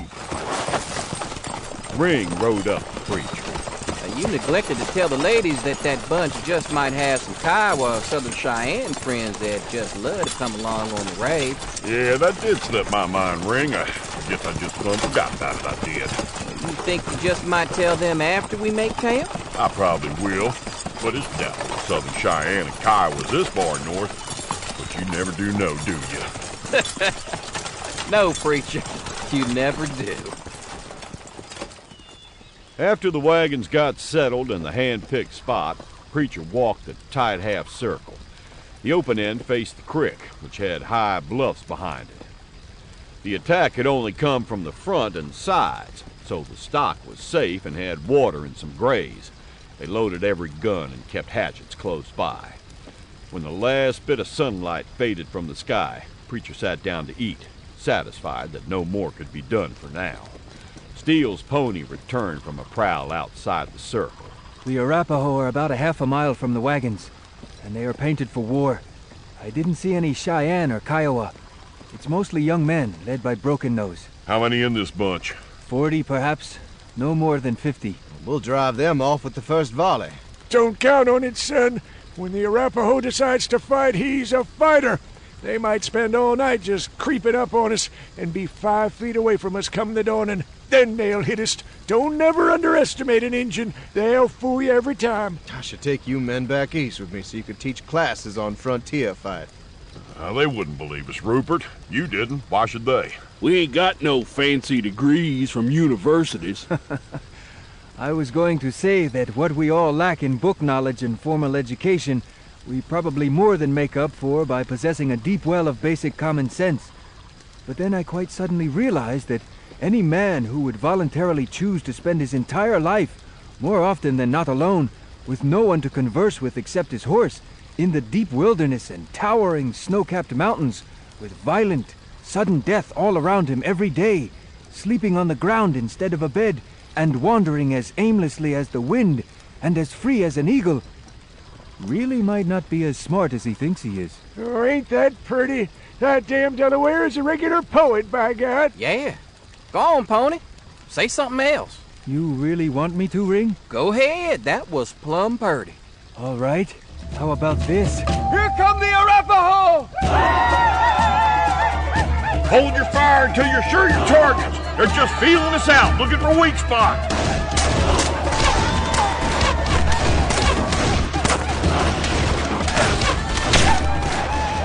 In that first brief skirmish, neither the arrows nor the lead balls hit anything of importance.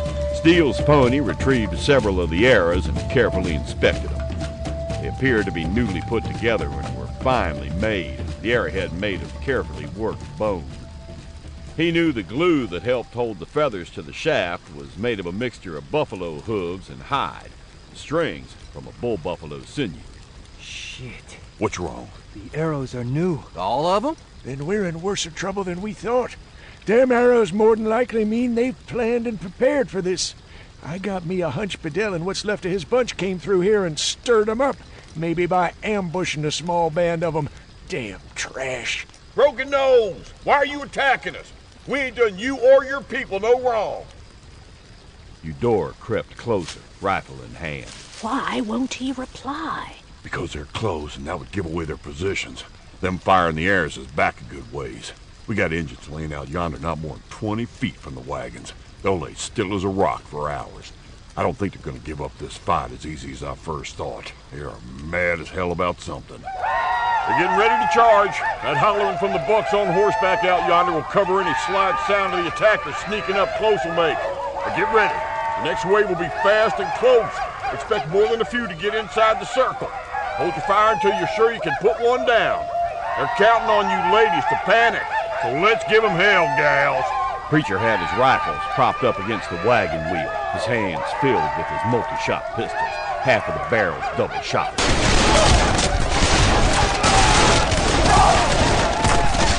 The attacking Arapahoes were met by an almost solid wall of heavy caliber lead balls. One buck leaped between two wagons directly at Preacher. Preacher lifted his right-hand gun and shot the Arapaho in midair. Faith shot an Injun in the face, the ball entering his open mouth and exiting out near the top of his head. An enraged buck got inside the circle wagons, managed to get his hands on Eudora's shirt. She bodily threw him against the side of the wagon and proceeded to club his head in with the butt of her rifle. Blackjack closed his hands around the neck of a very surprised buck and dragged him over a wagon tongue. Come on in, you bastard! With one quick and powerful move, the huge mountain man snapped the warrior's neck. Blackjack picked the man up and tossed him back outside the wagon. Snake looked down to see a dusty hand closing around one of his spare rifles. The aged mountain man slashed down with his razor-sharp knife, and the Arapaho suffered one. The Injun rolled back out into the night, blood streaming from his mangled arm. Get a head count, Rupert. Let's see what damage they done. Every other woman reload, face forward, keep your eyes sharp. The others tend to the wounded. And we got some. I heard them screaming. One woman was dead, 4 were wounded. But the wounded were not hurt too bad. They were in some pain, but they would live. Who's dead? Miss Shively. She took an arrow right through the throat. Well, let's wrap her up and stash her under a wagon till morning. We'll plan her then. Any livestock get hurt? None. Will the Arapaho return tonight? Oh, they'll be back. The attackers were back long before Preacher anticipated their return. They came charging their ponies into the battle, with many of them leaping over the wagon tongues and into the circle. Preacher ran to face a buck charging at him with a long lance. Preacher lifted his right-hand pistol and fired. Old Snake had 2 bucks backing up, neither one liking the long-bladed bowie knife that glistened with Arapaho blood. Snake faked to one side, one buck fell for it, and Snake brought up a pistol with his left hand and shot the Arapaho through the heart. Just as Steele's pony picked up a dropped lance and threw it. The lance went all the way through the other brave and pinned him to the side of a wagon, killing him. Blackjack picked up a buck bodily and brought him down back first over his knee. Preacher jerked the buck off his horse and both of them fell to the ground. They came to their feet fighting, and the Arapaho swung a war axe. The Preacher caught the Injun's wrist and stopped the swing cold in an iron grip. Preacher kicked him in the ribs, bouncing him off one side of the wagon. The Arapaho lost his axe and jerked out a knife. Preacher jerked out his pistol and shot him through the heart. He looked around. The attack was over. The Arapaho had taken quite a beating in the 2 charges, and they had had enough. Preacher had him a sudden thought. Broken Nose, wait! Have you lost your mind? Hush up, woman. Broken Nose, you hear me? I hear you, Preacher. What trick do you have now? No tricks, Broken Nose. You and your people fought bravely and well, and I would not have such brave dead men wander forever in the darkness. That'd be wrong. We'll carry them to the edge of the wagons. You and your people can pick them up there for proper burial. Is that fair? Good thinking, Preacher. He'll owe you for that and won't attack no more. It is a trick. No trick, Broken Nose. I give you my word. And you know I don't break my word. That is truth. Think of the wives and mothers of your fallen men. If you bring them back home, the women won't have to slash themselves in grief. That is also truth. Preacher stepped into the space between 2 wagons, holding his rifle high. All right, now I'm putting down my rifle and my pistols. I'm going back to fetch one of your brave men, Broken Nose. And the rest of us, too. We'll tote them to the clearing. I shall meet you at the wagons. And I, too, will be without weapons. Bring some of your people with you with horses so you can take your dead back home. Eudora, put on some coffee and fix something to eat. I'm gonna get to the bottom of why these peace-loving Arapaho attacked us. Preacher and the mountain men handled the bodies with the respect due to the dead, and the Arapaho noticed this. When the dead had been carried off, Preacher invited Broken Nose and some of his people inside the circle. No tricks, Broken Nose. We fought us a fight. Now it's over. I want to know why you wanted to fight us. Let's have coffee and food and talk some. Broken Nose stared at Preacher for a long moment. Then a very faint smile creased his mouth. Yes, that would be a good thing. There is no need for more blood to be spilled. Your women are warriors, Preacher. Yeah, ain't they, though? Broken Nose waved a few of his men forward and stepped over the tongue and into the clearing. Leave our weapons outside the wagons. The Arapahoes laid down their weapons and followed Broken Nose. The women set beans to boiling with chunks of dried meat, and they made strong coffee. When the food was ready, they all ate without speaking. When he had finished, the others too laid their bowls aside. When the leader quit eating, everybody was finished. They all wiped the grease from their fingers on their skin and leggings. It is time for the truth. We were lied to, Preacher. A man by the name of Bedell passed by and told us of a wagon train with women dressed like men. He said that from the seas of grasses to the east, all the way across, the women had lured Indian children to the wagons and then slaughtered them. I should have known when I saw you with the wagons that it was a lie. For that, I am truly sorry. If we didn't make mistakes, Broken Nose, we wouldn't be human, would we? Preacher, as always, speaks the truth. I wonder if Bedell was spreading that lie all the way across. Probably. But the closer he gets to the Great Mountains, the Ute, the Shoshone, the Cheyenne, and the Crow, they will know he speaks nothing but lies. They might cut his tongue out. Roxana paused from collecting bowls, her face grim. No, I want to do that. And I'll saw off his manhood with a dull, rusty knife while he's still alive to watch. Roxana finished gathering up the bowls and walked away. The mountain men and Arapaho males stared after her, shifting uncomfortably where they sat. Sleep lightly, preacher. These women are savages.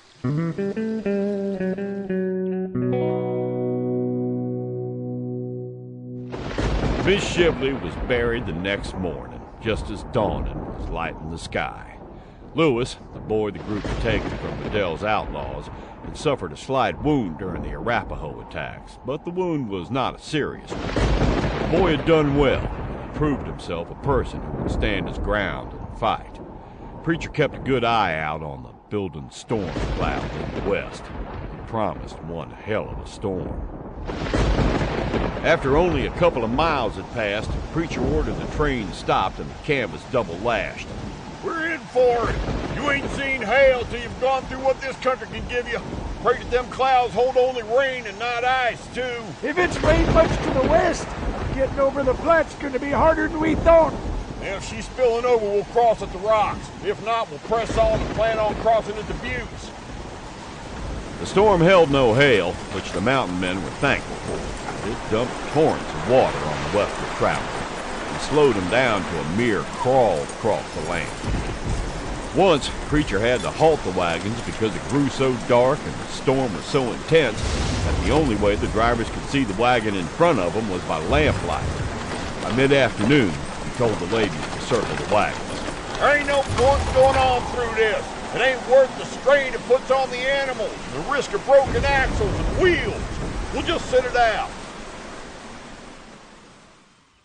Covering 3 times on horseback what the wagons could do in a day, Bedell and the remnants of his gang linked up with his cohorts far to the west, and he laid out his plans.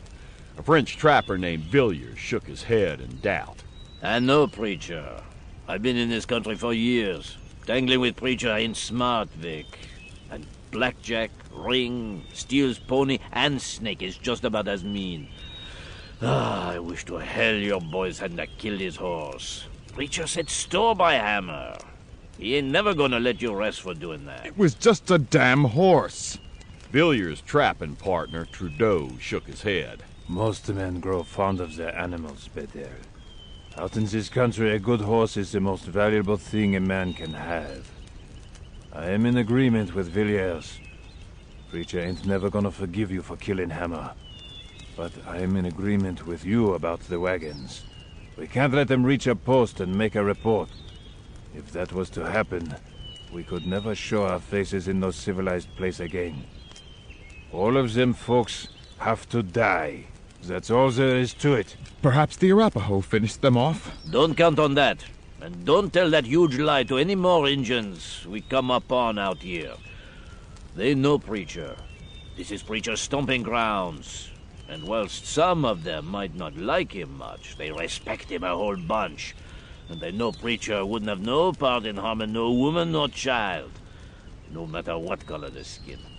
They'll cut your tongue out for lying. I've seen them do it. It's very unpleasant. All right, all right. Let's get to work on planning this out. I want this done right the first time. Steele's pony had been gone for several days. When he returned, his horse was tired, and so was he. He was covered with dust. Preacher handed him a cup of coffee, and the Delaware took it with a nod of thanks. Bedell waits for us 3 or 4 days ahead on horseback. I spoke with several Indians of different tribes. They all told me the same thing. Bedell's force was just too large for them to attack. The outlaws are well mounted, well supplied and well armed.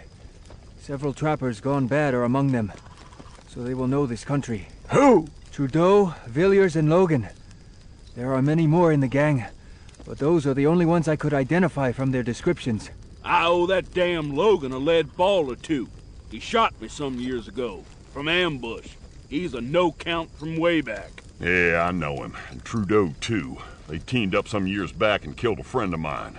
Shot him in the back one evening for his furs and left him to die alone and hard. But they're experienced men, and you're right about them knowing the country. And they ain't cowards, neither. If Trudeau and Villiers is there, you can bet their partner Pierre ain't far away. Well, we sure can't go back. All we can do is push on and stay alert. It was a strange sense of relief for the men, but relief nonetheless, to know that Bedell was waiting for him, and to know approximately where he was waiting. It ended speculation. The mountain men knew now that they had a fight waiting on them.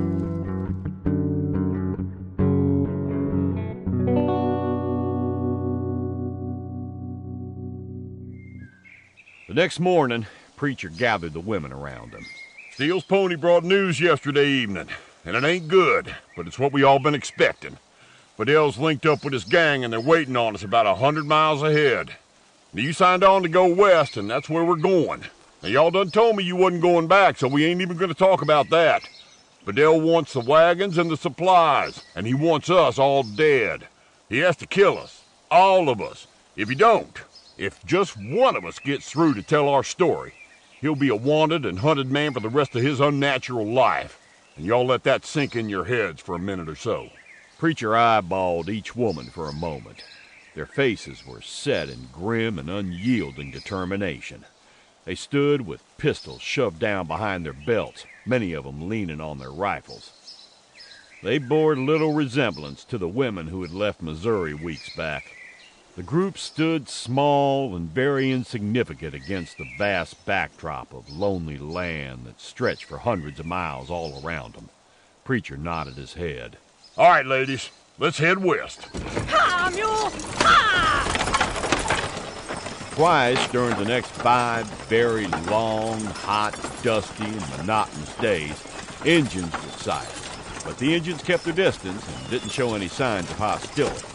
That was due in no small part to the size of the wagon train. Word had spread quickly, thanks to Broken Nose and his people, that the train was made up almost entirely of women, and also that the women were savage fighters. Mostly, the Injuns were curious. They just wanted to see what manner of females these were, who rode, dressed, and fought like men. Both times Injuns were sighted, Steele's pony rode over to talk with them, and both times he returned with the same news. A large band of men waited just up the trail. They had some women with them, too. When the wagons were a day's distance from where Bedell and the men were supposed to be, Steele's pony left the train to scout ahead. Preacher and Ring ranged about a mile ahead of the wagons, waiting for him to come back. They sure picked a piss-poor place to ambush us. Must be 1,000 better places on up ahead. I got me a hunch that Steele's pony is going to come back and tell us the gang pulled out. Them trappers that are with him got more sense than to try something out here in the open. Yeah, body would think that. Yonder's Steele's pony coming. He's taking his time, so I expect you're right. Gone. Ashes are cold. They headed west. That's what Ring figured. Now we gotta worry for another week or so. They want us deeper in. Somebody finally got through to Bedell that this country's lousy for an ambush. That's too bad. I was looking forward to ending it right now. Yeah, me too. But it sounds right to me. I think Bedell has given up on the supplies. He's going to content himself with our deaths. So when the ambush comes, it will be the most advantageous place he or his men can plan. You're right. Huh. You know what, Steele's pony? You've been talking more on this trip than I ever heard you before. You said more words in a month and a half or so than I've heard you say in 20 years. Huh. Well, maybe I just haven't had anything to say until now. Ha!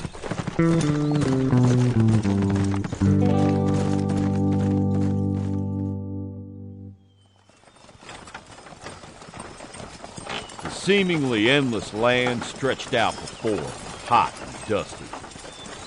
The mules and the oxen plodded on. They were making good time. The Preacher didn't push them. They rested when necessary and made camp early enough so that everybody had good light to do their chores and get supper fixed. The weather held fair, and despite the heat, so far only a few iron rims had wobbled off and no axles had broken.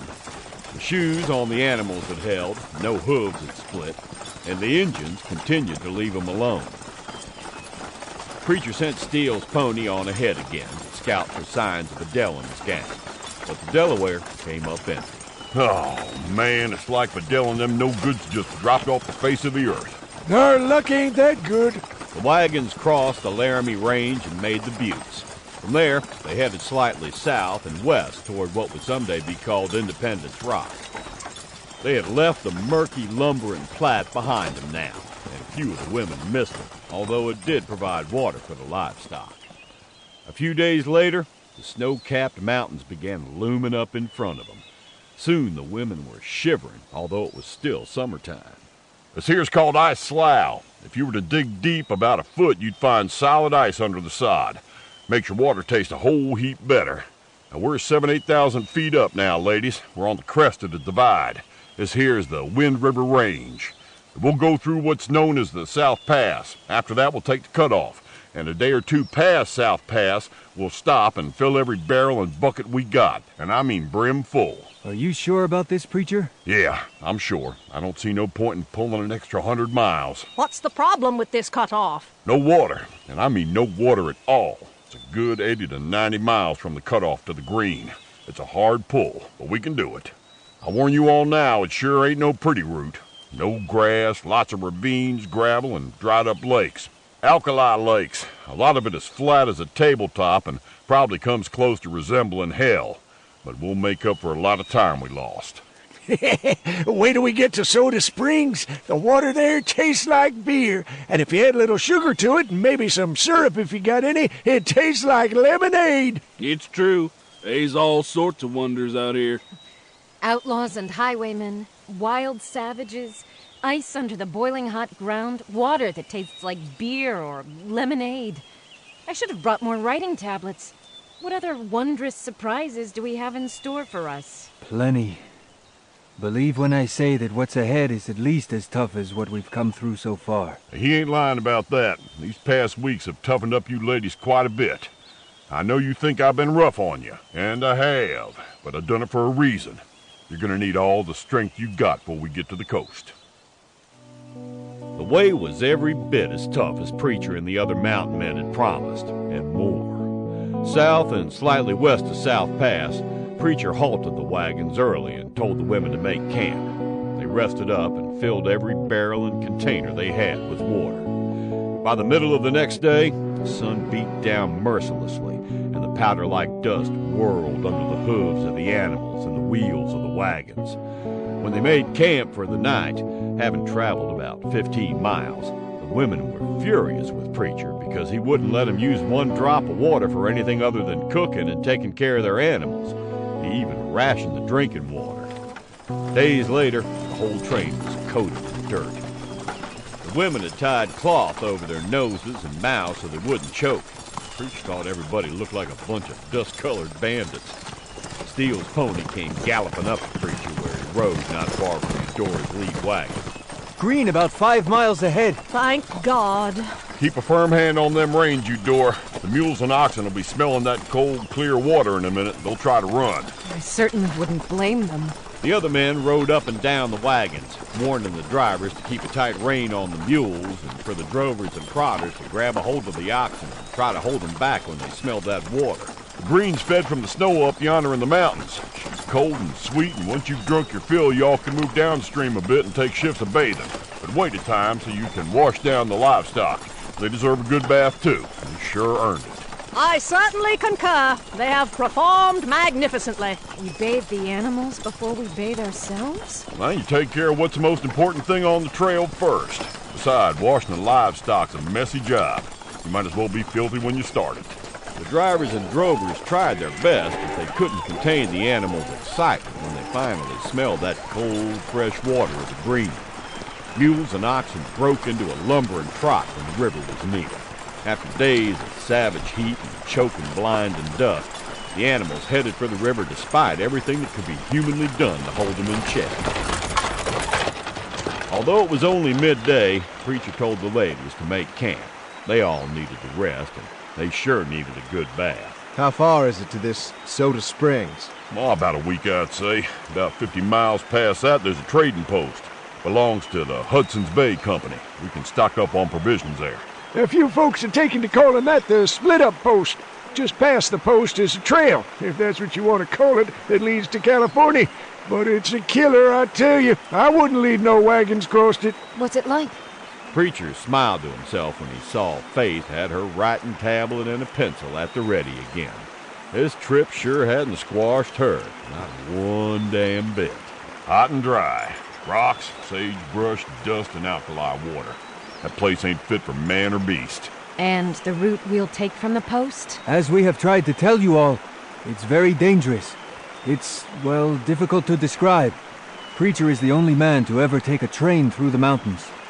Is that the way this train is going, Preacher? Well, that's my plan now. We'll just have to wait and see the condition of the women, the wagons, and the livestock when we get there. And let's don't forget Bedell. We still got him and his scum to deal with. Despite all the misfortune the ladies has gone through, we've been lucky so far. Real lucky. Lucky? Yes. You see, Missy, what them people from back east didn't tell y'all is that there's been several wagon trains before this one that just vanished on the trail. I mean, no trace of them has ever been found, and no trace of them ever will be found. All we had was a few minor run-ins with the engines. We got that to face on the next leg of this journey, plus Bedell and his trash. You'll see, all of you. You'll see just how lucky you've been so far. Faith scribbled in her journal for a moment, and then lifted her eyes to Preacher.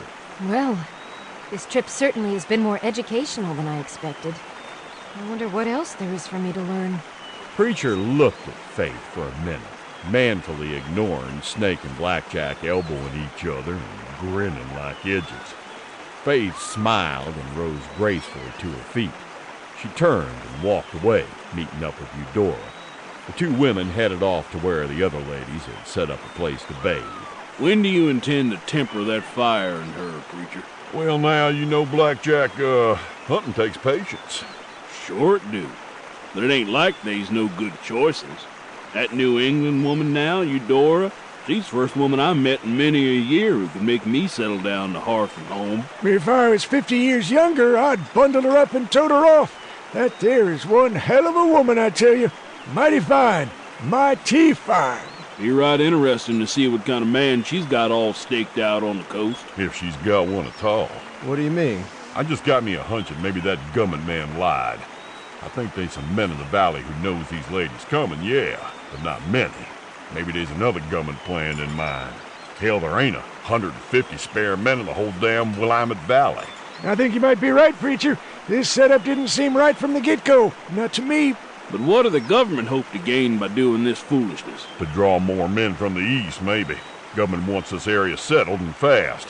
I mean everything from the Mississippi to the Pacific. That's foolish thinking.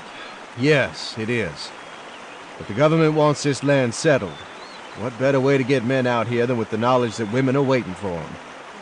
I think you're correct, Preacher. Why, them lying no-counts. The government ain't supposed to lie. They supposed to be honorable men doing the bidding of them that voted for them. Yeah, you living in a dream world. I allow as to how I've seen more politicians than near about any one of you, and I ain't got no use for none of them. I am forced to agree with you, Preacher. A mere few weeks ago, I would have taken exception to your words, but not anymore. If the men in Washington ain't honorable men now, what do you reckon it'll be like in 100 years?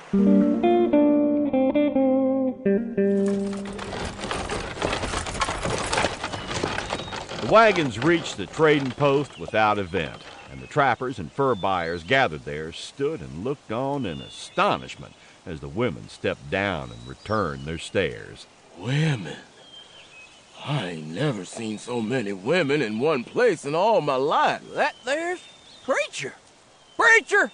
What the hell's going on, you old war horse? I'm leading these ladies to the promised land, Godfrey. The trapper eyeballed Faith. Oh, what's wrong with staying right here? Well, there ain't nothing wrong with right here, but these ladies is bound for the Willamette. The men just stared, gobsmacked, as the women saw to their teams of animals themselves before they all crowded into the huge trading post. This was the first small touch of civilization they'd experienced in several months, and it was clear that they were determined to make the most of it. Why Willamette? They got men waiting on them out yonder. Gonna get all hitched up. You boys seen a big bunch of men anywheres around here lately? A bunch come through here about, 10 days ago, and they bought too many supplies for their number. I figured they was buying for a lot of people. I didn't like the looks of them at all. How many in the bunch that stopped by here? 10. They bought enough for 50 or so. Had them a string of pack horses. They was loaded down when they left. And headed in the same direction you folks are going. Know any of them? Yeah, that no good Villiers was with them. But what made me suspicious was that Pierre and Trudeau were nowhere to be seen. You boys know something that we need to know? Fellas, them gals there, when we started out, there was 150 of them. Some of them had kids. Bedell and his bunch of bastards ambushed a lot of us. They hauled away a bunch of gals and did unspeakable things to them and their little ones. We got some of the women back, and we killed a bunch of Bedell's men and the whores that was working with them. They killed a lot of us. They got Charlie Burke and Ned Mason, and they got my good horse Hammer. They killed the Missouri men that was helping us, and they killed the young soldiers that was there to protect the women. And we beat the crap out of them and got some of the women back. But Bedell and the ones that got away spread all sorts of lies about us to the Injuns and brought the Arapaho down on us. We had to kill a lot of damn decent people defending ourselves before we got that mess straightened out. It brought down death and horror on a lot of good folks, and they need to be put down. Well, they're dead men if they return here. I can guarantee you they will be shot on sight. You were right, Trap. Oh, we should have put lead in a whole bunch of them. We was just about to set out for Canada, Preacher, but we can change our plans and ride with you. No point in any of you risking your shirts for this gumming foul-up. And you people keep your mouths shut about what I told you, you hear? But Dell and his crew find out you know all about the evil deeds, they'll come back here and do some butchering in the night. If any of them get away from me, that is. Preacher walked over to the door of the trading post. All right, let's get this circus on the move, people. We got mountains to cross. Rejuvenated by the stop at the first lone light of civilization after hundreds of miles of plains and wilderness, the women pressed on westward, determined and strong. They were trail-wise now, felt that nothing could stop them if they had anything to say about it. The preacher and the boys were proud as punch. The hot and dusty days creaked and rattled past, and the wagons pushed on without seeing any sign of Bedell and his gang. 2 days after crossing the river, Steele's pony rejoined the train after another scouting trip. Tomorrow we fight. Bedell and his men have laid out what appears to be a very elaborate ambush. Perhaps too elaborate. How many men? I counted 40. They have pulled in their scouts and now wait in hiding. You got a plan? I do. But it is a very risky one for us. It could misfire. Lay it out, Steele's pony. The Delaware took a twig and started drawing in the dirt. He had worked his way in close to the encampment and memorized the positions of Bedell's men. He highlighted each ambush point. As before, it appeared to Preacher that Bedell was supremely confident, and now that overconfidence was gonna blow right up in his face. So you see, they will be waiting to ambush the wagons here. He's a fool. He ain't looking to his back. Seems like Trudeau or some of the others would point that out to him. I think that Bedell is a man who does not take kindly to the suggestions of others. All right. Let's put 10 women up here at the top of the cliff surrounding Bedell's camp. We go in from the rear. We'll send the wagons on like normal, so Bedell thinks we're walking right into his trap. But the wagons stop here on the flats and turn their broadsides to him. There ain't no way Bedell's men can approach him from any direction without getting the crap shot out of him. The women on the ridges will open fire, and we move in. That it, Steele's pony? That's the way I see it. Let's do it. Preacher chose the women carefully and moved them into position that night. They would cold camp and get ready for the morning. 10 women would be firing, and 10 others would be reloading. Each woman carried 2 rifles. There would be a nearly constant barrage from the ridges that would keep them pinned down and cut off, allowing Preacher and the other men time to work their way in among those trapped near the rear. Back at the main camp, Rupert eyed the diagram Steele's pony had scratched into the dirt. It's hard to believe anyone would be stupid enough to position their forces like this. Are you certain in your mind that you want to go in with us? Now, we ain't planning on taking no prisoners, son. Rupert glanced over at Snake. The old man was patiently and skillfully sharpening his scalping knife to a razor's edge. He was planning on taking him some hair. All the mountain men had unpacked their bows and quivers of arrows for that first silent kill at dawning's light. Steele's pony had gathered up some plants, pounded them into a thick and smelly pulp, and was soaking his arrow points in the solution overnight. Poison. Kills slow, very painfully. These men deserve no better. I would not use it on an animal. I have too much respect for them. Oh, yes. I'm going in. Preacher looked hard at the young man. He saw a very different person from just a few months ago. Rupert Worthington would never again fit entirely into genteel Virginia society. The West and the wilderness had left its mark on the career Army man, and like a deep tattoo, it could never be removed. There was finely tempered steel in the man now. Most of his past illusions about right and wrong had been blown away like smoke in a high wind. You'll never leave the West again, will you, boy? I don't plan to, sir. I will ask that I be posted to the wilderness. You see, I happen to know a new fort is to be built in the Dakota Territory. I shall ask to be sent there. I have some experience in constructing and engineering. I wish you luck. Snake sheathed his blade, got up, and walked away. Did I say something wrong? No. He goes off to sing his death song. His death song? He does not believe he will live to see another nooning. He told me. But leave it alone, son. We know what to do. I done promised him I'd bury him high. Now get some rest. Tomorrow's gonna be right busy. After Rupert had gone to wrap up in his blankets, Preacher looked at Steele's pony. You know something I don't? Snake has a sickness inside him. A growth that keeps getting bigger and more painful. I have seen them in others. The pain just gets unbearable at the end. He chooses to go out as a warrior. It is a good thing, I think. He told me about your promise to him. You see a doctor? Snake? No, of course not. But he's tired, Preacher. He wants to rest. Forever. Ought to be right interested come the dawning. Yes.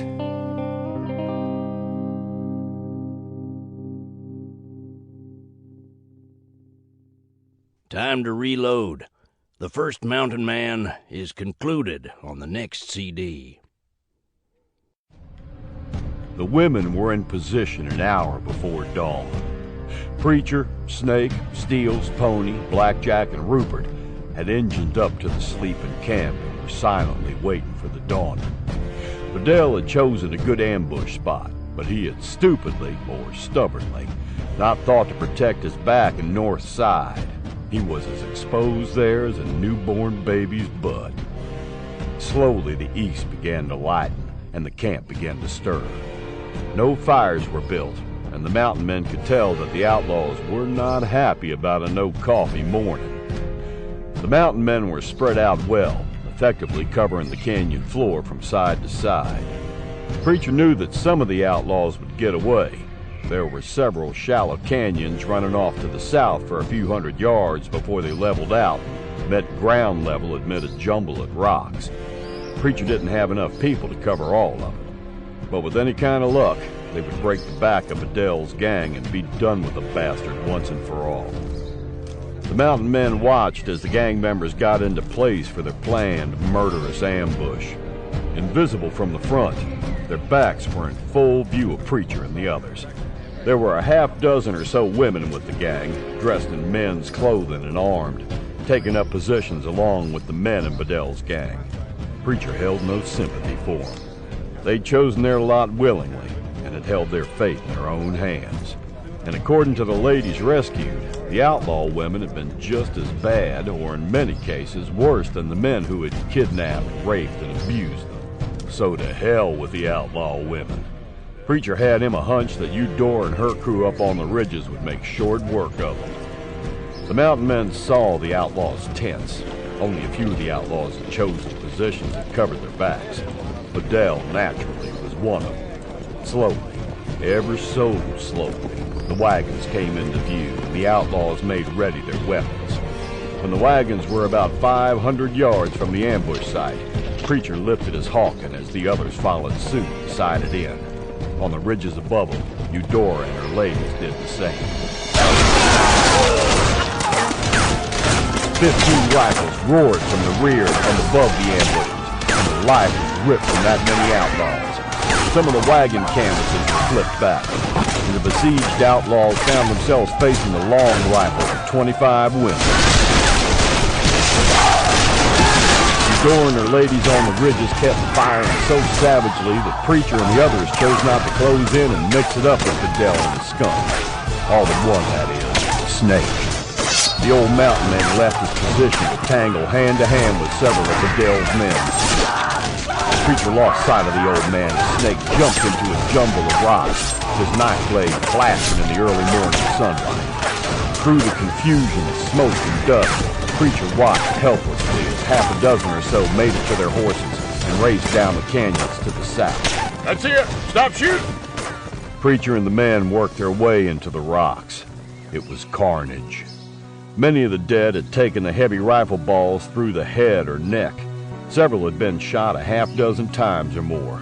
A few were still alive, but their wounds were grievous, and none of the mountain men, Rupert included, felt any great compulsion to offer any comfort or aid. And Snake? Well, Snake lay among the dead, shot several times. The old man had sliced the life out of 3 outlaws before his soul had left his body. Snake lay on his back with a smile on his lips, his right hand still gripping his knife.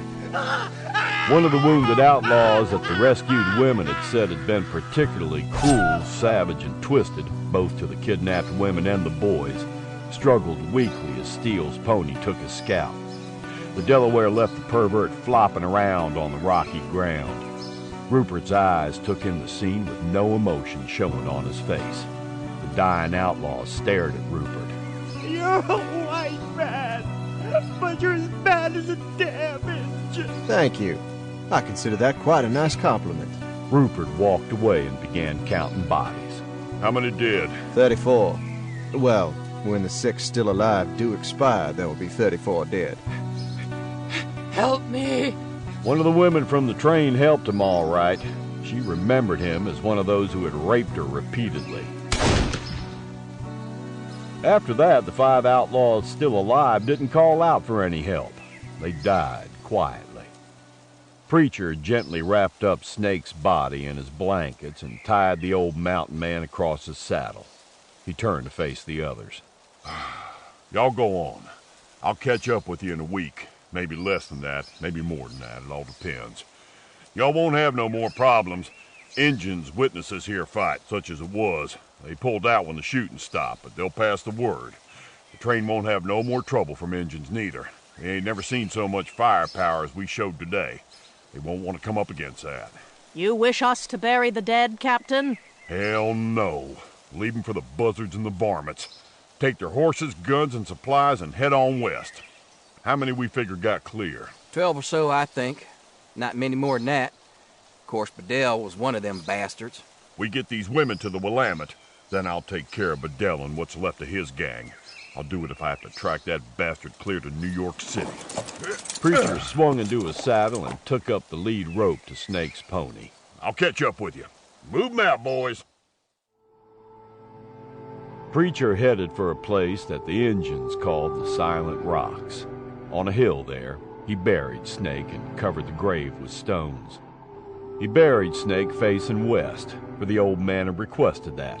Said he'd always liked to sit and smoke his pipe and watch the sun going down. Gave him a right peaceful feeling. Preacher took off his hat and held it by his side.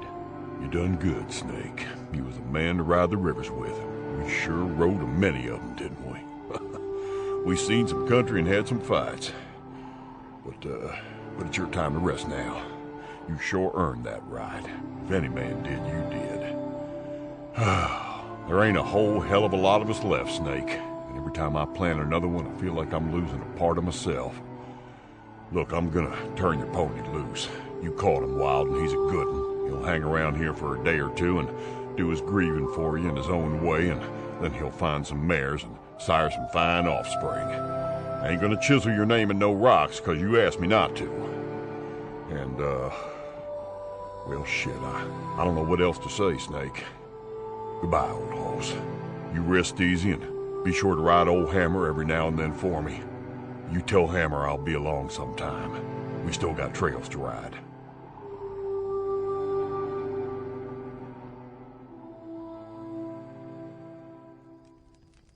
It was several weeks before Preacher caught up to the wagon train where they were camped for the night.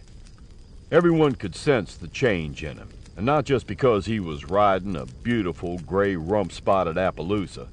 The spotted horse was bigger than most of his breed, and he had a mean look to his eyes, although he was gentle with Preacher and seemed devoted to him.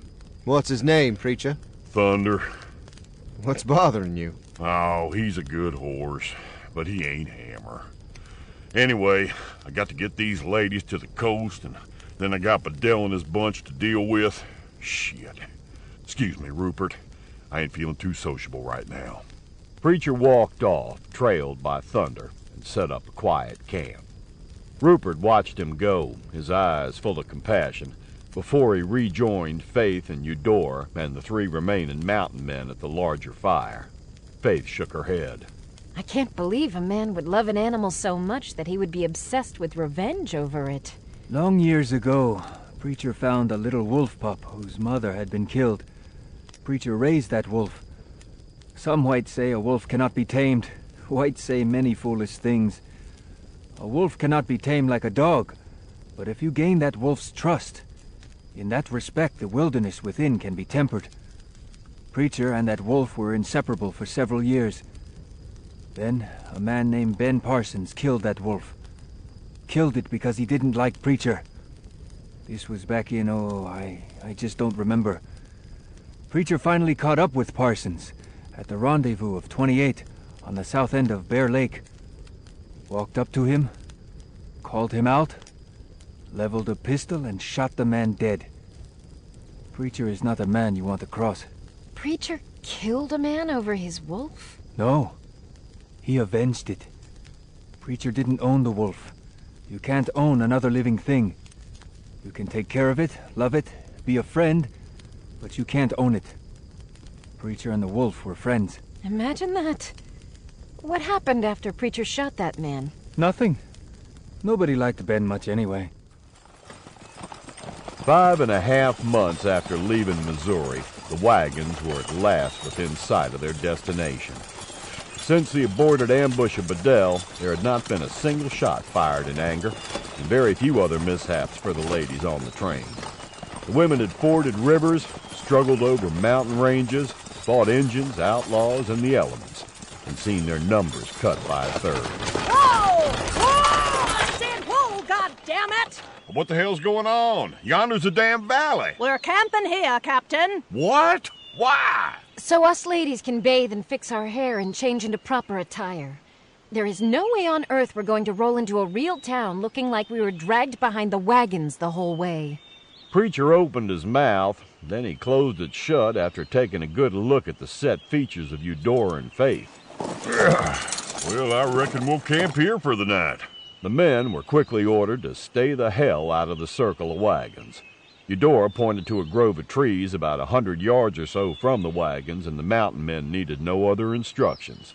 They dutifully trudged over to the trees and made their own camp. Some of the men from the Willamette Valley decided they'd ride over to check out the ladies. It took them about 15 seconds for them to realize that they had made a ghastly mistake. Looking at the muzzles of 50 rifles will do that to a man. They decided to join the other men under the trees. It was then that Preacher realized he had been wrong about the man from Washington. The ladies were expected, and they were spoken for. It made him feel some better about politicians, but not a whole hell of a lot better. Even the banker made it up to the men's camp, and Preacher was right glad to see him. He handed the man a cup of coffee. This is becoming a regular yearly visit for you, Preacher. Oh, not no more. This is my last run. Somebody else can look out after them poor pilgrims from here on in. You got my money? The banker handed Preacher a thick envelope. Preacher thanked him and took his friends aside to divvy up. This is more money than I've seen in many a year. I think I'll leave the mountains and head on down to California and buy me a little business of some sort. Ha! You lie. Sure I do. You didn't expect me to tell the truth, did you? That would be a novel experience, to say the least. What you gonna do, Delaware? Ride with Preacher if he wishes. Yeah, I think that there's a right good idea. No, I appreciate it. I truly do. But it's my fight, boys, and mine alone. It's a personal thing with me. I lost good friends on this run. They'd still be alive if it wasn't for me. Now they lay 'em moldering in the ground, them that we could find, that is. After I say my goodbyes, I'll be pulling out before the dawning. Preacher nodded to him before walking away. His friends eyed each other. What do you boys think? He's got the feel of destiny on him, like Snake did. If he doesn't survive, we can hunt the scum down. But I don't think that will be necessary. I don't know. My head tells me to go after them murdering bastards. To hell with what Preacher said. But my gut's telling me something different.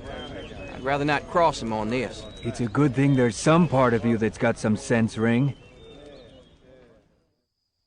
That night, long after the wagons and most of the tents had gone dark, and nearly everyone was asleep, Preacher pushed back the flap on Faith's tent and stood for a moment. She lay in her blankets, the lone lit candle highlighting the sheen of her strawberry blonde hair. Her freshly washed hair and skin shone like sunrise and snow. Preacher silently blessed Eudora's wisdom. She lifted her head, leveling him with her beautiful eyes. The blanket slid down a little. Her shoulders were bare, and it wasn't hard for Preacher to see that under the blankets, everything else about her was bare too. I thought you'd come by to say farewell. Well, here I am. And? Preacher smiled and laid his rifle aside. She watched him kneel and take off his shirt.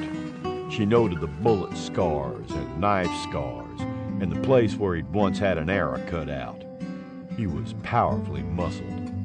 He reached out and gently touched her face with a hard and calloused hand. Is that the best you can do? Preacher pinched out the candle.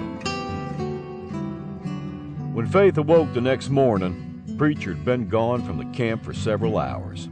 He had left her a note on his pillow. I know you're going to write about me. I don't mind. Just tell the truth. I will, Preacher. I will. The Appaloosa was a strong horse and loved to roam. Preacher had known when he'd first laid eyes on him, he was the first horse he'd seen in a long time that would be a match for Hammer. By the time Faith had awakened, Preacher was miles from the Willamette Valley. Preacher knew he had a long way to go, not a whole lot of time in which to do it.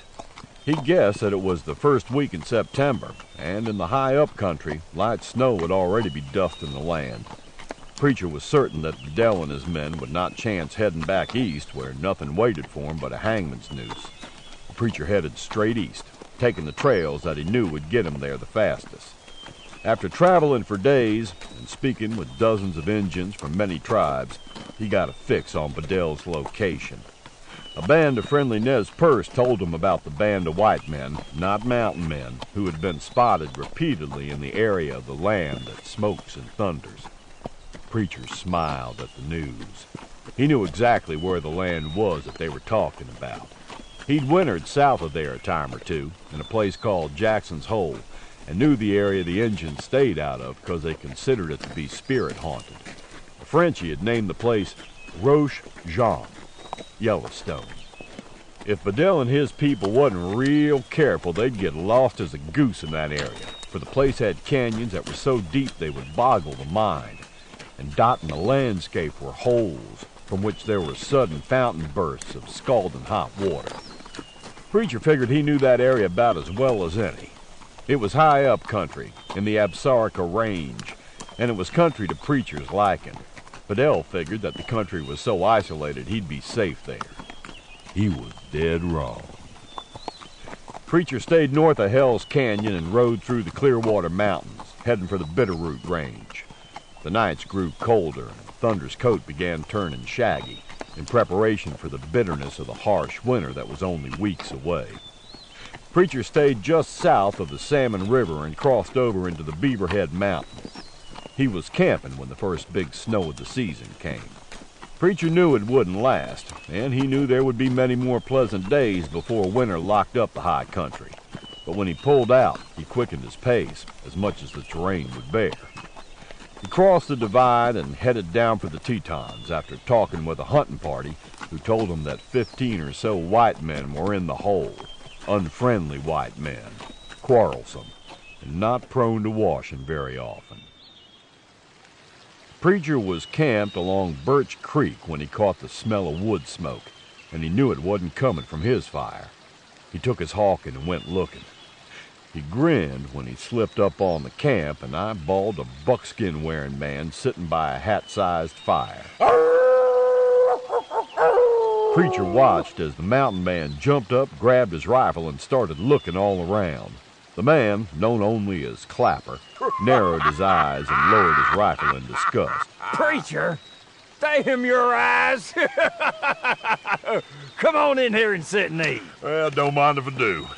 I heard tell you was surrounded by petticoats earlier this year. I was. Got most of them over to the valley. Now I'm looking for the men who ambushed the train and killed my good horse. Hammer's dead? Yeah, I buried him on the plains. Look, you seen any sign of life over at the hole? Not personal, I ain't. But some wandering flatheads told me there's a group of damn fools thinking about wintering in the hole. I'll allow as to how I near about froze my butt off that winter me and Russell spent there. Back in 33, I think it was. We reckon without telling no lies about it, it got down to close to 75 below at times. Joe Meek wintered in there last year, even after me telling him it was a frozen hell. Preacher nodded his head and was silent. Clapper stared hard at him. Is you hunting these men, Preacher? Yeah, I damn sure am. These no-counts murdered and raped women and children. He's got to be put down. If you don't mind, I'll go get my gear and bring it over here. Oh, sure thing. And then you can tell me all about what it's like to be surrounded by 150 fillies for 2,000 miles. Ha ha ha ha. Not the good parts. Them's private. It wasn't long before Preacher found himself staring out over what was then called Jackson's Hole. The mountains around the valley, approximately 80 miles long and 15 miles wide, had been referred to as Tiwanack by the Shoshone. Others called them Shark's Teeth and Pilot Knobs. But the name a French trapper gave them has topped the list and remained constant over the years. The Grand Tetons, Big Breasts. Preacher dismounted and squatted down for a time, studying the land below him. He was high up, just below the timberline. He couldn't spot any smoke from cook fires. He wasn't at all certain Bedell and his gang were even in the hole. They might have moved north to the land that thunders and smokes. Preacher figured that's where he'd find most of them. A couple of Shoshone had told him that the white men had split up, the larger band moving north out of the hole and into the place of haunted spirits. Preacher took his time heading thunder down, staying with the timber whenever possible and using every bit of cover he could find. Reaching the valley, Preacher stayed away from the scrubby floor and stayed near the base of the slopes, weaving in and out of the timber. He paused often to view his surroundings through his spyglass. Nothing. He left the slopes and headed on to the valley, staying to the west side of the Snake River. Then he smelled the smoke. Preacher stopped and looked all around him, but he could see no signs of fire. That meant the fire was a small one and built under low branches to dispel the smoke. He swung down and picketed thunder. Then he stood for a moment, sniffing the air. Taking his rifle, he headed out on foot, following the smoke odor as it became stronger. He almost blundered straight into the small camp, catching himself just in time. The camp was a good one, well concealed with a little lean-to built up against the side of a bluff. The lean-to told him it was a one-man camp, but he could see no man. Preacher didn't want to harm some innocent, so he waited for the better part of an hour. He heard a shot coming from the north and figured the man had killed him a deer or elk, so he just made himself more comfortable and waited. Sure enough, the man soon came trudging back in, toting a chunk of the carcass. Preacher figured the man couldn't drag the whole deer back and decided to spare himself some weight. The man laid the meat down and propped his rifle against a tree. Preacher stepped out, his hawking leveled, and the man's eyes widened in shock. Just stand easy. Raise your hands. I might decide not to kill you. You start making funny moves, I'll blow your kneecap off and leave you here to die. I told Bedell you was a devil. I told him you'd not give up. And I was right. Where's Bedell? Gone north, up into the Absarokas. Him and most of the gang. How many? Hard to say, and I ain't lying about that. Half a dozen more finally linked up with us some weeks after the failed ambush in the rocks. He got 6 of the women with him. Laura and Kim died on the trail. Why don't you give me a guess? I'd say 12 men and the women. There's 5 or 6 others like me who decided to go it alone. Providing you let me live, what's my chances of making the winter here? Poor to none. If the Injuns don't get you, the weather will more than likely kill you. This ain't no place for a damn pilgrim. Whereabouts in the Absarokas? I don't know, and that's the God's truth. Somewheres along the river's all I know. Them Frenchies with Bedell said they know the place. When'd you join up with Bedell? I didn't leave out of Missouri with him, if that's what you mean. And I didn't have nothing to do with the ambushing of the train and the using of the women. I ride the dark trails, I admit that. But I ain't no rapist. Yeah, well, I only got your word for that. That's true. But I got me a tin type of my mother in my purse. How many outlaws you know would do that? You got 2 pistols outside your coat. How many you got inside your coat? None. Preacher leveled the Hawken, the muzzle straight at the man's belly. If you're lying, you're dead. Now drop them pistols on the ground and open your coat. The man did exactly as he was told. He was carrying no other weapons save a knife on his belt. Now you listen to me. You pack your gear and get gone from here. Take the south trail out of the hole. There's a trading post south and some east of here on the green, if the engines ain't burned it down, that is. Follow the green on down and you'll find the trail back east. West is a cutoff. East is back home. You go back home, and don't never let me see you west of the Mississippi again. You're letting me go? I'm letting you go. Now get! 15 minutes later, that man was gone. Preacher had let him take his rifle, his pistols, and a bit of grub. Preacher followed the man for a ways, and then brought his horses in close and cleaned out the lean-to, laying down fresh boughs for his bed. Then he set about jerking some of the venison. He fixed steak for his supper, hung the meat up high away from his camp so as the bears couldn't get at it, and lay down to rest, his rifle and pistols at hand, just in case the man he'd cut loose had a change of heart. A light snow dusted the hole during the night, but Preacher knew it would be gone by mid-morning. The sky was blue and nearly cloudless, and the sun was bright. He pulled out, taking the west trail, following Cottonwood Creek up to Jenny Lake. He camped there for a night. 5 miles out of camp the next morning, he smelled smoke. And it wasn't no little one-man fire, neither. He felt he'd finally come up on the breakaway band of Bedell's men that the outlaw he'd cut loose had told him about. Checking his rifle and pistols, Preacher set out on foot. Now, by God, I start ridding the land of 2-legged vermin. Preacher approached the outlaw camp cautiously. 3 men and a woman were sitting around the fire, but there were 5 saddle horses at the picket line. Preacher sank down in the brush and waited. When the 5th man finally made his appearance coming in from the north, Preacher used the noise the man made settling in as a cover to move in close enough to catch all the words being spoken. The newcomer poured a cup of coffee and sat wearily down with the group. I went up high. No signs of anybody else in here with us. No smoke, no movement, nothing. I think we're clear. You reckon Preacher give up the hunt? I expect he did, Nellie. There ain't no one man gonna take it after no 20 men alone. I just wish we'd have brung along some of them women we had. I'd like to hear 'em holler when all of us started humping 'em. The outlaw's head snapped back, and for a moment he had a real odd expression on his face. Then he fell face first into the fire. Preacher stood and jerked out his pistol just as the outlaw's hair caught on fire.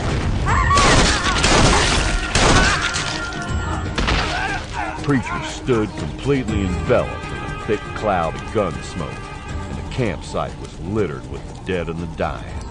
Preacher shifted positions and reloaded. Then he stepped out to the clearing.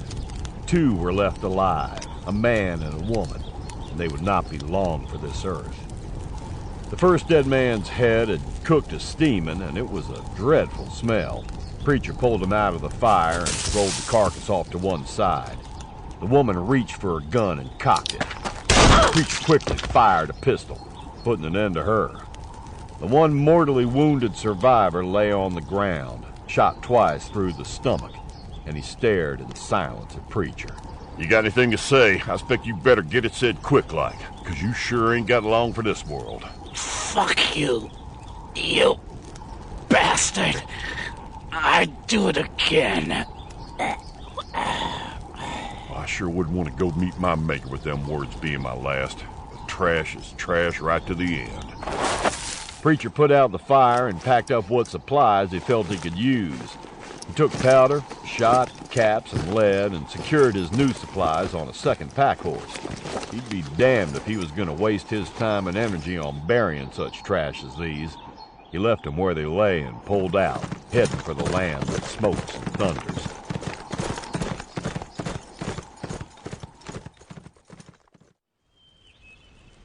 Miles to the north, Villiers stared morosely into the fire.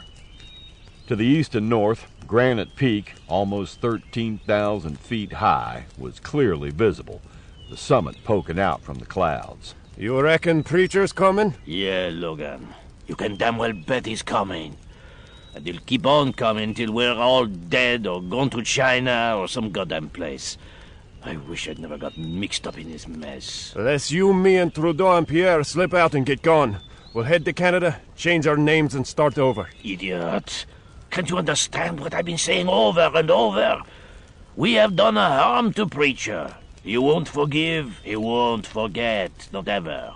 He'll hunt us all to the grave, and then probably come back and haunt us.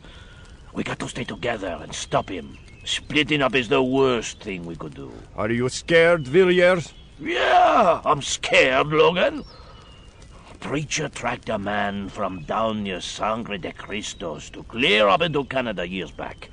He found him camped along a battle, left him dead on the riverbank, wouldn't even bury him. You know what that man done?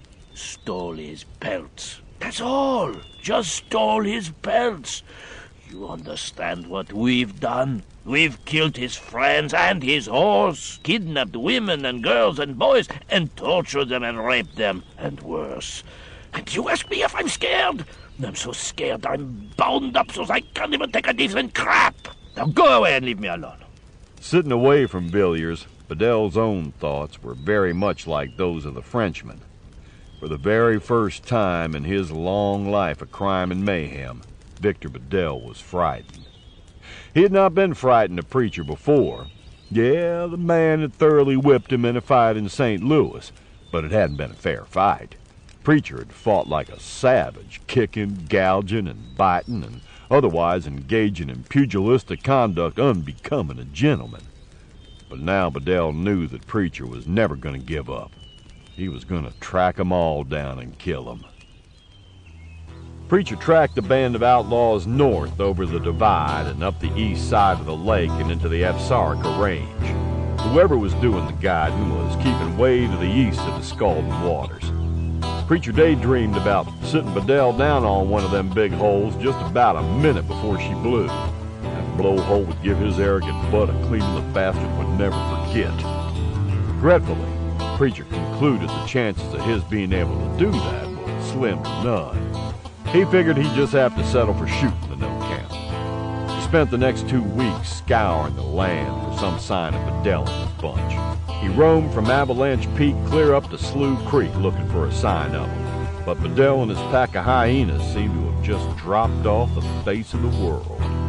As Preacher awakened one morning, he stretched in his blankets and took him a lungful of high mountain air. With the cold air, he sucked in the strong smell of wood smoke and the faint odor of frying bacon. He smiled and came out of his blankets like a puma on the hunt. He dressed quickly, knowing that it was no bunch of Injuns frying bacon. Gotcha. Making certain that Thunder was safe in a brush corral, Preacher took his rifles, his bow and quiver of arrows, his pistols, and ample shot and powder, and struck out on foot, literally following his nose.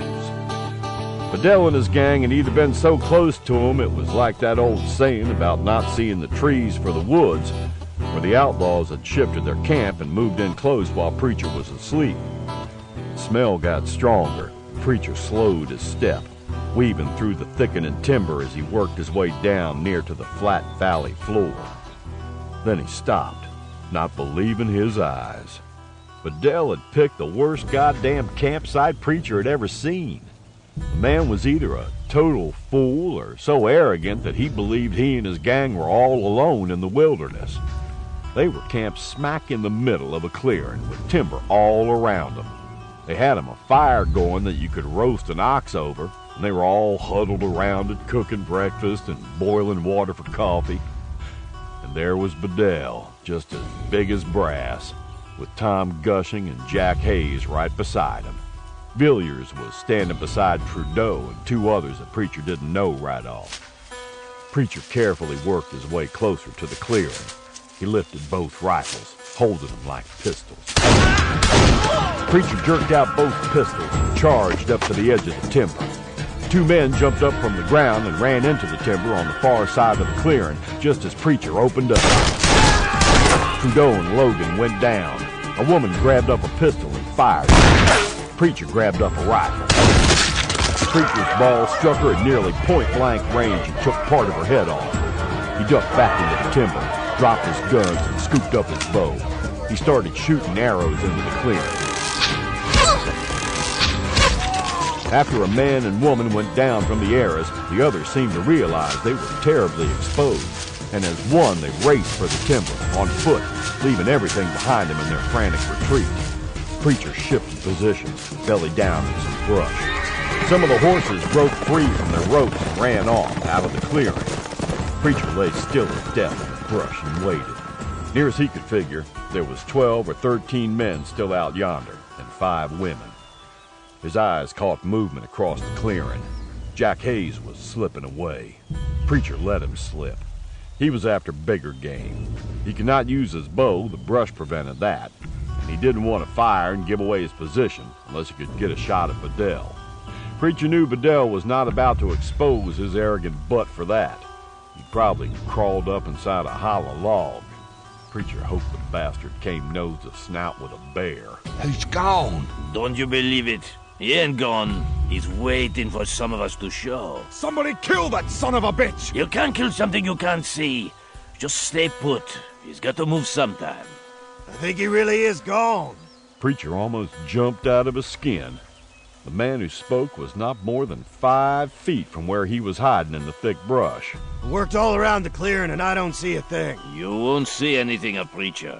The Indians don't call him Killing Ghost for nothing. He's gone. I can see Gar from where I'm at and no sign of Preacher. Then if you're so sure, Wade, you and Gar step out into the clearing. Neither man was that sure Preacher was gone. Preacher waited, as silent as the ghosts that were his namesake. Who's down? Eli, Abel, Trudeau, Logan, Nina, Ruby, Pete, Dixon. God damn it! Everybody stay right where they are. Nobody move. We got all the time in the world. Minutes ticked past, and the outlaw men and women got restless, just as Preacher figured they would. Villiers and Pierre didn't, however. Preacher figured that, too. Those were mountain men turned bad, and they had just about as much patience as Preacher. The man to Preacher's close right suddenly sprang out of the timber and into the clearing. He ran for a pile of supplies and disappeared behind it. Then the man on Preacher's left did the same thing. Preacher didn't move anything except his lips, which curved into a knowing smile. Another man cautiously stepped out of the timber across the clearing. Another followed him. Then another man and a woman stepped from the timber sanctuary. He's gone. That ambushing sorry son of a bitch is really gone. Preacher shot Jack Hayes through the head, then grabbed up his pistols and gave those in the clearing every barrel, and he had double-shotted several. Preacher worked his way out of his cover. Staying in the timber, Preacher made his way all around the clearing, then through to a patch of clear. Far away, he could see the riders galloping off on their horses. He counted 9, maybe 10. At this distance, he couldn't be sure. One thing he could be sure of was that he had played hell with Fidel's gang, and that he now had most of their supplies, and winter was only a few weeks off. Preacher returned to the clearing and packed up what he felt he could use and secured the rigging on a big pack horse that had broken loose. He took all the powder, and there were several small kegs in addition to the horns each man and woman had carried. He turned the remaining horses loose to run wild. Preacher took his time tracking the remnants of Bedell and his gang as they headed deeper into the Absaroka wilderness. He suspected that sooner or later, probably sooner, they would have an ambush set up for him. They had to be hurting, because Preacher knew they had precious few supplies left them, and if they had doubled back, which they had not done as yet, they would have found that Preacher had burned all the supplies he hadn't taken with him. So far, he'd heard no shots at all, so they weren't eating any fresh meat. He didn't know what they were doing for food, for there were no more than a few miles ahead of him, and in this country he would have heard any shots. Just then, his ever-roaming eyes caught a bit of color that didn't fit in with the surroundings. Preacher safely left his saddle. Rolling to his knees, Preacher brought his hawk to his shoulder and sighted in. The man stumbled out of cover, both hands holding his punctured belly, his face pale with pain and shock. Tom Gushing fell to his knees. You've killed me, Preacher! I damn sure tried my best. The man pitched forward on his face. Preacher squatted where he was and reloaded. Then he walked up to the man and stood over him. Tom rolled over onto his back and stared up at the mountain man. You sure played hell with us, Preacher. You should have took my advice back in Missouri, Tom. I told you to go on home and leave me alone. You gonna bury me proper and read words from the good book over my grave? No, I ain't planning on it. But you can't just leave me for the varmints. No. Why not? That's what you'd have done for me. And don't say you wouldn't have. You don't want to die with a lie on your lips. Oh, Lord. My poor body's gonna be ate by a bear.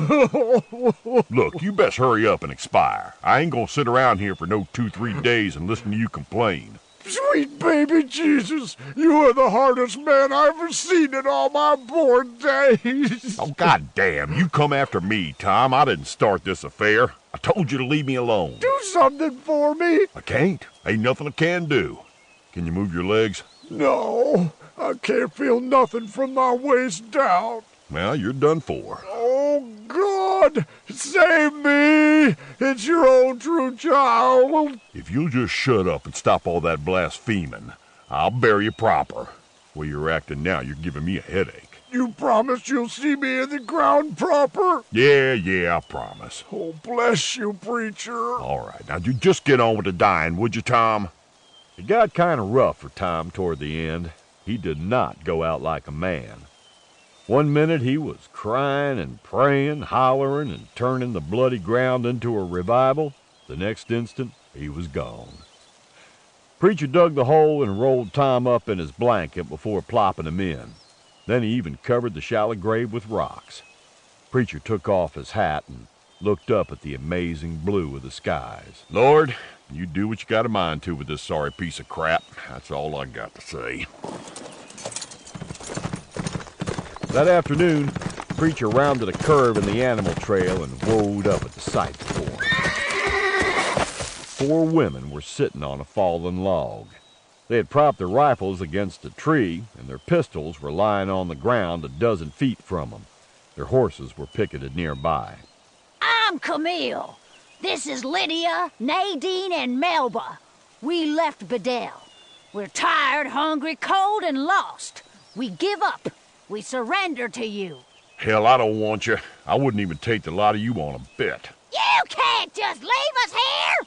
Preacher winced, and thunder laid his ears back. I'll give you enough food to see you through and blankets to keep you warm, and I'll point you in the right direction. Other than that, you ladies, you women is on your own.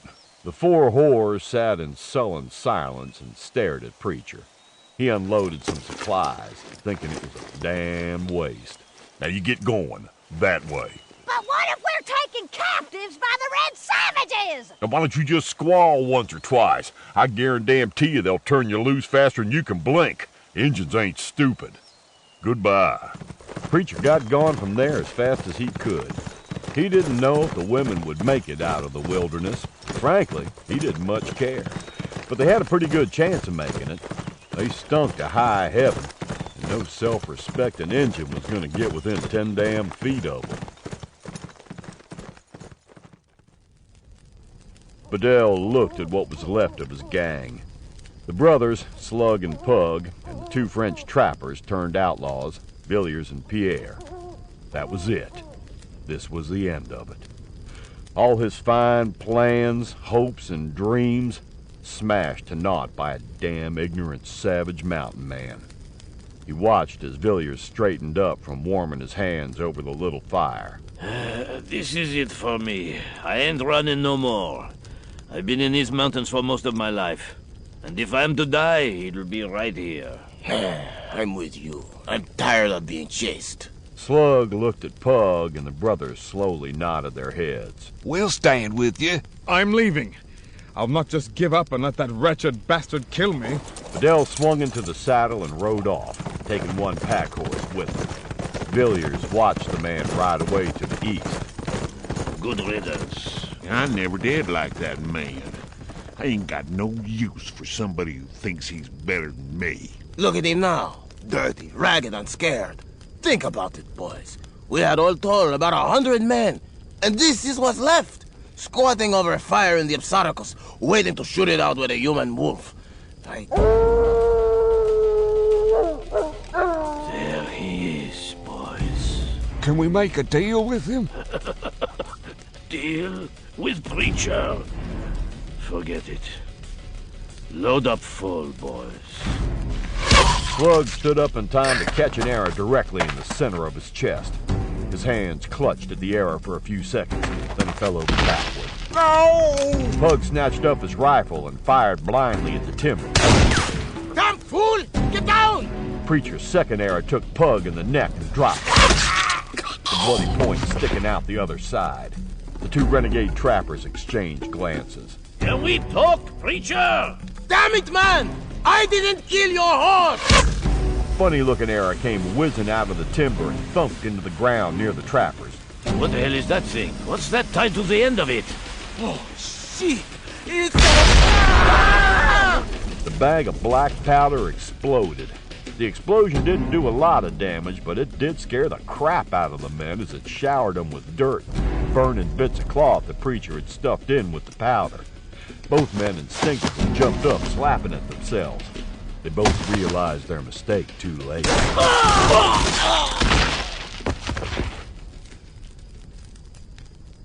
Villiers opened his eyes. He wasn't in a lot of pain, but he knew he was hit hard. He cut his eyes over to Pierre. He was dead, sitting with his back to a boulder, a bullet hole in the center of his forehead. Villiers slowly moved his head. Preacher was sitting by the fire, drinking the last of their coffee and staring at him. How bad am I, Preacher? Spine shot. I dusted you from side to side. It doesn't hurt, mon ami. Mayhaps it won't. You ain't got long. We played out our string with the wrong man, didn't we? Villiers slipped his left hand behind his sash, and Preacher smiled. I tossed away that little pistol of yours, Villiers. Yeah, you should have stayed with trapping. Bedell was a bad choice. You're right. Look, I'll tell the boys you died well. Merci. Did the others die well? Yeah, not many of them. That does not come as any surprise to me. They were riffraff. You got any kin, Villiers? No, but thank you for asking. Bedell couldn't run, did he? He was a coward. But you watch him, Preacher. Cowards are dangerous when cornered. I know. I'm glad it was you who did the deed, Preacher. I'm really glad it was. Villiers fell back and died. Preacher didn't bury any of the men. They would not have expected that courtesy, and he damn sure didn't offer it. He'd seen Bedell's tracks heading east. Run all you want to, Bedell. I'm right behind you.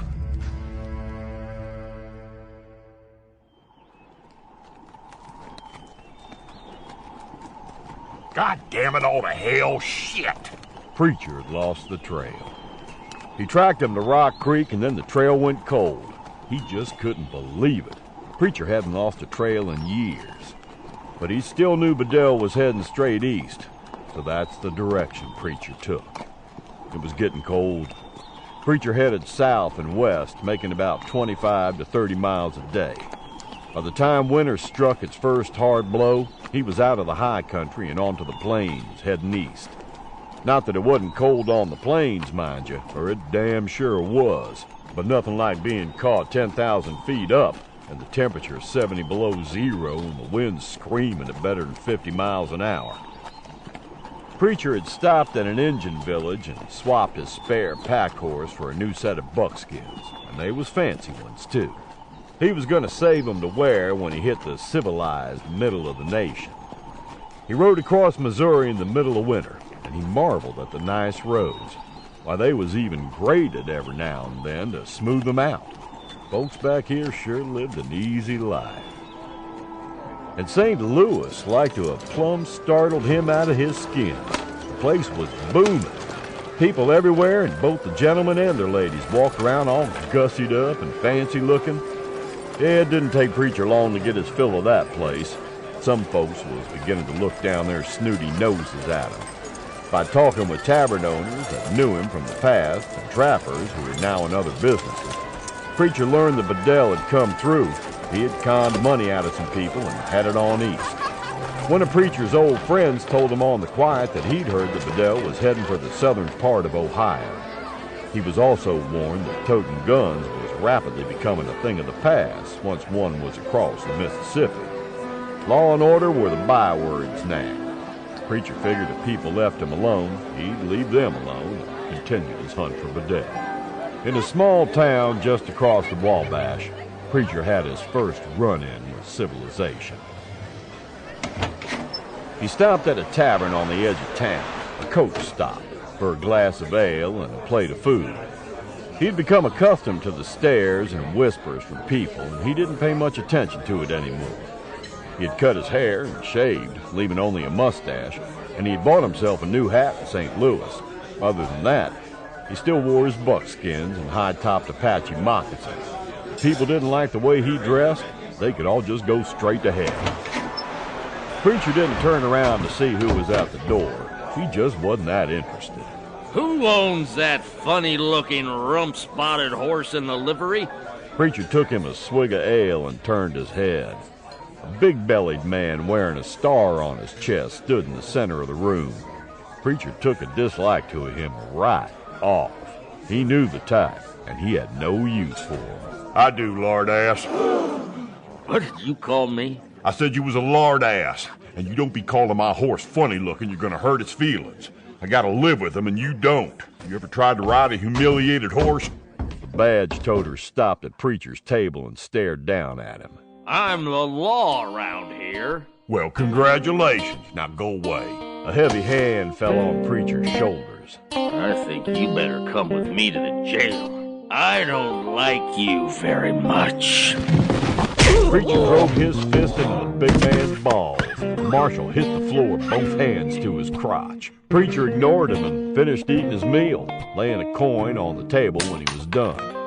Then he stood up and popped his hat on his head just as the marshal was slowly getting to his feet. The marshal reached for the pistol in his belt.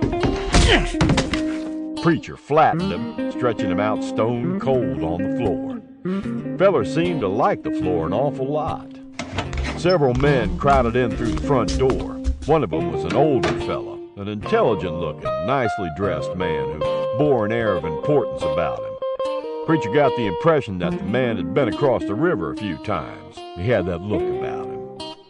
The older man sized up the mountain man very quickly. He'd seen the type before, and he knew him for men who could be extremely dangerous at the blink of an eye. Why did you knock Marshal Bobbins to the floor, young man? 'Cause he insulted my horse and put his goddamn hands on me and tried to tow me off to jail. No man puts his hands on me. Not you, not nobody. And your name, sir? Preacher. All eyes in the place went wild in surprise. Preacher was one of the most famous mountain men in the whole nation. He was right up there with Carson, Bridger, Beckworth, Smith, and Hugh Glass. Ah, I see. Well, I am Judge Madison. I'm pleased to make your acquaintance, Mr. Preacher. Well, same here. Preacher stepped over the unconscious Marshal, who had not moved since his latest encounter with the tavern floor, and he headed for the door. Might I have a few words with you, sir? Well, all right, since you were so polite. We'll use your back room, Sidney. Sidney, the tavern keeper, nodded. Preacher picked up his rifle and followed the judge into the vacant room. Ale, Sidney, and some of you men carry the marshal back to his office. Your first time back to, civilization? It's been a while. Things have changed, sir. Yeah, I noticed. You folks give badges to loudmouth bullies now, don't you? It can be a very rough job, Preacher. Takes a rough man. He wouldn't last 15 minutes in the wilderness. He'd be toting that badge in a mighty uncomfortable place. Preacher, I must give you some advice. You may take it or ignore it, but I assure you, I mean well. Speak your piece. You have come from a land filled with hostiles and fraught with danger. But it isn't that way here. We have laws and codes of conduct that most obey and follow. The marshal was out of line. Frankly, I feel he deserved what he got. Others will not see it that way. They would feel he was only doing his job the best he saw fit. You're traveling east, sir? I am. The laws will become more firmly enforced the further east you travel. You'll be seeing more towns and villages with more marshals, more constables, and more sheriffs. The wearing of skins has almost passed, so you will be attracting more and more attention as you travel. Most lawmen will be cordial and civil with you. There'll be some who might take a more aggressive stance. If they bother me whilst I ain't doing nothing, they won't be aggressive for long. Some cities have passed laws forbidding the carrying of firearms. You understand what I'm trying to tell you, Preacher? Yeah, sure I do. And I thank you kindly. Look, I'm not a trouble-hunting man, Judge. I come east to do two things. One of them is to see my ma and pa. I ain't seen them in over 20 years. Now, compared to you all and your hand-sewn pretty duds, I know I just look like a savage, but fancy clothes don't no gentleman make.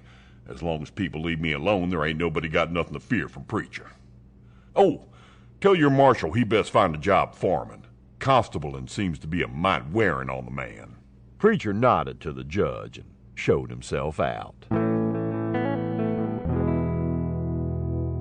4 days later, Preacher walked into a combination general store, tavern, hotel, eating place, and livery. An old man looked up from behind the counter and grinned hugely. Ain't you a sight to behold, Preacher? Dave Mott, you old mountain lion.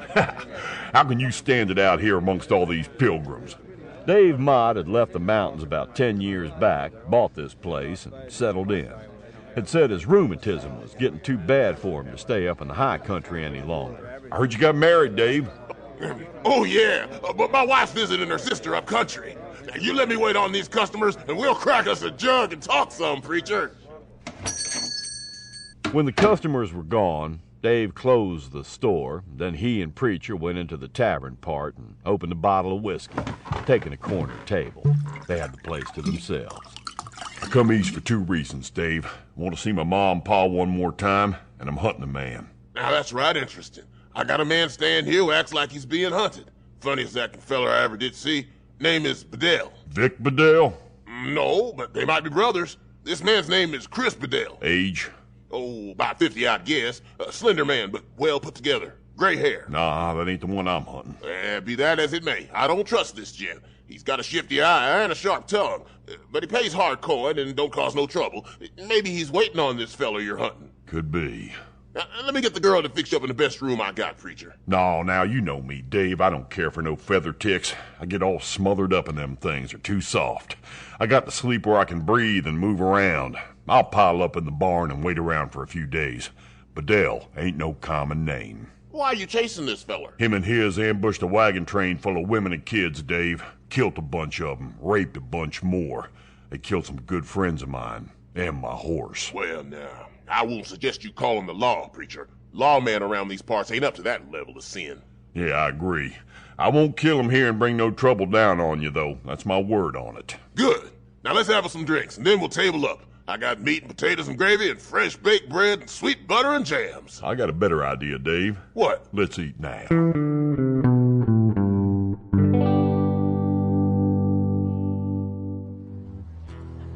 Preacher stayed close to Dave's businesses for several days. He kept to himself and away from Chris Bedell. But after seeing the man only one time, he knew it was Vic's brother. The family resemblance was strong and undeniable. Chris Bedell kept to his room most of the time, leaving only to check for mail in town every day and to take his meals, which he did sitting alone in the tavern part of the business. No doubt about it, according to Preacher's mind, the man was waiting for his brother. Thunder was getting plenty of rest, food, and care in the livery, and Preacher was getting downright lazy with no engines or bears to have to watch out for. The damn place was just downright boring. On the 5th day of Preacher's stay at the roadhouse, Vic Bedell showed up. Preacher watched him from the loft of the livery stable and smiled as the stagecoach stopped and he stepped out. His valise was tossed down to him. Chris Bedell hurried out and shook his brother's hand, and then the two of them disappeared into the large building. Preacher was sort of at a loss as to what to do next. He didn't want to bring no grief down on old Dave's head, so whatever he did would have to be done away from the tavern. So that meant he had some more waiting to do. About an hour after the Bedell brothers had disappeared into the hotel, Dave came strolling out to the barn carrying a bundle and set about fiddling with some bridles. When he knew they were alone, he glanced over to where Preacher was leaning out of sight. The brothers has arranged to buy 2 horses from a local man. They'll be leaving first thing in the morning. They're heading east. Now there's some dark woods about a half a day's ride from here. Runs for miles. Used to be highwaymen's favorite place to force a stage driver to stand and deliver. Now here's food for you. It was good seeing you again, Preacher. Give my best to all the boys back in the high country.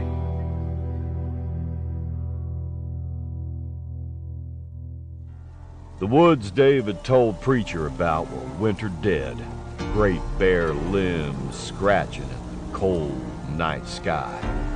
But the dried-out brush underneath was thick and concealing, perfect for what Preacher had in mind. Preacher picked his ambush spot with care and waited there until dawn. It was bitter cold, but he didn't risk a fire. He still didn't know exactly how he was going to pull this off, but he knew that it would come to him. Preacher settled in. One thing he had was patience. The sun rose a bit more, lightened but not warming the dreary eastern woods. Preacher peeked out of the brush and pulled his pistols. Vic and Chris Bedell were walking their horses through the timber. When they reached the ambush point, Preacher stepped out and leveled his pistol. End of the trail, Vic. Dismount. Both of you. What is this? God damn it! How the hell did you find us? Dismount, or I'll kill you both right here. The mountain man you spoke of? Vic was so angry he couldn't speak. He just nodded his head. I am a man of some means, sir. $1,000 to you if you'll leave us alone. I think that is a fair offer. You know what your brother done? Yes, but killing him won't bring those women back. Take the money, man, and leave us be. I must warn you, sir, I am a man of importance in this state. Harming me would ensure a noose around your neck. You know all that your brother done and you want to defend him? You're as sorry as your no-count brother. We're brothers. Blood is thick, mountain man. Not none of yours. Bedell blood's tainted. You're both evil. Chris Bedell went for his gun. Chris's horse charged into the trees. Chris's foot was hung up in the stirrup, and horse and man both disappeared into the woods. Vic spurred his horse and Preacher dropped his pistols and leaped forward, dragging the man from the saddle.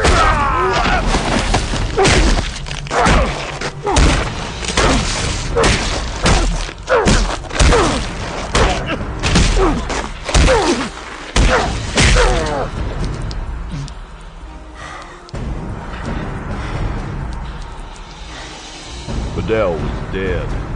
The mountain man stood for a moment by the side of the dark road.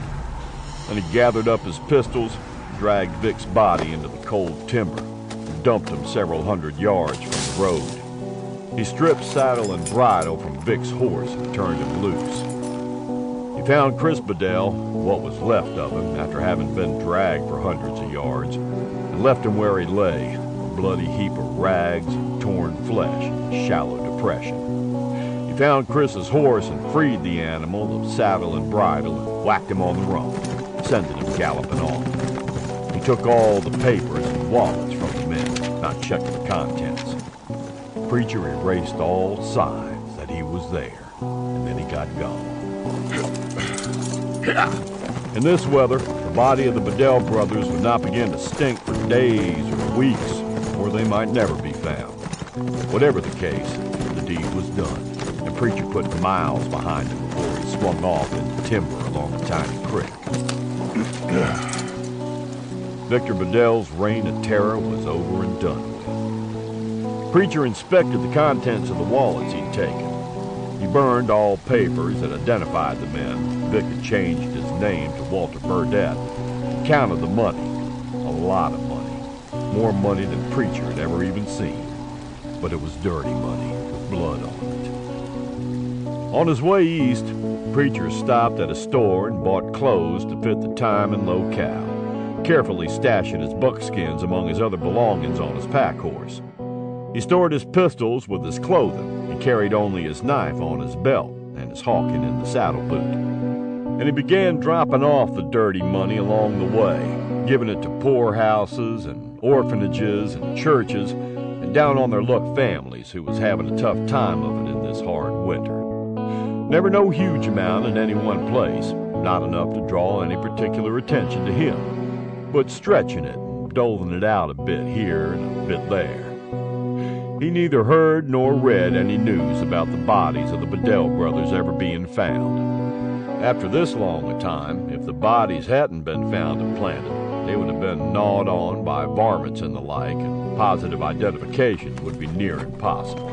And Preacher was amazed, awed, and he had to admit, a bit frightened as he rode deeper and deeper into civilization. God dang! Preacher saw a huge train roaring through the countryside on steel tracks. Damn thing belching smoke and spewing out sparks and racing along at a terrible rate of speed. How the hell can anybody be comfortable riding that fast? That just ain't natural. Damned if I'm ever gonna get on one of them things. Who needs it?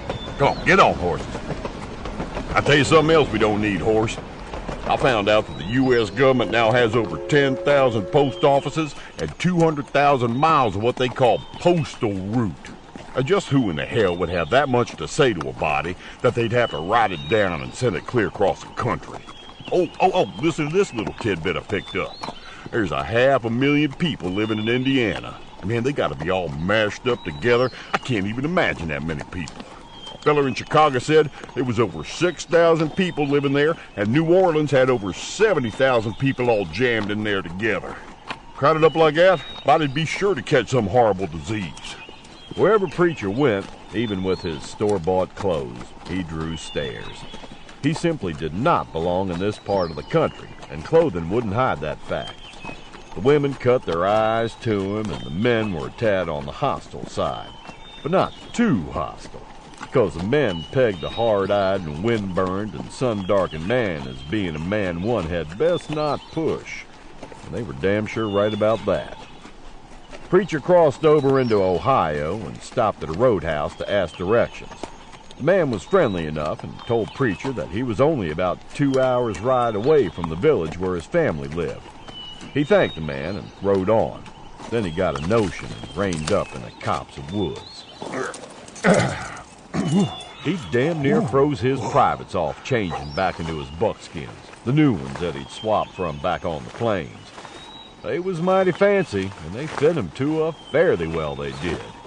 He unwrapped his new bright red sash he'd bought back in the city and wound it around his flat and hard-muscled belly, sticking one of his big pistols behind the sash.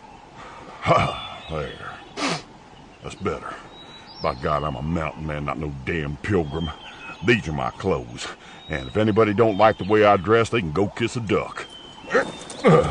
Come on, horse. Let's go see Ma and Pa.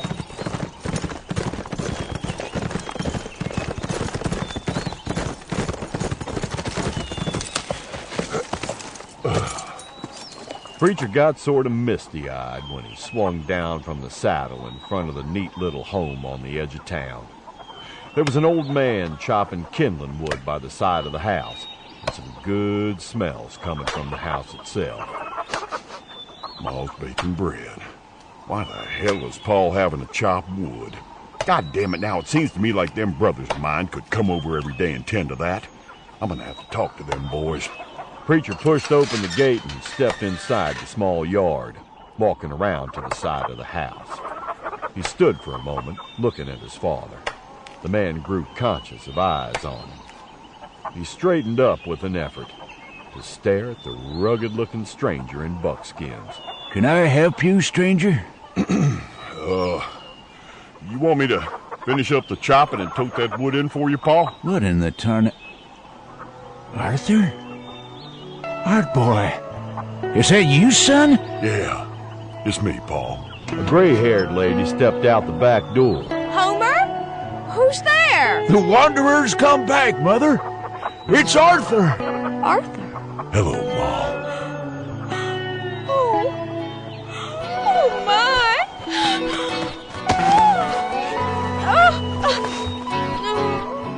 The lady was off the porch and into Preacher's arms.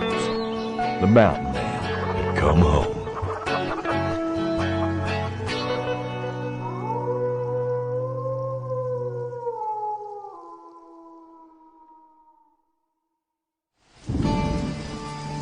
The first Mountain Man 3, Absaroka Ambush, is a graphic audio production. Copyright 1993, William W. Johnstone. Production copyright 2007, The Cutting Corporation. All rights reserved. Published by arrangement with Kensington Publishing Company. All rights reserved. Performed by Mort Shelby, Richard Rowan, Terrence Aselford, Annette Savard, Ken Jackson, David Coyne, Colleen Delaney, Christopher Graybill, Johann Detweiler, Dan Smith, Kate Torrey, James Konachek, Thomas Penny, M.B. Van Dorn, Michael Glenn, James Lewis, Karen Carbone, and Michael John Casey. Additional red shirts by the Dead Giveaways. Directed by Bob Supan. Produced by Rick Rowan and Dwayne Beeman. Executive producers James Cutting, Mary Cutting, and Angie Cornett. Dialogue editing and graphic audio sound design by Johann Detweiler. Book adapted for graphic audio by Cheryl Hayes. Additional original music by Johann Detweiler. If you enjoyed Absaroka Ambush, read the Pinnacle Edition. Visit www.kensingtonbooks.com and be sure to look for William W. Johnstone's Blood Bond and Eagle series. Available from Graphic Audio, road stops everywhere at 1-800-670-5220 or at www.graphicaudio.net.